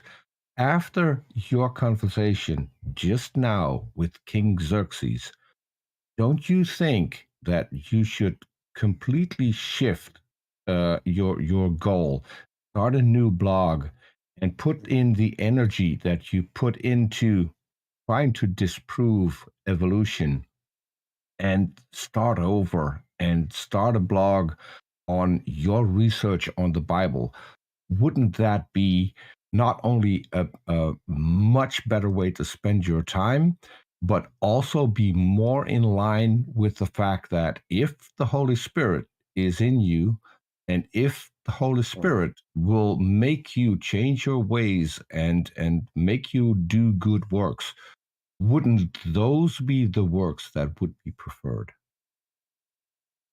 Peter, I think that in regards of all these issues which have been raised by Xerxes and by all you guys, there are people which are much more qualified, which do that for life, to be theologians, so there is a lot of work out there, and I think I have already broadened very much my extents of research, let's say, but yeah, it is But possible.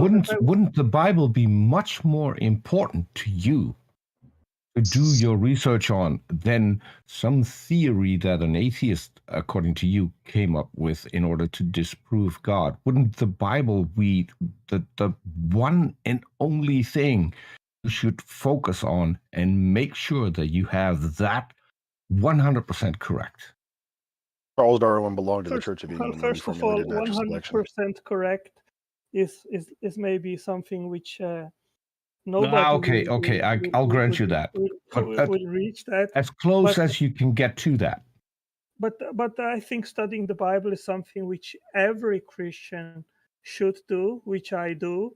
I agree with you that in the last 5, 6, 7 years, maybe I have spent more time in regards of science and philosophy, less in theology, and it is pretty possible that I will spend more time scrutinizing the Bible, but I am doing that. And as I said recently, I did read a book which I say again, Google Undesigned Coincidences, which address precisely these supposed discrepancies between the Gospels, and it is very interesting. So I recommend anyone to Google for that. And if you need a link to the book, you can just send me a message here on Politics, and I give you can download the book for free and make your own investigation. Well, I hope you do put in the time and start investigating it. It has become pretty apparent that there's a lot of work you still need to do when it comes to the Bible. Namely, it's acknowledging that God and evolution and abiogenesis are not mutually exclusive concepts. Well, that would be an entirely new topic, but I think Randolph wants to move on, so that could be eventually something. It's not just you're free to revisit in 2 weeks. Just to clarify, Otangelo, it's just not me. It's just that we need to try to bring other people in. Of course, yeah. You'd be welcome to come back. You'd be welcome to come back in future episodes. We do this once a fortnight. Okay. Thank you for joining us. Thank you, Otangelo. Bye bye. Everyone. All right. Jason has been spamming my DMs with pictures of worms for the last hour and a half or so. So Jason, I am ready with a gift. Before he comes up, I have to acknowledge. I have to take a moment after all my interactions with Otangelo and all the debates and everything. we actually accomplished something that I've never seen before. And that is to get a Tangela to a point where he acknowledges that he has to do more work. My mind is literally like blown right now. That's good. I agree. Same here. Well, I think a big that's part of the reason was because of how we talked with him, and we let him have a lot to say. And then King Ulysses especially was talking Bible stuff with him, and I think that really helped him to kind of put things in perspective and realize, oh yeah, there's some things he needs to correct. So, but I think all of our effort together probably helped. Well, I think it's actually Ontangelo seems a lot calmer than normal. I think Ontangelo has done a lot of work on his personality in debates, and I think he's improved a great deal on his own in being able to have these conversations. So props to Ontangelo. And you think in beta blockers? I'm thinking beta blockers. No, I think what it is for a while there he got involved with Darth Dawkins, and that's where he started to really show a nasty streak. And he's dissociated from there. He's gone back to being quite nice to converse with. And I think that's what TJump is noticing. Maybe you weren't aware that of him before his encounters with Darth Dawkins. Oh, I was. I absolutely was. Yeah.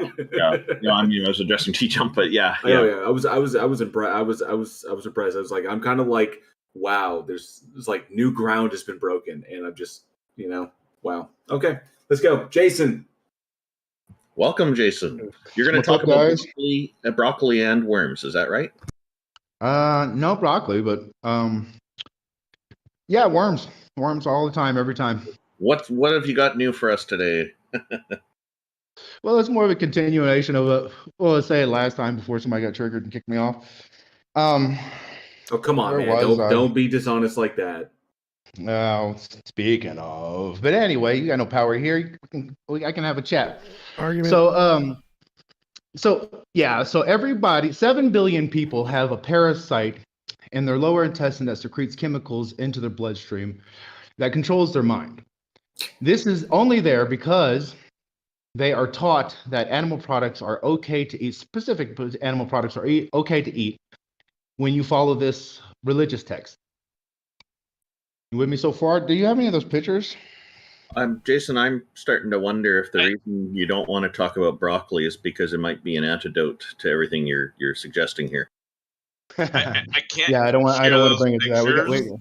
Because of potential I'm actually really. I don't want to say that. I don't want to say that specifically. But I'm curious what TJump has to say about this. Because go ahead. So Jason, what is the argument? So yes, we have bacteria and stuff, and some religious people don't have it because they don't eat pigs. So what is the point? But those religious people that are not allowed to eat pigs are allowed to eat chicken, goat, cow, which brings a different type of parasite. And there's your God. It has the ability to control you from the inside using your own brain. No, it is not a god because it's younger than me. Those bacteria, they didn't exist before I existed. So they can't be God because I couldn't have created what? Them. All those bacteria in your brain, they have a life cycle of about a few weeks to a few months, and then they die. So they reproduce. So all of the bacteria currently in my brain live with you up to 30 years and plus. That's nice. You could have a parasite that you have gotten from when you as a child. So if there's a 60-year-old guy, that parasite, the specific cell did not exist that long. The cell reproduced and its children existed. I'm not here to argue about this. I'm not arguing. I'm presenting you. Right. I'm answering your question. I'm presenting you. So it doesn't matter if you believe it's a god or not. What constitutes a god? It doesn't have to create you. In order to be something has to be your god. It doesn't have to create you. All it has to do is manipulate your entire worldview, manipulate your entire life, determine whether you live or you die. And this is what this thing does. I'm curious, Jason. What you're saying that these parasites that live in human beings' bodies and they secrete, they have secretions or in their lower intestine, and then they secrete chemicals that induce us to be more sinful. I guess sinful. Sinful is the word that would exactly describe it. Okay. What is the name of the chemical that they secrete that results in mental control? It's a simple proton secreted in the right portion of the brain. What's the name of it though? What is a proton? What do you mean a protein? Protein. Okay, what is the name of the protein? Oh, I'm not sure. It varies depending on what parasite you're dealing with. Do you think we would not have identified this at this point? We have. Well, no, you're just not. There's no Disney movies about it, so that you don't know about it. There's no PBS. Toxoplasma Yes, sir, yes, gondii. sir. So it's a real one. thing. That's one, and that affects up to 85 to 95% of the world, depending on what source you're referencing. The lowest average I can find is 50% of the world. He also thinks that Toxo can reproduce outside of cats. So No, I wanted to correct you about this because you seem to spaz out about this every single time. Toxoplasma gondii is supposed to be in a cat. The objective of this is to be in a feline, but it can live inside of a human body. It can reproduce inside of a human body. But It can only reproduce in cats. Shut up! Tired of you interrupting me, man. Calm down, dude. Just shut up, man. Just shut your mouth. I'm not cussing. I'm not cussing. I'm being interrupted. Can you check that goof, I'm please? saying one at a time. Don't attack each other. One at a time. Come on. Yes, thank you. What was I saying? What was I saying? God, We're going to say this. Toxoplasma Found gondii. worldwide, Thanks, Toxoplasmosis guys. gondii Thanks. is capable of infecting virtually all warm-blooded animals, but There you felids, go. such as That's what we're cats, talking about. are the only definitive hosts in which the parasite may undergo sexual I reproduction. literally just said that. Dude, sexual reproduction in the intestines, guy. That's what you're missing. That's what you're missing. That's what you're missing. The only known definitive hosts in which the parasite may undergo sexual reproduction are felids. That's it. It cannot sexually reproduce in anything other than cats. Oh my god, dude. That's insanity. That's literally insanity considering 90% of the world That's literally the bacterium. How do you think 90% of the world is getting? Okay, I'm going to argue with you. Since you're expert on this now that you Googled something. How did 95% of the world become infected with toxoplasma? They're not infected. 95% of the world is not infected with toxoplasma. I would rather not. Yeah, it's been fun, guys. Until you get this dork off this thing, I'm not coming back on here. Oh, cats, man, cats. Boom. Cats. Wrecked. Oh, Gio got pwned. Oh,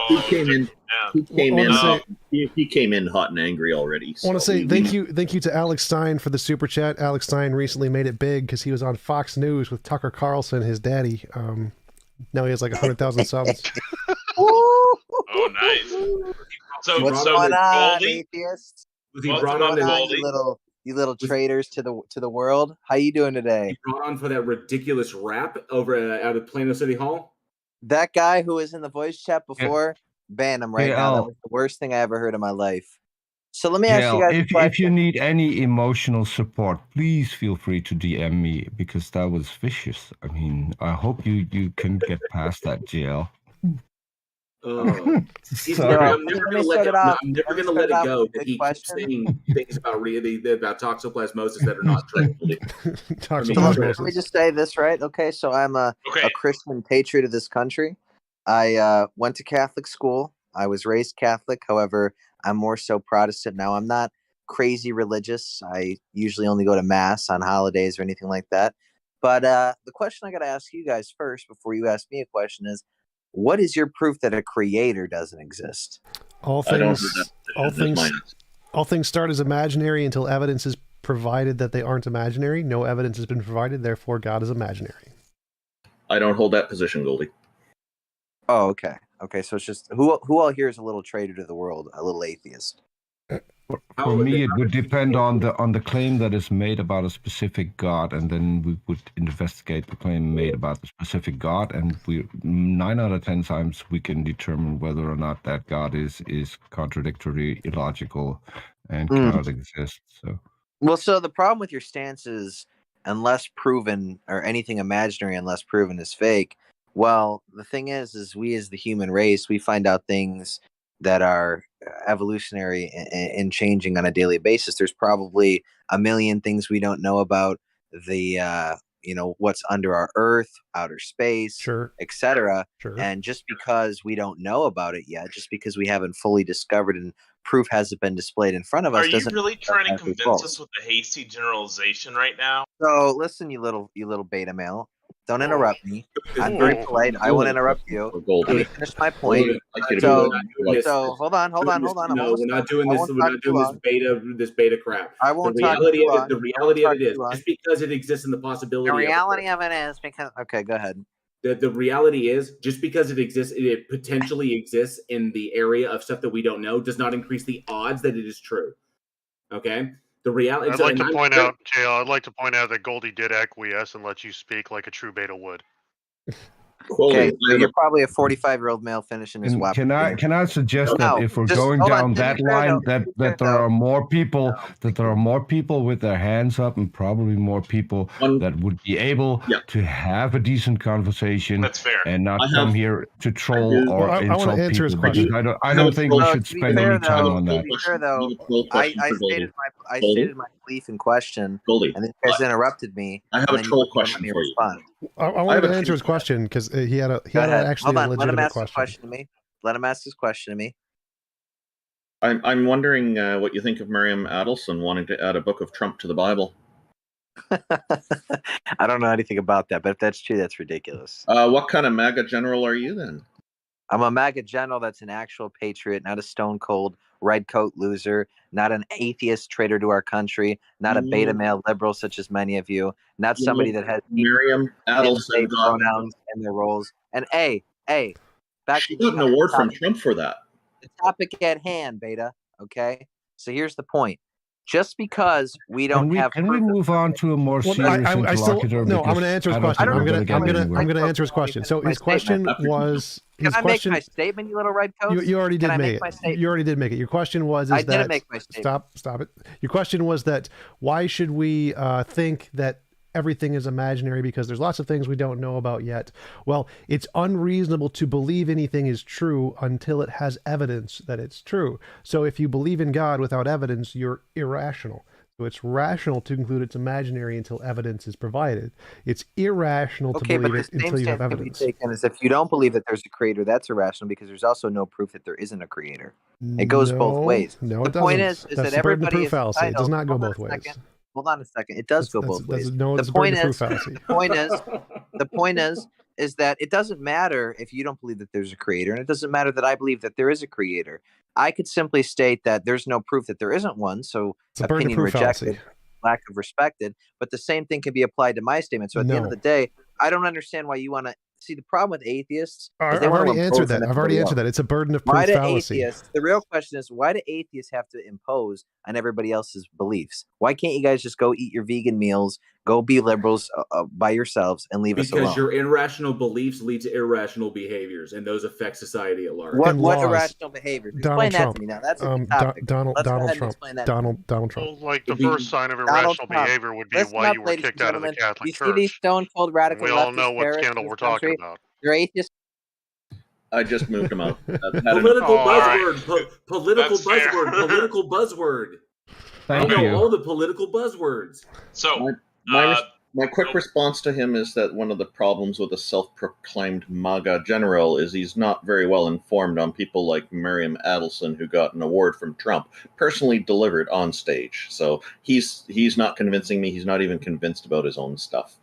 He didn't sound educated at all either. He's just spouting talking points. He's just an edgelord. He didn't even have a position. He was just calling us names and shit. Anyways, I'm gonna pull up Obama. That is presupposing that there are educated Trump followers. There are. Hey, Obama dog. Yo, what's up, Taco? How's everyone doing? I always enjoy hearing you guys talk. So From my Trump argument to is, Obama. if media exists, say what? Potato. What? I said potato. Oh, damn it. You guys didn't fall for it. All right. Well, I'm done. Thank you. Oh, come on. I was so hopeful. We've moved from a MAGA general to an Obama dog. I thought we were really moving along here. All right. I'll go. You guys didn't fall for it. I win. Thanks, bud. Try again next time. Victory is mine. All right, I'm gonna go ahead and pull up E. Ty. They're the next in queue here. Victory's mine, saith the TJump. Hey, Ty, you've been keeping Hi everyone. well. I think Austin was before me. I don't know if that matters, but mine's really going to be quick. I was just going to answer TJump's question about the guy that thought that it's more probable that consciousness is fundamental as opposed to physical matter. And I would say the reason to believe that would be that the hard problem of consciousness, the way it was put out by David Chalmers. What about it? Just it's a reason to believe that consciousness can't emerge from physical matter and therefore fundamental. Even the 30% of philosophers don't cite a hard problem of consciousness, and I'm sure it's even lower if you were to look at scientists. And Well, like, he just said physicalists. it's a reason, so it doesn't need to be a good reason. But thank you for the super chat, Cosmic. Appreciate it. Try to send you a question. So the hard problem of consciousness is, you're right, it's an argument against physicalism, but it isn't an argument for anything else. So it doesn't mean that there is idealism is true. It just means that there would be something in addition to physicalism, which could be a different kind of thing that we don't know about yet, an unknown physical thing, for example. The hard problem simply states that we can't conceive of a way to describe how experiences can be arisen from physical matter. That's all it says, but it doesn't say anything about idealism. Well, if idealism supplies a better answer to why it is, then it is a reason to believe in idealism. True, but it doesn't. It doesn't say that at all. The hard problem just says we don't know how to explain conscious experience with physical stuff. That's all it says. It doesn't say anything about idealism. It doesn't support idealism. Well, by idealism, you don't have the dichotomy. If physical matter is part of consciousness, then you don't have the hard problem of consciousness. You still have the problem of what is consciousness. So the problem is still there. It doesn't actually solve anything. It's fundamental as opposed to physical matter.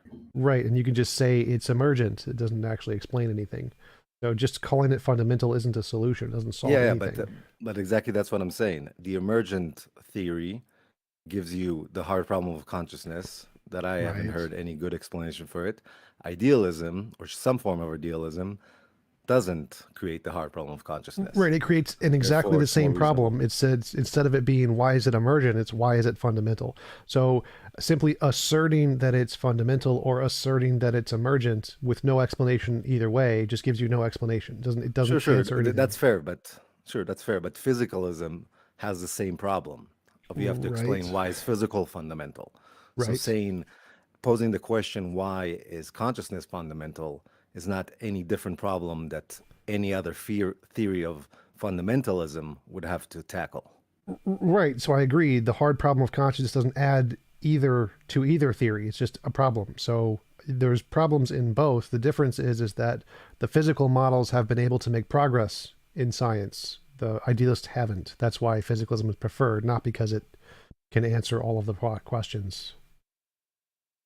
Yeah, well, I think my main point is it creates another problem that idealism doesn't have to tackle. Well, that's not an issue. So like saying magical leprechaun sky daddy did it or something, like that could solve lots of problems, like every unknown. You could say, what is dark matter? Well, it's just what the magical leprechaun wanted or something.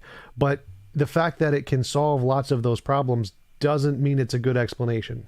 So just asserting it's a solution doesn't mean it actually is a solution. In order to make it count as a solution, you would need to demonstrate it with novel testable predictions. So the fact that you can imagine it solves problems isn't evidence. Yeah, so let me try another possible proposition to why consciousness, you might think it's fundamental. Because even those physical measurements you're talking about and the novel predictions, everything passes through consciousness. Eventually, everything has to be evaluated through consciousness. So that's another reason to think that's fundamental. No, that's confusing epistemology and ontology. So if I said the only way I can see other galaxies is through a telescope, therefore the other galaxies must be made of a telescope. Well, clearly that's false. The fact that everything passes through your consciousness isn't evidence that it's made of consciousness. It's just confusing the epistemic means of getting the information with the ontology of what it is describing. Okay, sure. That's really all I had. Cool. Thanks for your time. Yep. Thank you for coming up. Thank you very much. And I think he was correct. Looks like Austin's been in queue for a while. I'm going to go ahead and pull up Austin now. Hello, Austin. Pulling you up. I have a quick question from the chat. Xerxes, do you have a channel? YouTube channel, I think we're there. It's being asked. Yes. King Xerxes is going to get me the information I'll be adding to the YouTube video description. I guess I do. Xerxes must be away from the computer I right believe now. it is Pornhub/King Xerxes. Austin, I do have a YouTube channel. Make sure to link it in chat too, so I can get that. pin that. Please get I'll that. link it. Send it to me in a private chat, and I'll blast it around. Austin, the San Antonian, welcome. What have you got for us today? Hello, Austin. We can't hear you. If you, I have a distinct feeling I know this guy. Oh no! Wait, no. Sorry, no. Okay, so I think what we should do, Taco, is maybe put Austin back to the audience for now until they get their audio problems sorted out, and maybe move on to the next person. Pulling up Indalik. Come on, Mr. Batman. Where's Mr. Batman at again? Hello, Indalik. Welcome back. Hello. Hello. How's it going? What you got for us today? Real quick, if everybody can help us summon Mr. Batman, we need a Mr. Batman ping with a bat signal. I thought you had to like say his name 3 times into a mirror when the lights are off. Should I hide first, because I doubt he's going to come in here as long as I'm here. I think I wasn't very pleased with. I was actually pretty disgusted with Mr. Batman last time expressing bigotry against LGBT people. Yeah. I won't be sad if he doesn't come back. Sir, can I have a second chance? All right, sorry about that. Go ahead, Indalik.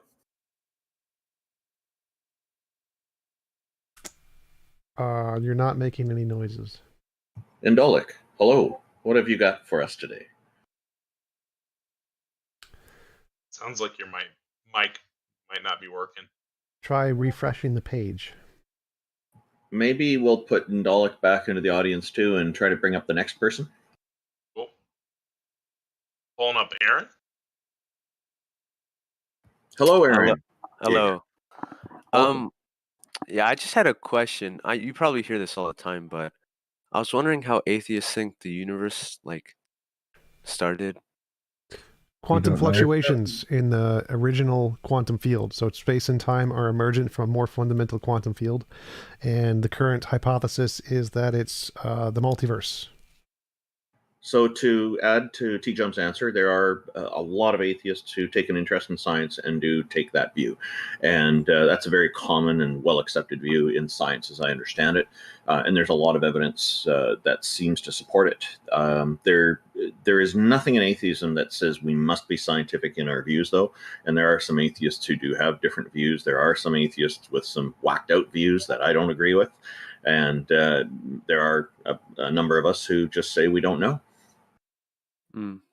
All right.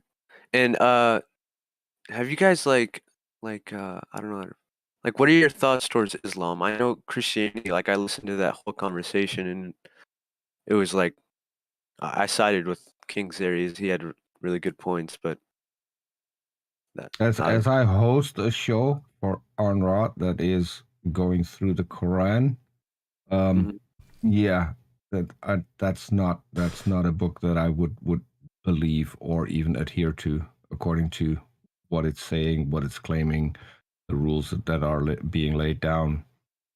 Why is that? Cannot be a god. Why? Because he gets a lot of things fundamentally wrong. Things about the universe, for instance, which could be one of the easiest things to go to.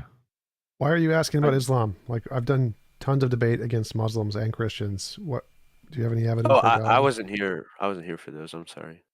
Okay, so do you? I honestly think you can just lump it into the grab bag of all religions, whether it's extreme or it's not extreme or it's it doesn't really matter. It's a religion based upon people trying to draw conclusions about reality and making it stuff up where they were ignorant. So. All right, thank you. That's all I had. Thank you for coming on. It's nice talking to you. Nice talking to you. Thank you. Thank you for coming up. All right, we've got quite a few more people in queue. Obama Dog. Wait, looks what like about he's going to try to Indalek? rank us. Indalek, see if his mic is working. Figured Obama would be quick. Let's pull up Indalek. Hey. Hey. We got you. Oh, Can you it's hear me working.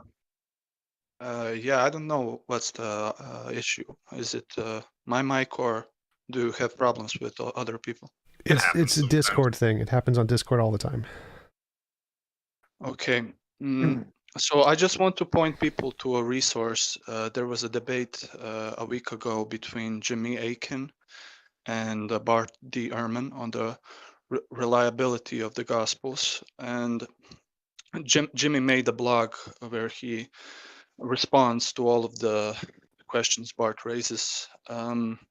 And it's pretty good. It has a lot of citations from new archaeological findings, historians, scholars. It's called "Why Bart's Wrong," Jimmy Akin. I'm glad he has an So opinion. Xerxes can check that. Yeah, but and others can check the debate. Well, when he convinces the consensus of experts to agree with him, then that'll be great. Until then, I'm going to go with the experts. So, just out of curiosity, why should I accept Jimmy Akin, who is a Catholic apologist? Why should I accept anything he has to say about New Testament history? He's not a historian. He doesn't have any credentials in Koine Greek. He's not familiar with the conglomeration of the Gospels or early church history. He's an apologist. He has no credentials on the subject whatsoever. So why should I give a flying fuck what he has to say on the matter?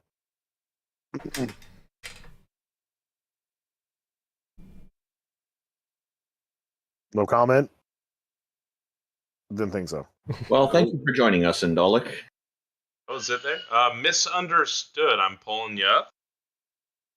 Just really quickly, I wanted to say in response to that other guy, Bart Ehrman, while he is the most celebrity of all the New Testament scholars, he's not alone in his particular school of thought when it comes to New Testament history. I would say that he's at least if you mitigate all the people who are already believers in that category of New Testament scholars, and you focus just on the people who are agnostics or atheists, right? He would be part of the overwhelming majority. Now, as far as it goes with like contradictions in the Bible and stuff, even believing scholars admit that, right? Like Sherwin White, Luke Beatty, Craig Evans, Sean McDowell, they admit that there are those issues in the Bible. So some Catholic apologists saying why Bart Ehrman is wrong. Well, I mean, he would have to be contending with the consensus of modern scholarship on the historicity of the Gospels. It's not just Bart. So the fact that Jimmy Akin named his blog "Why Bart is Wrong" demonstrates that he has no desire to actually investigate the historical evidence behind this religion. Did you say Sean McDowell admits that there's Bible contradictions? Do you have a clip of that Yes. that I can have? Sure. I mean, he does it on Apologia's channel quite frequently. Ah.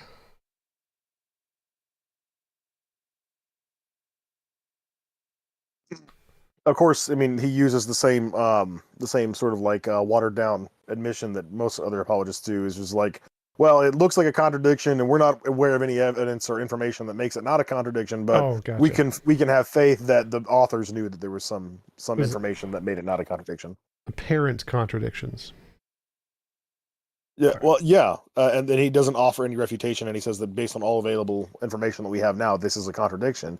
But we can have faith as Christians that there's some information we just don't have access to that made this not a contradiction. Like, for example, what J. Warner Wallace does with the contradictions between Matthew and Luke on the birth narrative of Jesus, right? Like, that's probably the biggest obstacle when it comes to the historical reliability of Christianity, or at least the gospel specifically, that Christians are going to have to overcome, because that is a blatant inaccuracy.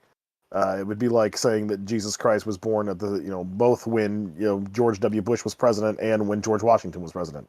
Obviously, that can't be the case. Misunderstood. So that's a Hello, Yeah, Misunderstood. I really like your name. Thank Welcome. you.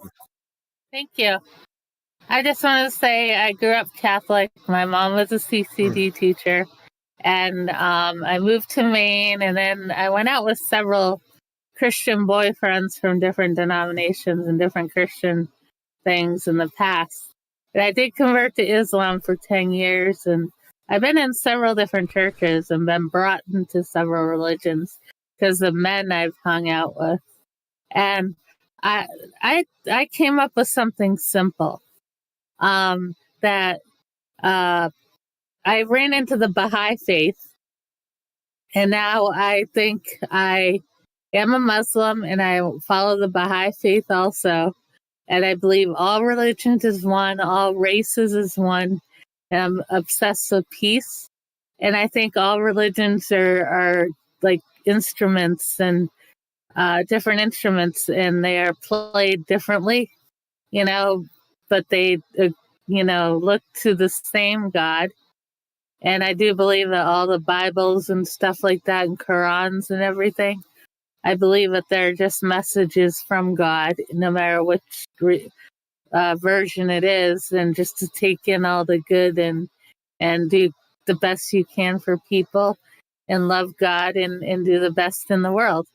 Yeah, so And these are well known characteristics of the Baha'i faith primarily. So I guess did you have some question for us or some way you wanted to convince us that a God exists?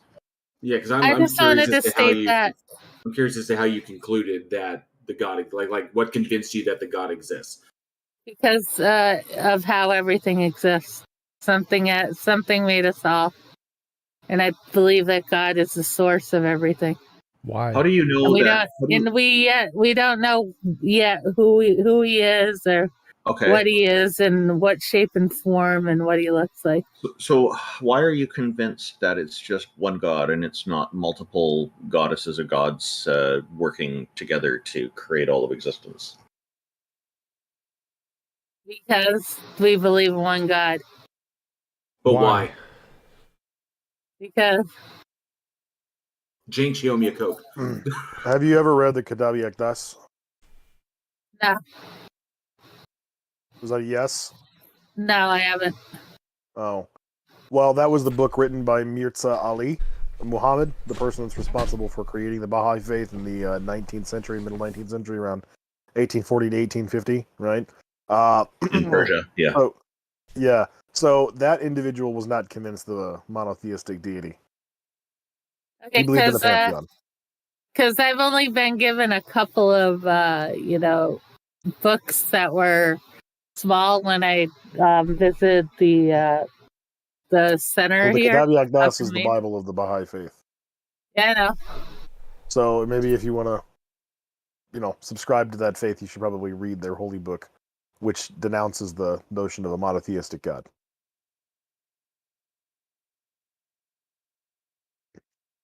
Seems you have some conflicting interests when it comes to these sorts of religious ideologies. I think there might be a little bit more work you need to do. Misunderstood? Yeah, it's going to be hard to be... Actually, I was given a couple of basic books when I entered the Baha'i faith. And I've been down to the center a few times and have been accepted. And they showed me a room that I can come and pray in all the time. And the Baha'i a faith place accepts where everybody. I could stay all the time. And the guy was really nice to me, and I told him I'm everything. sure he was. Huh? Most people peddling religions are usually pretty nice when they're trying to gain a convert, but the Baha'i faith accepts everybody. That's like their whole crux, is that everybody actually belongs to the Baha'i faith. They just belong to different sects of it. So Mirza Ali believed that all of the gods exist, and they're just fighting with each other. I've even been to quite a few dinners there. Well, okay. I'm glad you've had a positive experience with that religion. That's nice. Is there any evidence? And they have plenty of art shows and stuff like that. Cool. Fascinating. So do concerts. I don't worship the Foo Fighters. So evidence. Exactly. So for me, I can tell you that a book is not enough to convince me, because there are a lot of books that are written on a lot of these kinds of subjects. I want more than just a book that tells me stories, and I good for you if you want to go with that. I would suggest. Like I said, I read from all the books. Yeah. I would. just maybe think about why is it that these books are convincing to you, and maybe try to put take doubt as your ally, and consider other possibilities. One of the possibilities being no deities, another one being multiple deities, and try to figure out if you're being coaxed into having a bias toward just one of those views.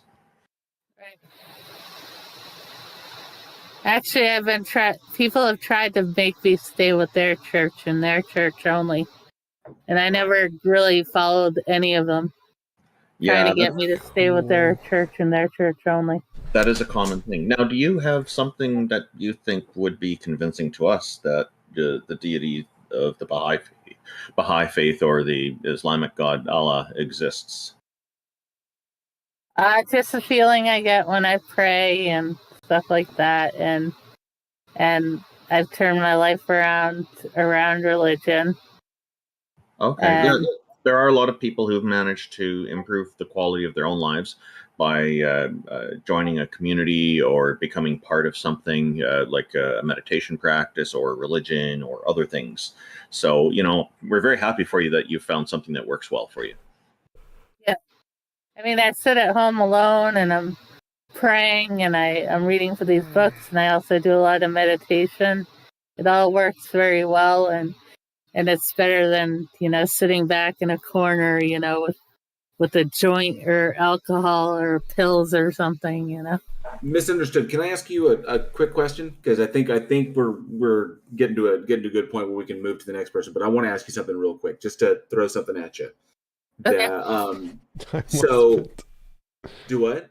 Talking to my chat. Forgot to mute. Oh, okay. Sorry.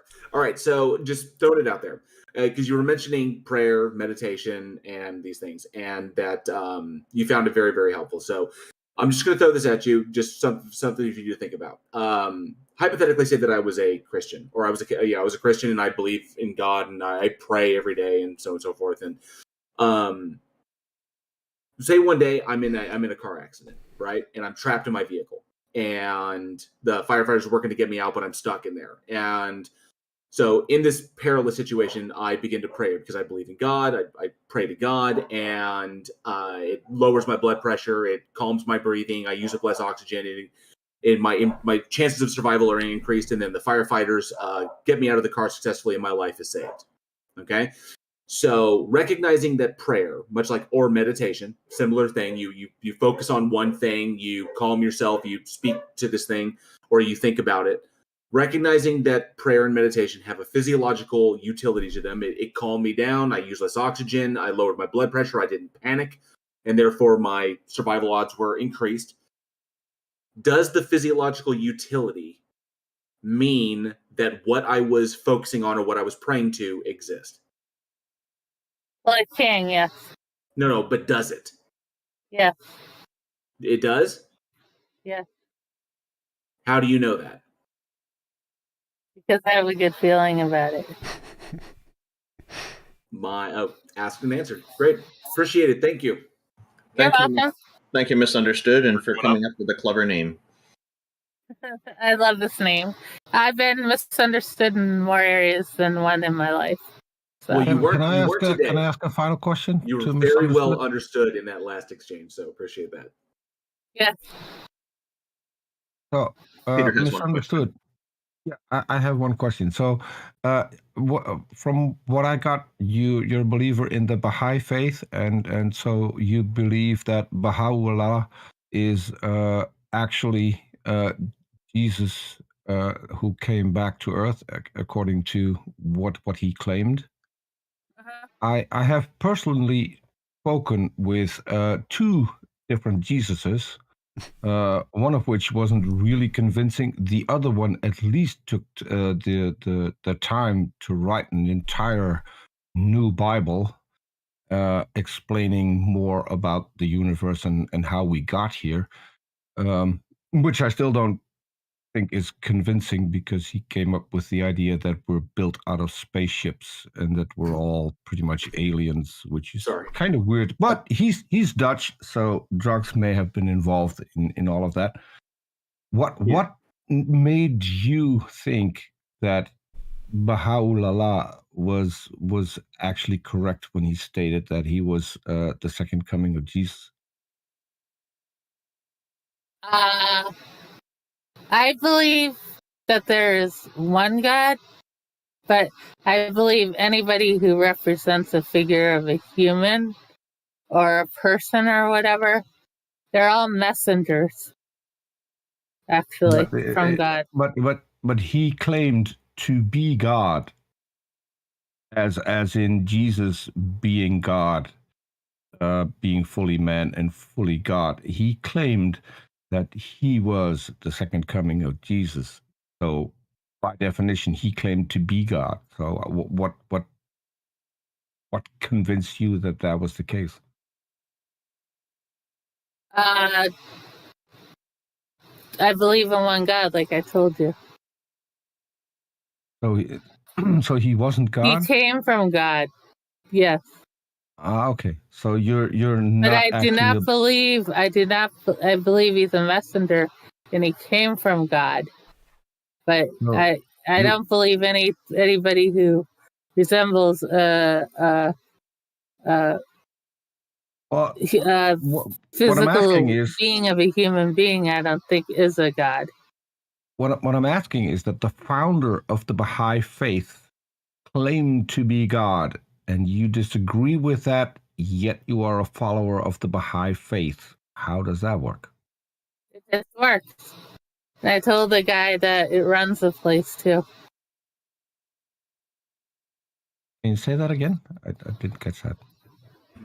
I told the guy how I believe in the Baha'i faith, and he said that that was fine. That I take good from all the readings and stuff like that. So there is a guy that can answer for God that you can go to and ask questions? She has a different interpretation. I think it's fine. It's a very unique Yes, I have a different interpretation. I'm just curious how that works. That if you reject the main figure of your own religion and still then hold to the religion, that it's fascinating. But But they believe all religions is one, all races is one. Seems fine. I'm okay do with you it. reject the main figure of your religion? No, I don't. If you do. I don't. No, I don't. I think he's a messenger. That's fine. That's fine. I think we've talked about it enough. It's a very So you reject his claim interesting perspective that he's God. So she's got her own interpretation. I mean, I think that's as far as we can go on that one. So. Yeah, I think probably we should try to move on to our next caller. But thank you very much, Misunderstood. Really appreciate you coming on. And Peter, for what you said about the two Jesuses, some lyrics from a song called "Industrial Disease" by Dire Straits comes to mind for me. Two men claim to be Jesus. One of them must be wrong. Well, so here's the thing: the Dutch Jesus, he's on Twitter. You can find him if you type in Harry Jesus. That's with IE at the end. He does fantastic drawings. I mean, every 5-year-old would be jealous about his drawings. And there is a website where you can read the entire Bible, both in Dutch and in English, and I think even in German. So I'm still trying to mirror the whole thing on my own website because I promised him to do that, just because I think he's a nice guy and I found it funny, the whole thing. But the way it's set up, it's going to take me a lifetime to make it working anywhere other than on his website, because every single link leads to his own website. So I'll have to go through every single page and alter every single link. And I'm wondering if I've done that, if I'm then also kind of Jesus. I have to get back to him. Yeah, Taco, who's next? So we've got a few people in queue. I see that Austin, who was in queue like the entire time, is back in queue, so I'll pull him back up. Hopefully he's not AFK now. Hey, Austin. You were waiting a long time there. What's up? Wow. Yeah, probably nearing 4 hours. Be over. Yeah. You are patient. Convince us that God or whatever concept you believe in exists. All right, cool. So, should I start off with giving a basic rundown of my theology? Sure, like given my Christian, if you're not denominational, or where do you sit? all right. My views seem to be very idiosyncratic. When it comes to God, so I just wanted to clarify them so that we're on even ground there. So essentially, I believe in a very non-interventionist God, same as some other people that have come on. I believe that God has interfered with the universe in merely two ways. The first being with its creation, and the second being giving consciousness to humanity, which will be a part of my argument for his supposed existence. It's a very, I suppose, libertarian interpretation. I don't believe that Christ was divine, so very much from mainstream Christianity there. I hold quite a lot of views in tangent with theism, especially What is a libertarian? relating to What is a libertarian interpretation? What does great that question. mean? All right, so what I mean by that, and maybe using this term wrong, since I did get this interpretation of the word libertarian may have been completely incorrect, but essentially it's relating to the question of free will in contrast with some Oh, gotcha, compatibilism, gotcha. all that Libertarian free jazz, will, so- gotcha. I was thinking like libertarian, like Alright. Walter Block, like the like Politically, yes. politically. It's like a libertarian interpretation of religion. That's interesting. It's a very odd way to phrase it. I'm well aware. So essentially, there's free will and there's no and for existence. So how that would relate to my philosophy on God, for example, is I don't believe that God is all knowing. I believe that He is experiencing our reality at the same time that we are. I don't believe that. So I don't believe that He's aware of the future. I don't believe that He's aware of our decisions, our choices, but before we make them. So He's very much alongside the ride with us, if that makes sense. Cool. So alright, what is your what else? argument for him? All right. So it's very basic, and it's very easy to break apart, of course, since of course the burden of proof issue that comes with making any argument for a deity's supposed existence.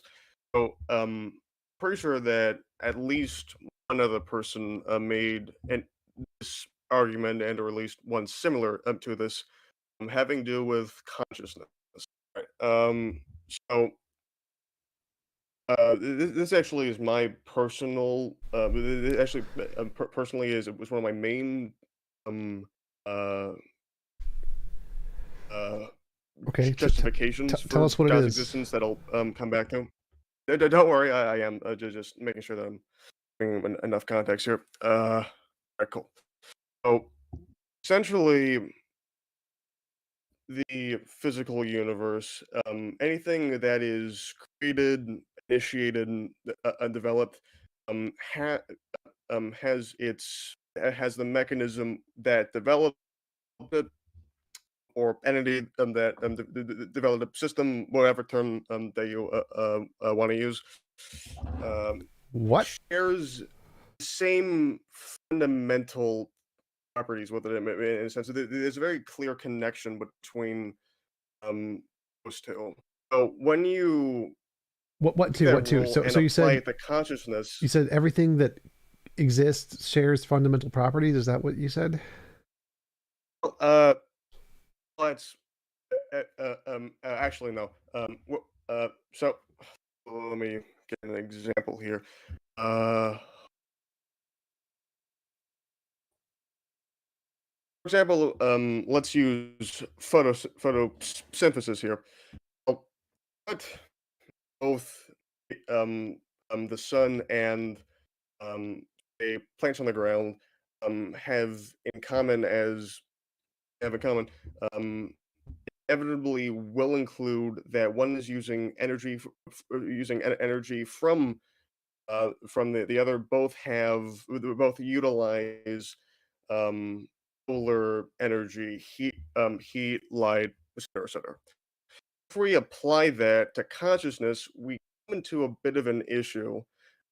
If we want to use science, physics, maybe we want to use physics, biology, the chemistry in order to explain it. Since, as far as we know, and yes, I'm well aware that this very much is as far as we know. It is not determined that humanity is one grouping in the universe that has consciousness. We don't even know if other animals don't have it. But from my perspective, it's very hard, it's extremely difficult, if not impossible, to justify the existence of consciousness through any natural process that we know of. Again, yes, as we know of, well aware, we don't. Our current knowledge of science is limited. I get that argument there. Do we know of But any supernatural processes that can explain consciousness? no, we do not. And this is the issue with discussing God that's completely inherent to every conversation that we have about it. We're dealing with opposed properties that are separate from physical ones. We can't use science to prove it nor disprove it. So I'm not going to claim otherwise. To claim otherwise would be to preemptively dismantle my entire argument. Okay, so why should we where was believe I? that consciousness leads to God? Well, it's not so. Hold on. Austin, just to ask a clarifying question. When you're considering consciousness and look at the things that we have to work with, just look what's in the toolkit. Don't step outside to anything that is outside or supernatural, whatever. Just look at what do we have to work with. We have consciousness itself, the measurable attributes of it. What we interpret to be consciousness when we are one agent looking at another agent. We have human brains. We have brains, right? And then we know that the brain needs to be formed or basically kind of like developed to a specific point when the consciousness becomes detectable. And that if the brain is damaged or destroyed completely to a degree that the measurable consciousness or observable consciousness, whatever you say, disappears, right? That's pretty much what we have to work with. All right. Correct? That's one way to put it. That's without assuming anything else. We just look at the what we have in hand. So we, as far as we can tell, the scope of neurology, neurophysiology, everything that we've got, we can tell you that brains are somehow connected to consciousness. We know that without a brain, this is what we know so far. It's not saying that anything else, just what we have. We know that brains are somehow connected to consciousness, and that without a brain, there's no consciousness to detect. So there's no reason to think that consciousness is there without a brain. It could be, but we don't know. But there's no reason to think that it would be, because all of the prevailing circumstances we have would say, okay, so it seems that we need a brain for a consciousness, and that if we destroy the brain, we can affect the consciousness in predictable ways. Depending upon how I mess with the brain, I can screw with the consciousness, and I can predict the effects in the consciousness by where I stab the brain. And that the brain develops over time, as does consciousness, in tandem with the brain itself. And then once the brain is destroyed or it dies, the consciousness seemingly disappears. Correct. I agree with you. Can no longer be on all of that. Yeah, can no longer be observed or measured. So why? Well, why this? Okay, so why are we jumping to anything beyond what we have to work with? Very good question, and very good explanation of that, of all those examples there. Great job. Well, bit of an assumption there implicitly, and don't worry, maybe wrong. Well aware of that. That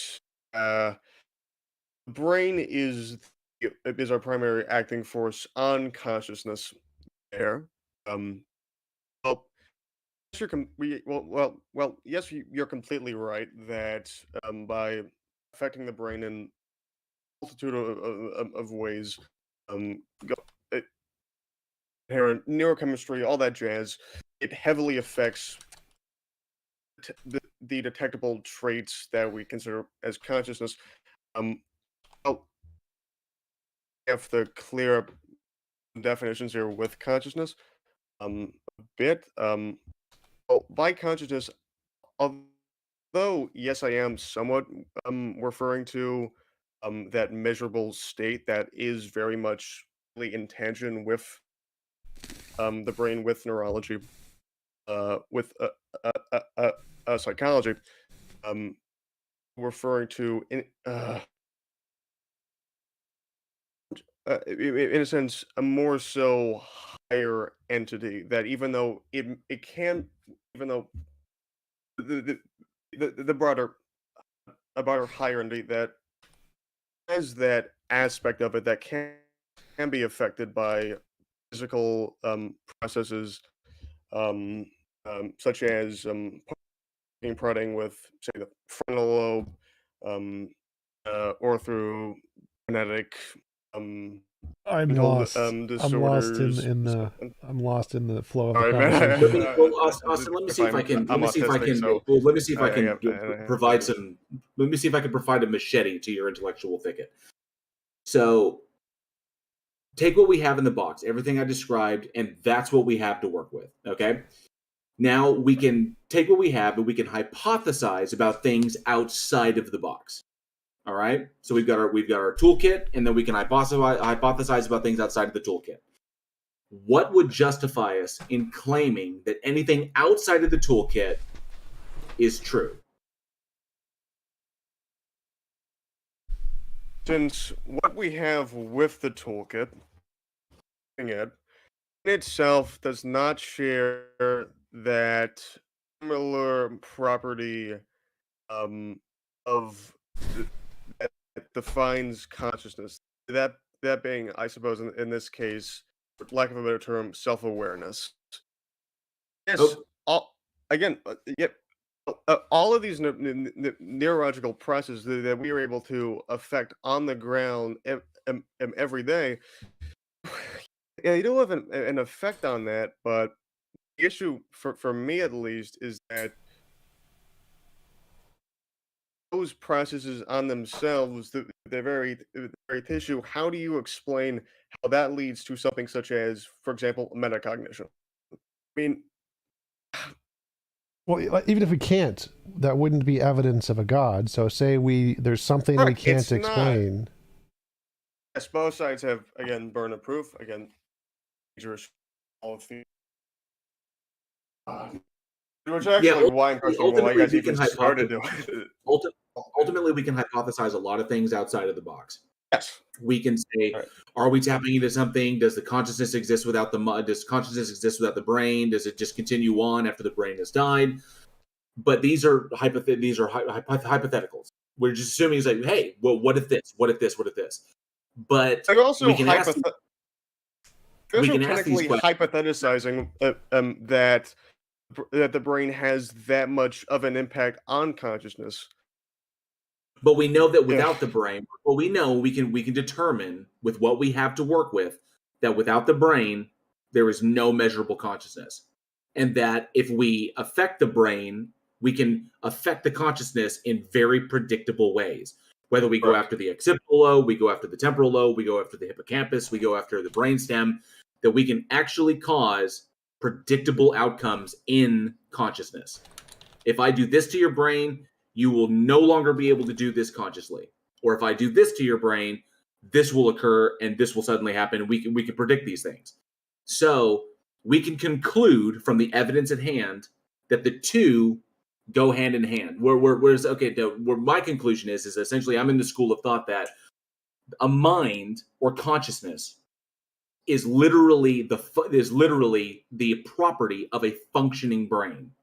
That's why a brain can function in a variety of states, but you can have consciousness in a variety of states as well. So functioning neurology results in a detectable consciousness, just like it's an emergent property of the system, just like a heartbeat is an emergent property of all of the cardiac cells put together to form a heart. Then it receives neural transmission so that the heart beats, and it's a completely autonomic process. So the brain itself, by virtue of the system, because the level of consciousness that we have when we're like 40 years old is obviously not the same level of consciousness we have when we are in gestation. So there's a progression there, and then a decline as we get older, and those cells begin to die off, just by virtue of old age. So all of this is understood. We can hypothesize outside of this. And sure, that's great. We can do it. It's all thought experiment. It's all fantastic. What justification do we have to accept that any of those hypotheticals are true? Beyond personal desire. Objectively, none. It's all subjective. This merely is my interpretation. It's yes. Both of us agree on all of the facts. And hold on.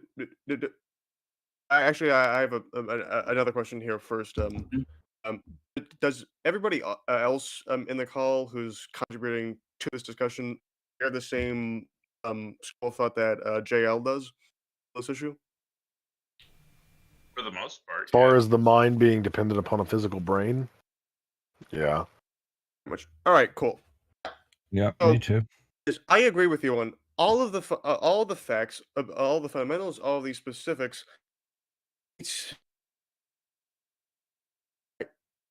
I just personally can't convince myself that something as complicated with as many near infinite possibilities as consciousness, as self-awareness has, can be explained by any process that we're going to find by delving deeper into the physical properties of our neurology of the brain. It just seems to be too much of an evolutionary jump.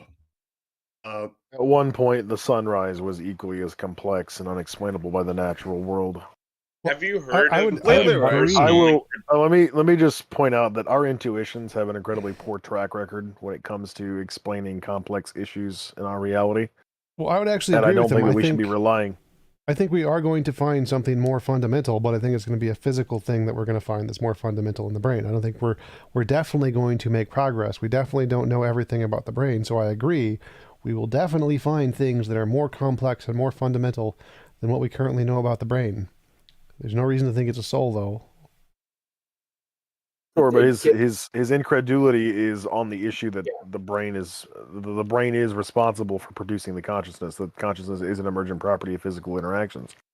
But I will say this much to you that consciousness, whether or not you agree that it's explicable naturally, the alternative is that it's not explicable at all. Because if you're going to posit that a God exists and that he's consciousness, he is conscious, and he created everything, well, then all you're doing is just positing that consciousness is the default state of the universe. This is the default state of existence. And it's equally as inexplicable as it was 10 minutes ago when we assumed that it was some part of some unknown natural process. Well, then we're assuming a more interfering God than I initially set up with my explanation of my theology there. Does your God have a consciousness? I suppose Is it a thinking agent? Much of the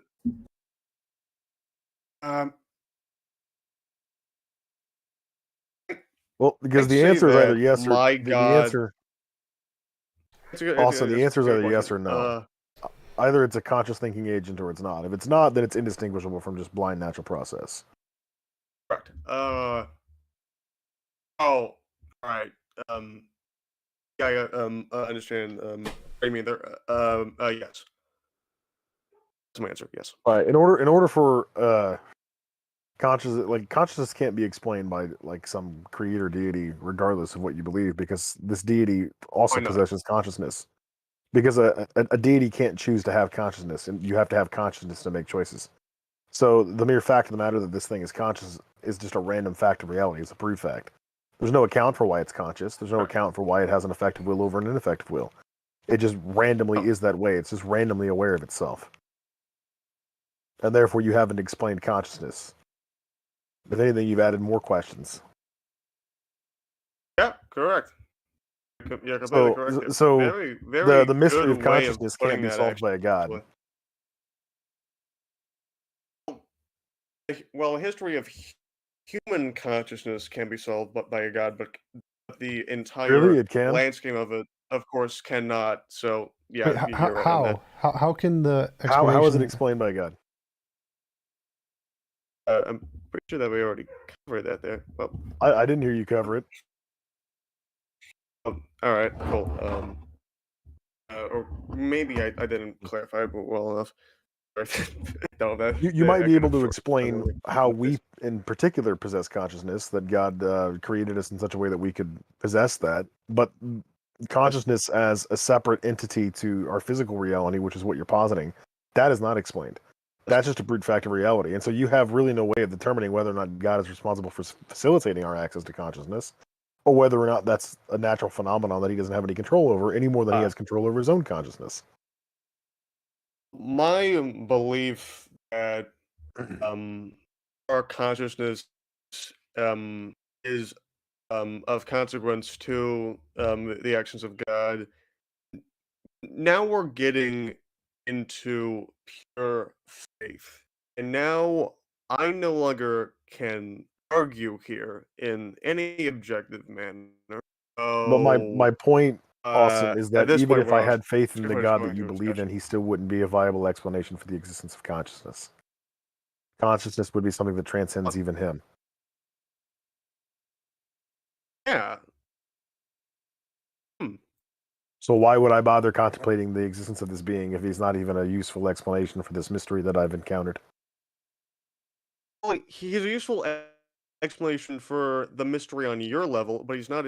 But he's not a useful explanation for the mystery on your level. Which There is no mystery on my level. On his level, The yes, I mystery know, on my level well, is I have a brain and it has the capacity to like produce consciousness through the chemical and electrical interactions within that organ. No different than my stomach emerges the that's a process whole of other digestion. proposition, as we've already clarified.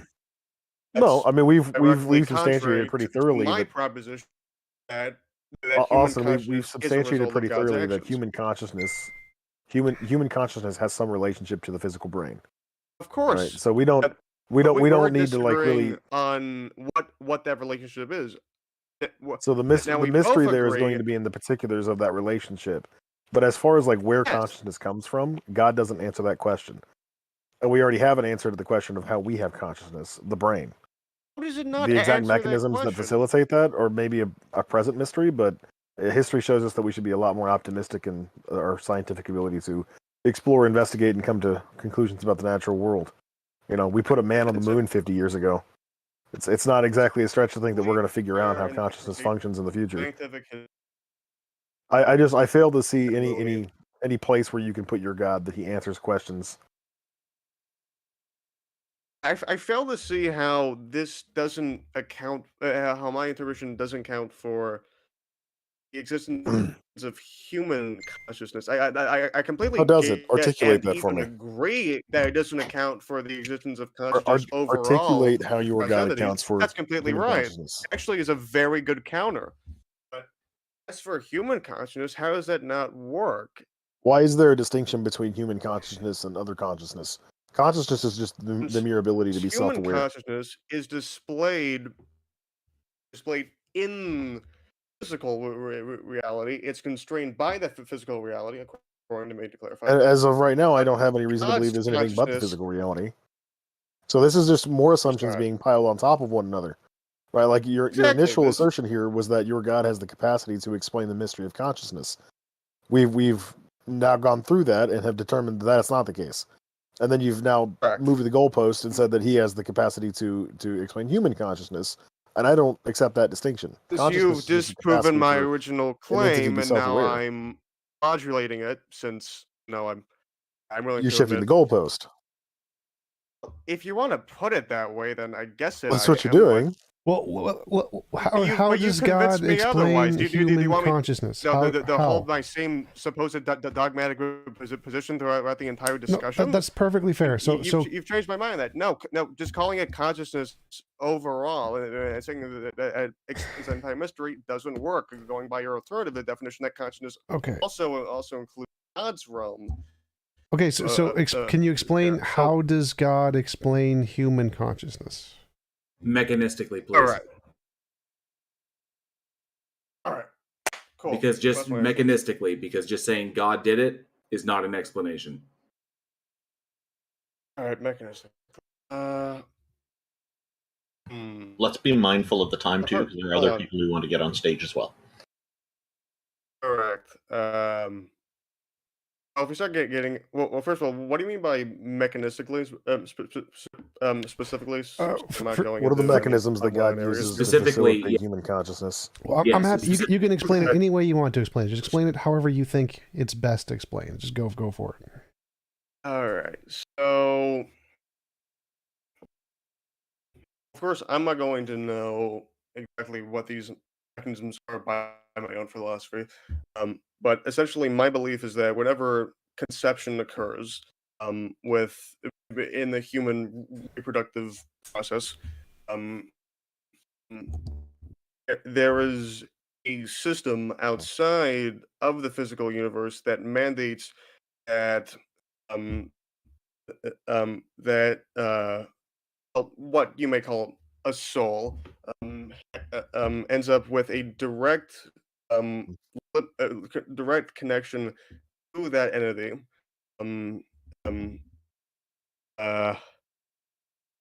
Yeah. All right. So, and then once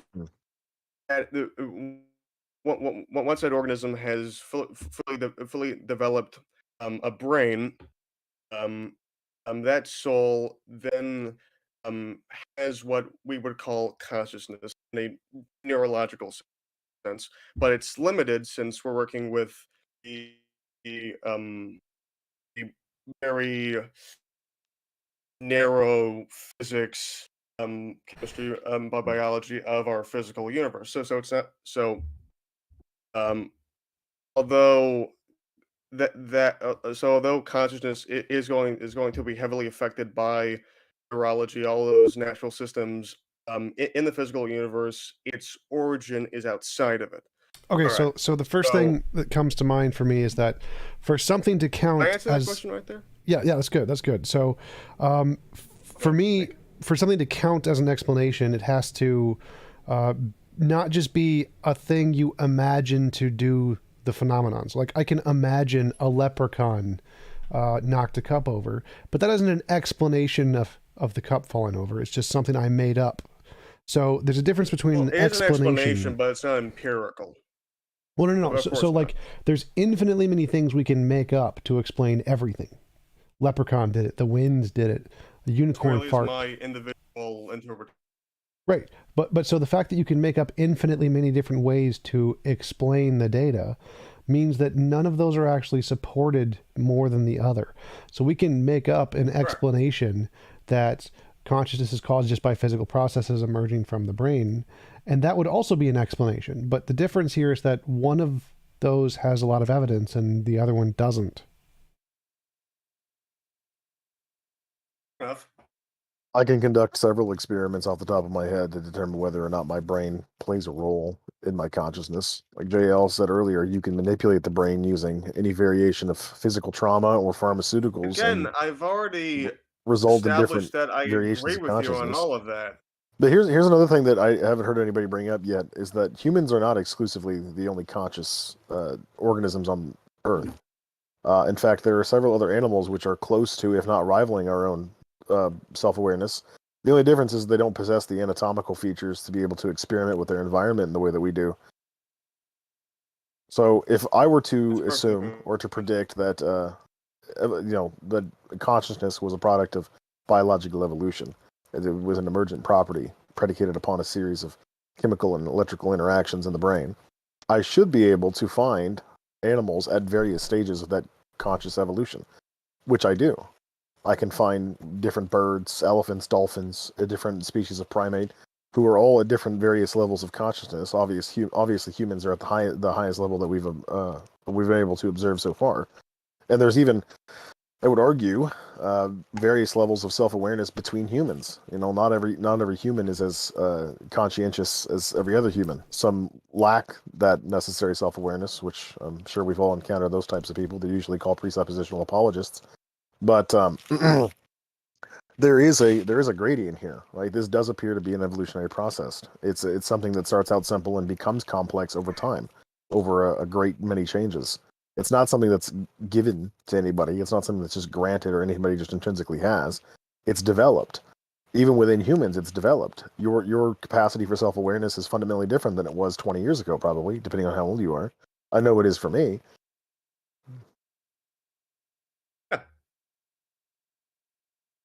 So if the information, Very good point. Yeah. if my presumptions about where consciousness comes from, I can make predictions based off those presumptions, and those predictions then come true. That would lead credibility to my hypothesis about the development of consciousness and where it comes from.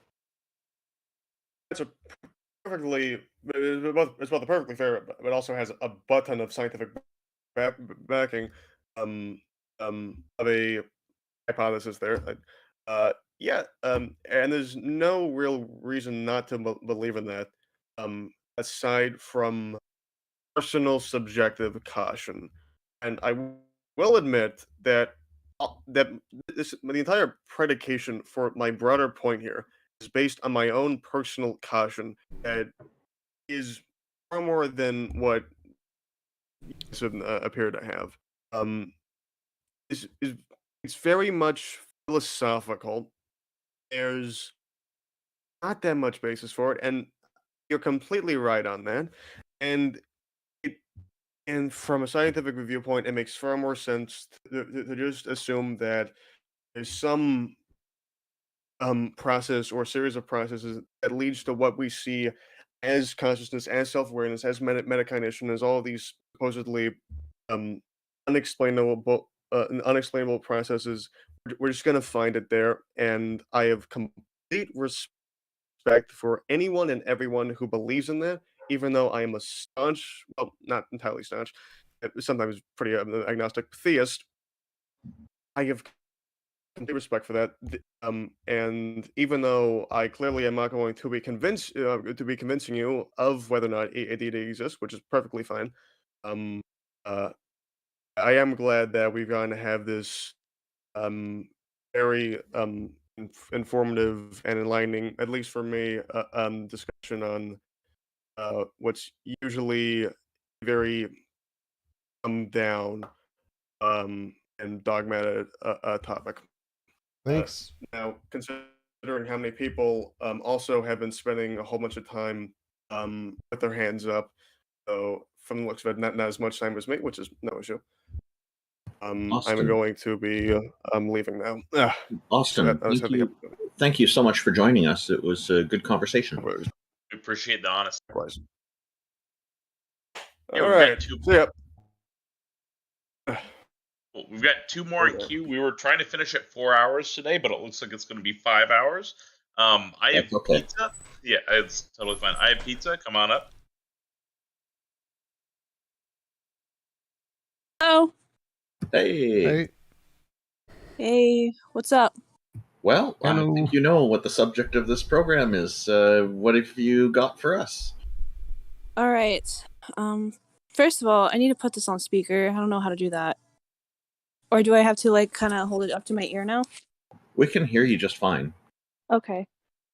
So here's the thing. So there is one theory that I kind of have been playing with in my head. And I'm not sure if you heard of the single electron theory. Yep, I've heard of it. That every single thing in the world and every single thing in the universe is all trapped in a single electron. What? Pardon me. I thought about this when I was a kid. So, yeah, these are kind of fun ideas. What are you thinking of this? Does this somehow lead to proof of a goddess or a god? Well, the big thing is that if we are in an electron, that would have to mean that we are in an atom. And if we are in an atom, that would mean that we'd have to be in an object of mass. Of course, we can't really say that. Okay, of course, we can't really say that whether that piece of mass is a living thing or like a cube or whatever. But something had to create that mass, which is how I believe that would be a proof of God existing. Why? Why couldn't it have just existed forever or been created by a natural force that isn't a god? Because alright, hold on. Okay. Because the second law of thermodynamics indicates that something cannot just poof into existence. The second law of thermodynamics says Wait, not that... the second law. Oh my god. No, that's the law of entropy. Oh my god. That's the second law. Yeah. Second law of You're referring to the thermodynamics. first law? The first law. First law. Who sent you notes that you're reading off of, or did you write this down while you were in queue? Oh, I was just no, I just kind of had it off my brain. It sounded a lot smarter than I thought. It sounded a lot smarter than it. So the in my head. the first law of thermodynamics is energy cannot be created or destroyed, but nobody thinks that happens. So you can have displacements where there's a large group of energy that's a positive set and a large group that's a negative set, and when you add together, they equate to zero. And so nothing's been created or destroyed, it's just been moved. That's what the Big Bang is, essentially. So no one thinks it was ever created in physics. It just had a state change. Transformational. Okay. So it is diving into topics such as these is really important to it's really important that you have a grasp of the finer points of like the laws of thermodynamics and it's an interesting idea, and it's one that I considered when I was really young. I never thought of it as the electrons being created by God or anything, and I wondered if our universe might be different if we were in a proton instead of an electron or a neutron or something. I guess where we can accept this idea, it's fine. I mean, the problem is how you get from us being an electron, let's say we accept that, to a deity creating this electron. That's I think that's the connecting point that we're looking for. So here's the thing. I think that this might be a little bit crazy. Maybe we might be God. How do we create electrons? Okay. By heating. Okay, I'm so sorry. This is kind of a... Oh no, you don't have to apologize. This is the whole point of this is to have these conversations, and what you've brought is a unique idea that nobody else has brought in this show so far. So you're doing great. So it's not necessarily that we were creating electrons. It's just that we kind of exist within. Like it's like the thing. When I started describing the thing about mass and amongst other things, it might either have to be created by God or can be that we are a part of God. What evidence leads you to that conclusion?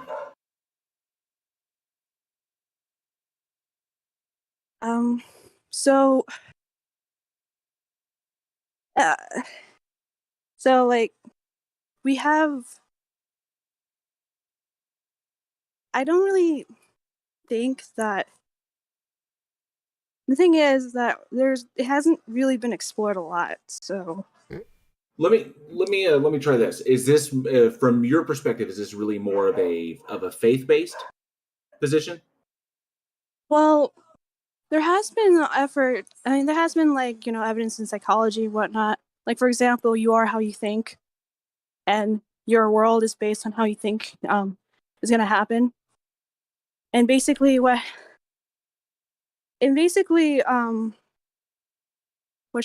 I mean, there is a study where people,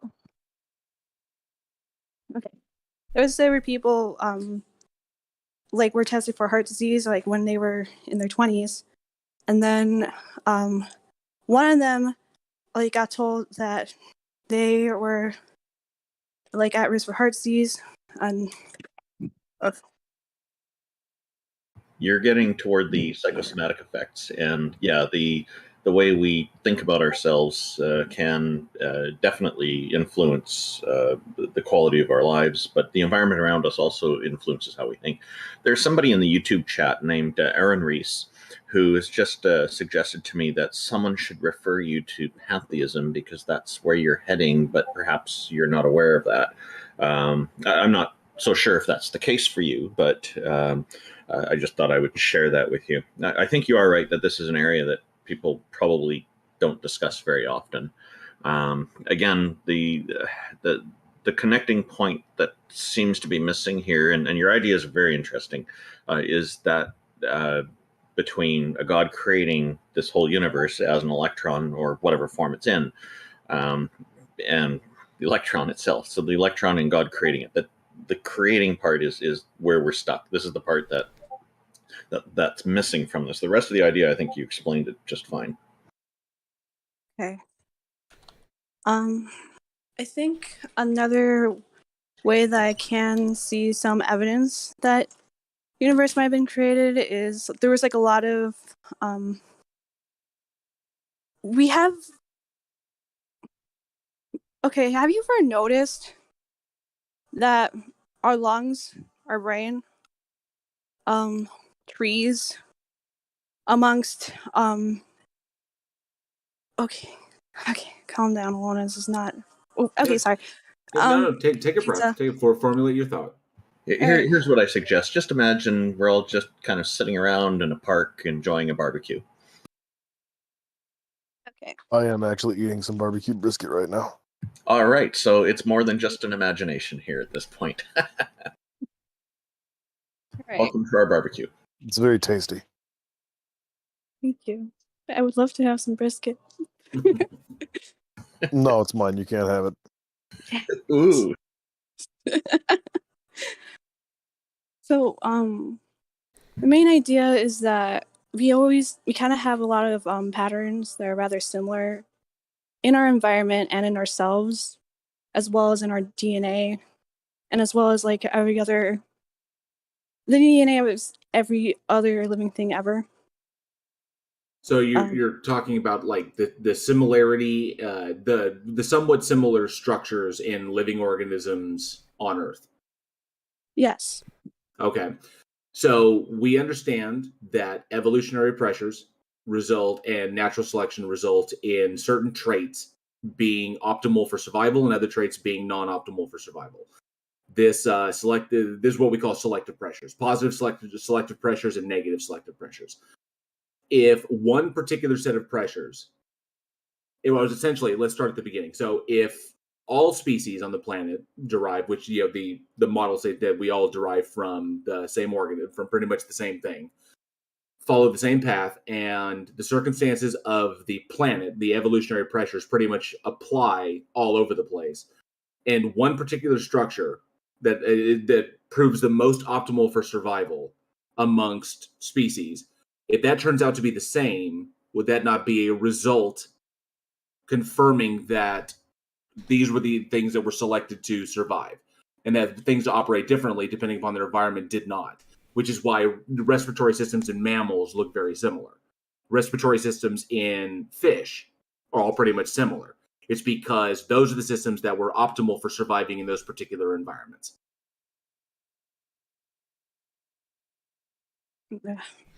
Right. And I was about to say that we all kind of have the same, I mean, even though we do have environmental selective pressures and even like epigenetics, for example, we all have like the same codons, basically. But it's actually kind of, but even then, I feel like that's kind of a little bit debatable. Well, it's not debatable, it's actually Well, we're carbon-based, and we're products of chemistry, and and everything living possesses DNA, or everything that every organism on this planet possesses DNA. So it all derives back to what you call the Luca or whatever you say, but the phylogenetic tree all brings out. So if we're all composed of DNA, and that DNA is subject to selective pressures, and then one particular, or like depending upon where you're at, those selective pressures, select for a particular structure that is optimal for survival. Then the members of that family, or the members of that species, or however you want to delineate it, would kind of operate the same, because that's the system that works.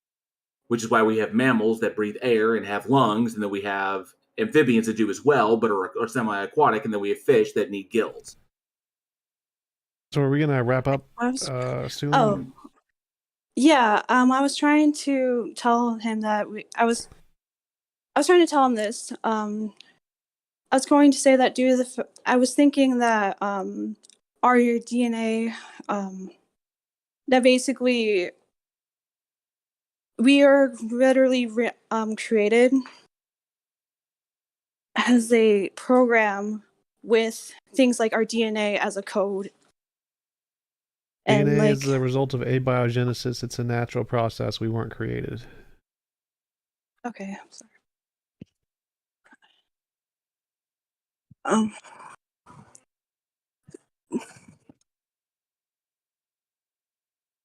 Okay. Well, I guess I should probably go. Okay, well, it was a pleasure. If you'd like to come on and expand on this idea again in the future, you'd certainly be welcome. All right. Appreciate your time and effort. Thank you. Thanks. It was an interesting idea. Keep asking questions. All right. Yeah, appreciate it. I kind of screwed up. I should be more prepared for these. It's okay. Fine. These are casual. It's okay. Well, thank you for coming up. We do appreciate you coming up. We're gonna start closing down here. We're gonna pull up Hacker. Hacker's been in queue for a while. After Hacker, we'll go ahead and call it. We'll put a hard stop at like 10 minutes from now. So if we're still going like 10 minutes, we'll go ahead and stop it there. But Hacker, come on up. We're kind of beat. It's been 5 hours, But thanks Hello, for Hacker. listening, everybody, and welcome, Hacker. Welcome. We can't hear you. Okay, on to the next one, I guess. I guess we can bring up Booney. Booney was actually in queue a lot earlier for a while. What's going on, Booney? Hello, Booney. No mic. Hacker's saying that he's fixing his mic in the chat. Oh. No problem. And Booney's mic is also not working. All right, I guess we it's have I think that's a problem with cell phones and Discord. It makes you I think it might be, reload it. There's similar issues with like StreamYard and cell phones, so. Seems like it's Discord and cell phones from what I've seen. I'm sure StreamYard does too, but Who's next? Shall we bring up Polar? sure. Polar, come on. Try Hacker again. Did Hacker fix his mic? See him with... Hello, Polar. Welcome. No, yes. Can you hear me? Yes. How's it going? What you got for us today? You can speak up a little bit, that would help. Oh, all right, okay. Sorry, my mic was up before. So my argument that God exists is, first of all, what does it mean to actually exist? Because this is going to get a little bit philosophical. To exist means to have a place in somebody's mind. Like, I think that there might be life on Mars, and there exists life on Mars in my head. Can this not be a plausible argument? Exists means it's a part of reality. Well, part of reality is... I'm sorry, my English is not that good. Shit. Okay, gotta go. Sounds fine. You're swearing like a native person, a native English speaker. Нет, я могу говорить по-русски очень хорошо. Sorry. Пока. Have a good one. Хорошо. Okay. So they insulted their own ability to speak English, and we can try. Booney, hello, welcome back. Nope.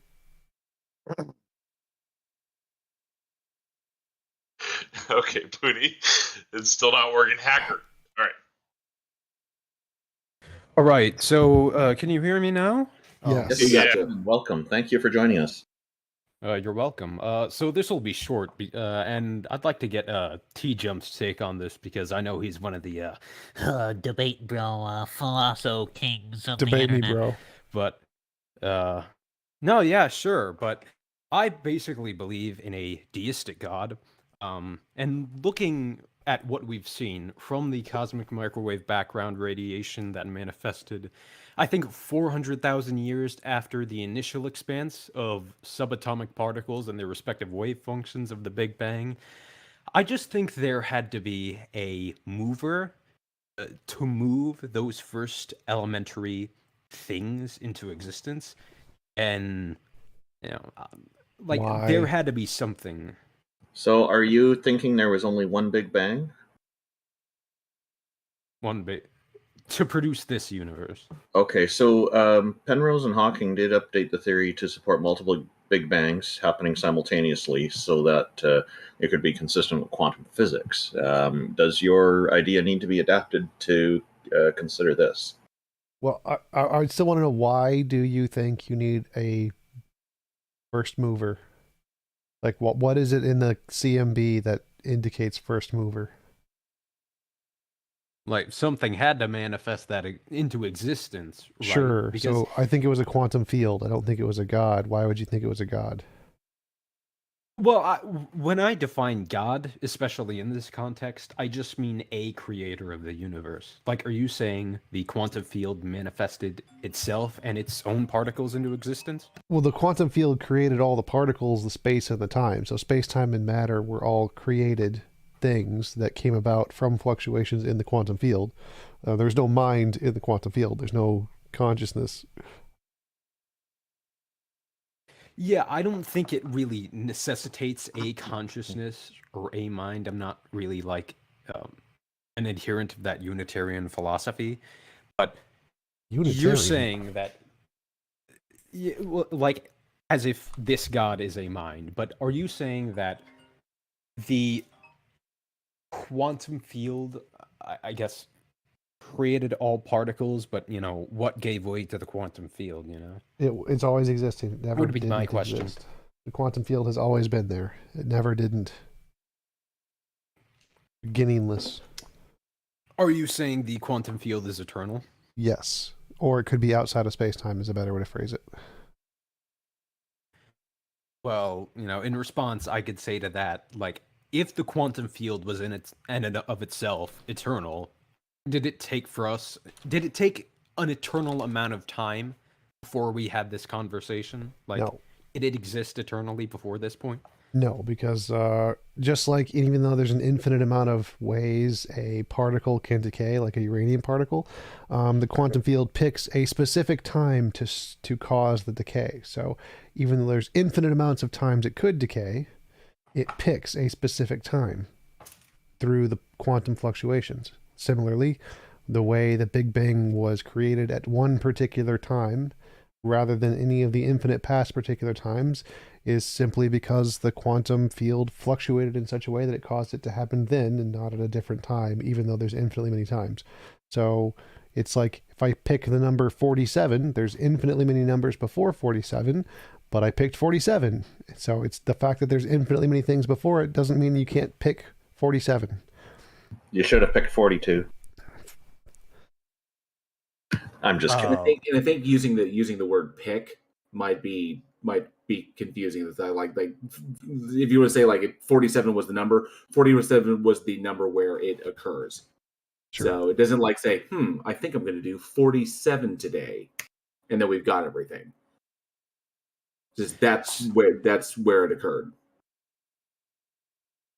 Yeah, so I guess TJump is saying that we're experiencing this specific point in time, even though time is eternal and forever continuous. Sort I just of. haven't heard this one before. Well, I mean, I think time had a beginning at the Big Bang. It's a time, space-time is a field, and that field was created at the beginning of the Big Bang, and the quantum field exists outside of space and time.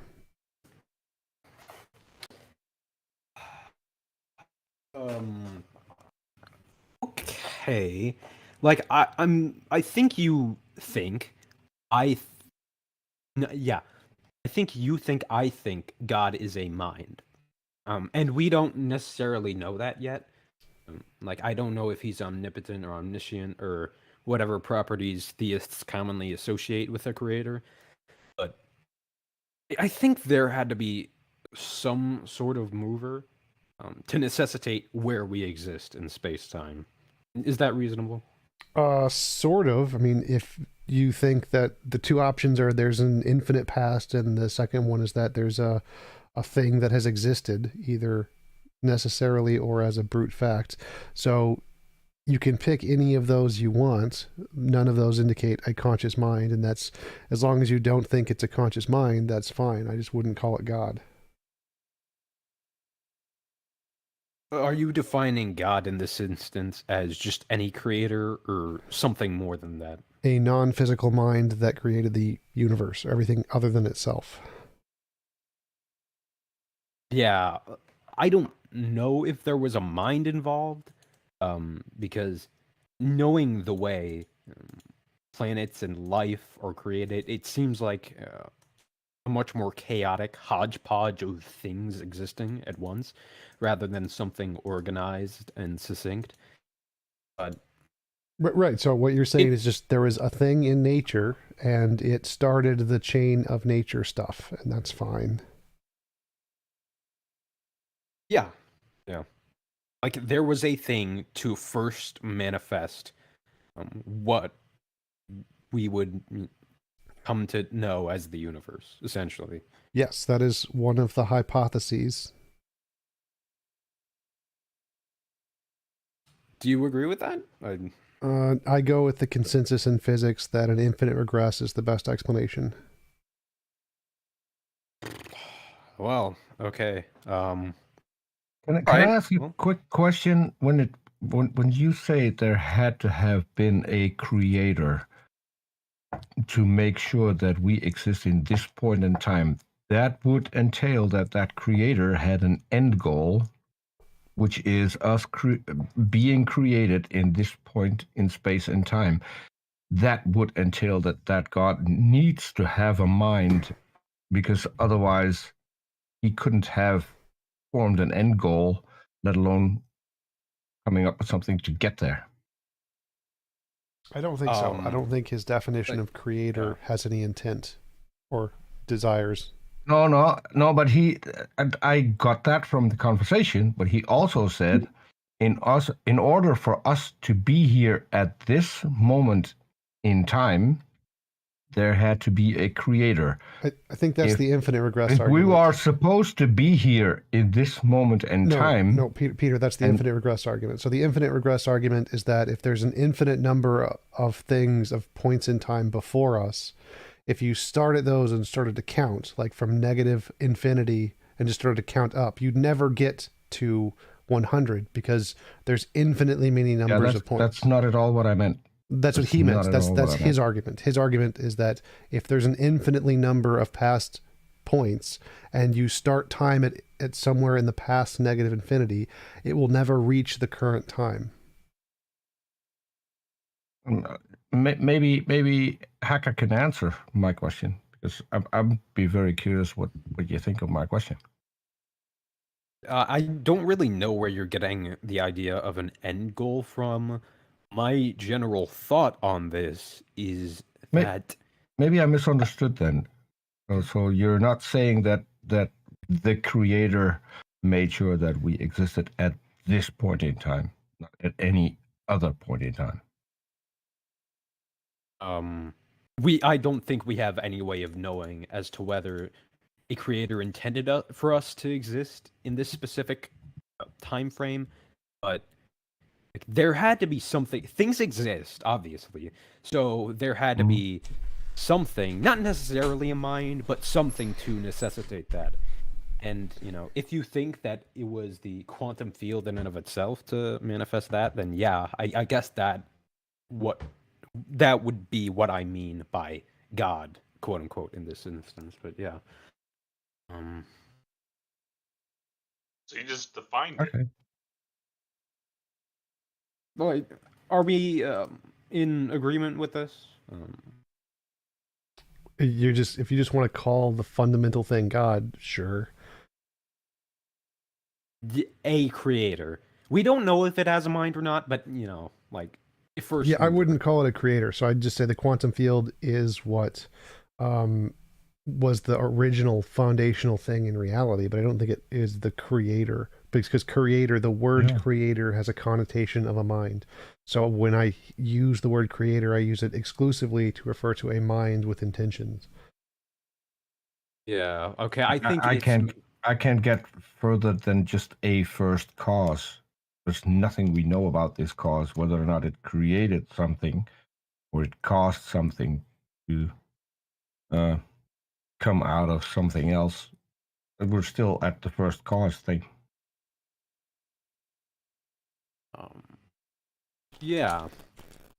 Like, I think it's just a semantical disagreement because TJump says that the creator implies a mind, but yeah, I don't think there's any way of knowing that, and that's just my opinion. So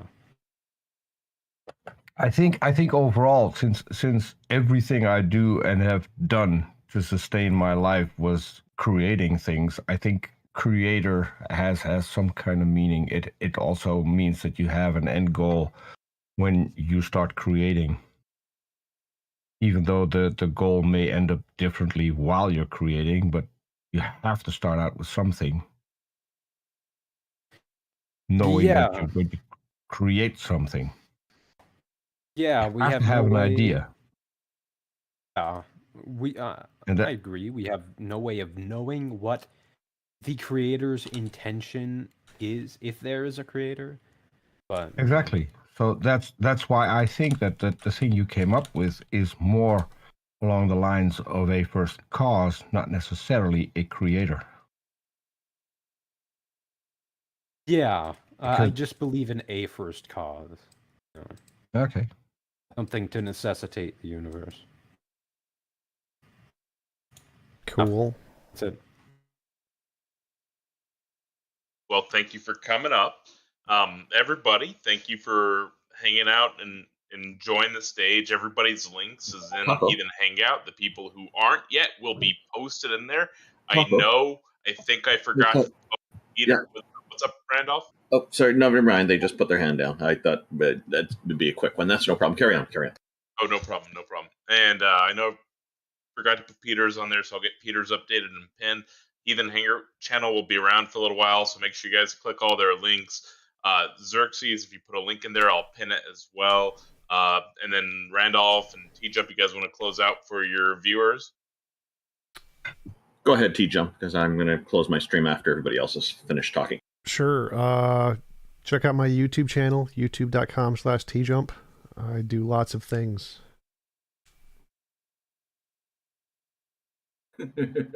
Yeah, he does. And Jail Warren, did you have some final thoughts? Yeah. So appreciate everybody coming out. Thank you so much. This has been a really, really good one.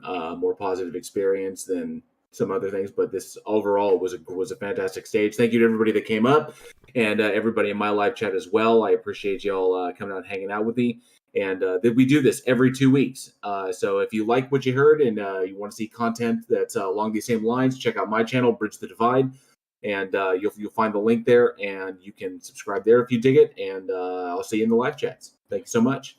You mentioned 2 weeks, which is correct, and we've been mostly marketing this as a fortnightly program, so every fortnight or every 2 weeks. And we've had a number of people comment that they've learned the new word, fortnight, just because of this show.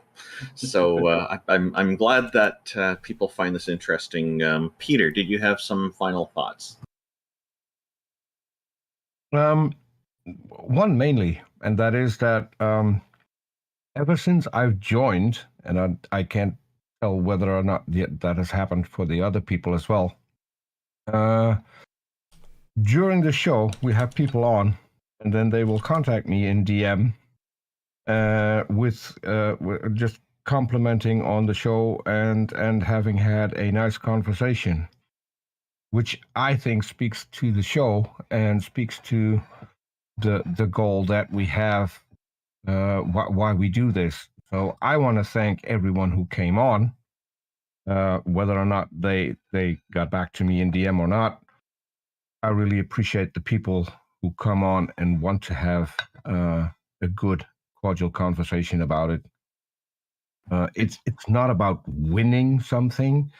It is about bouncing ideas off each other and see whether or not they hold water. And I truly enjoy coming on these.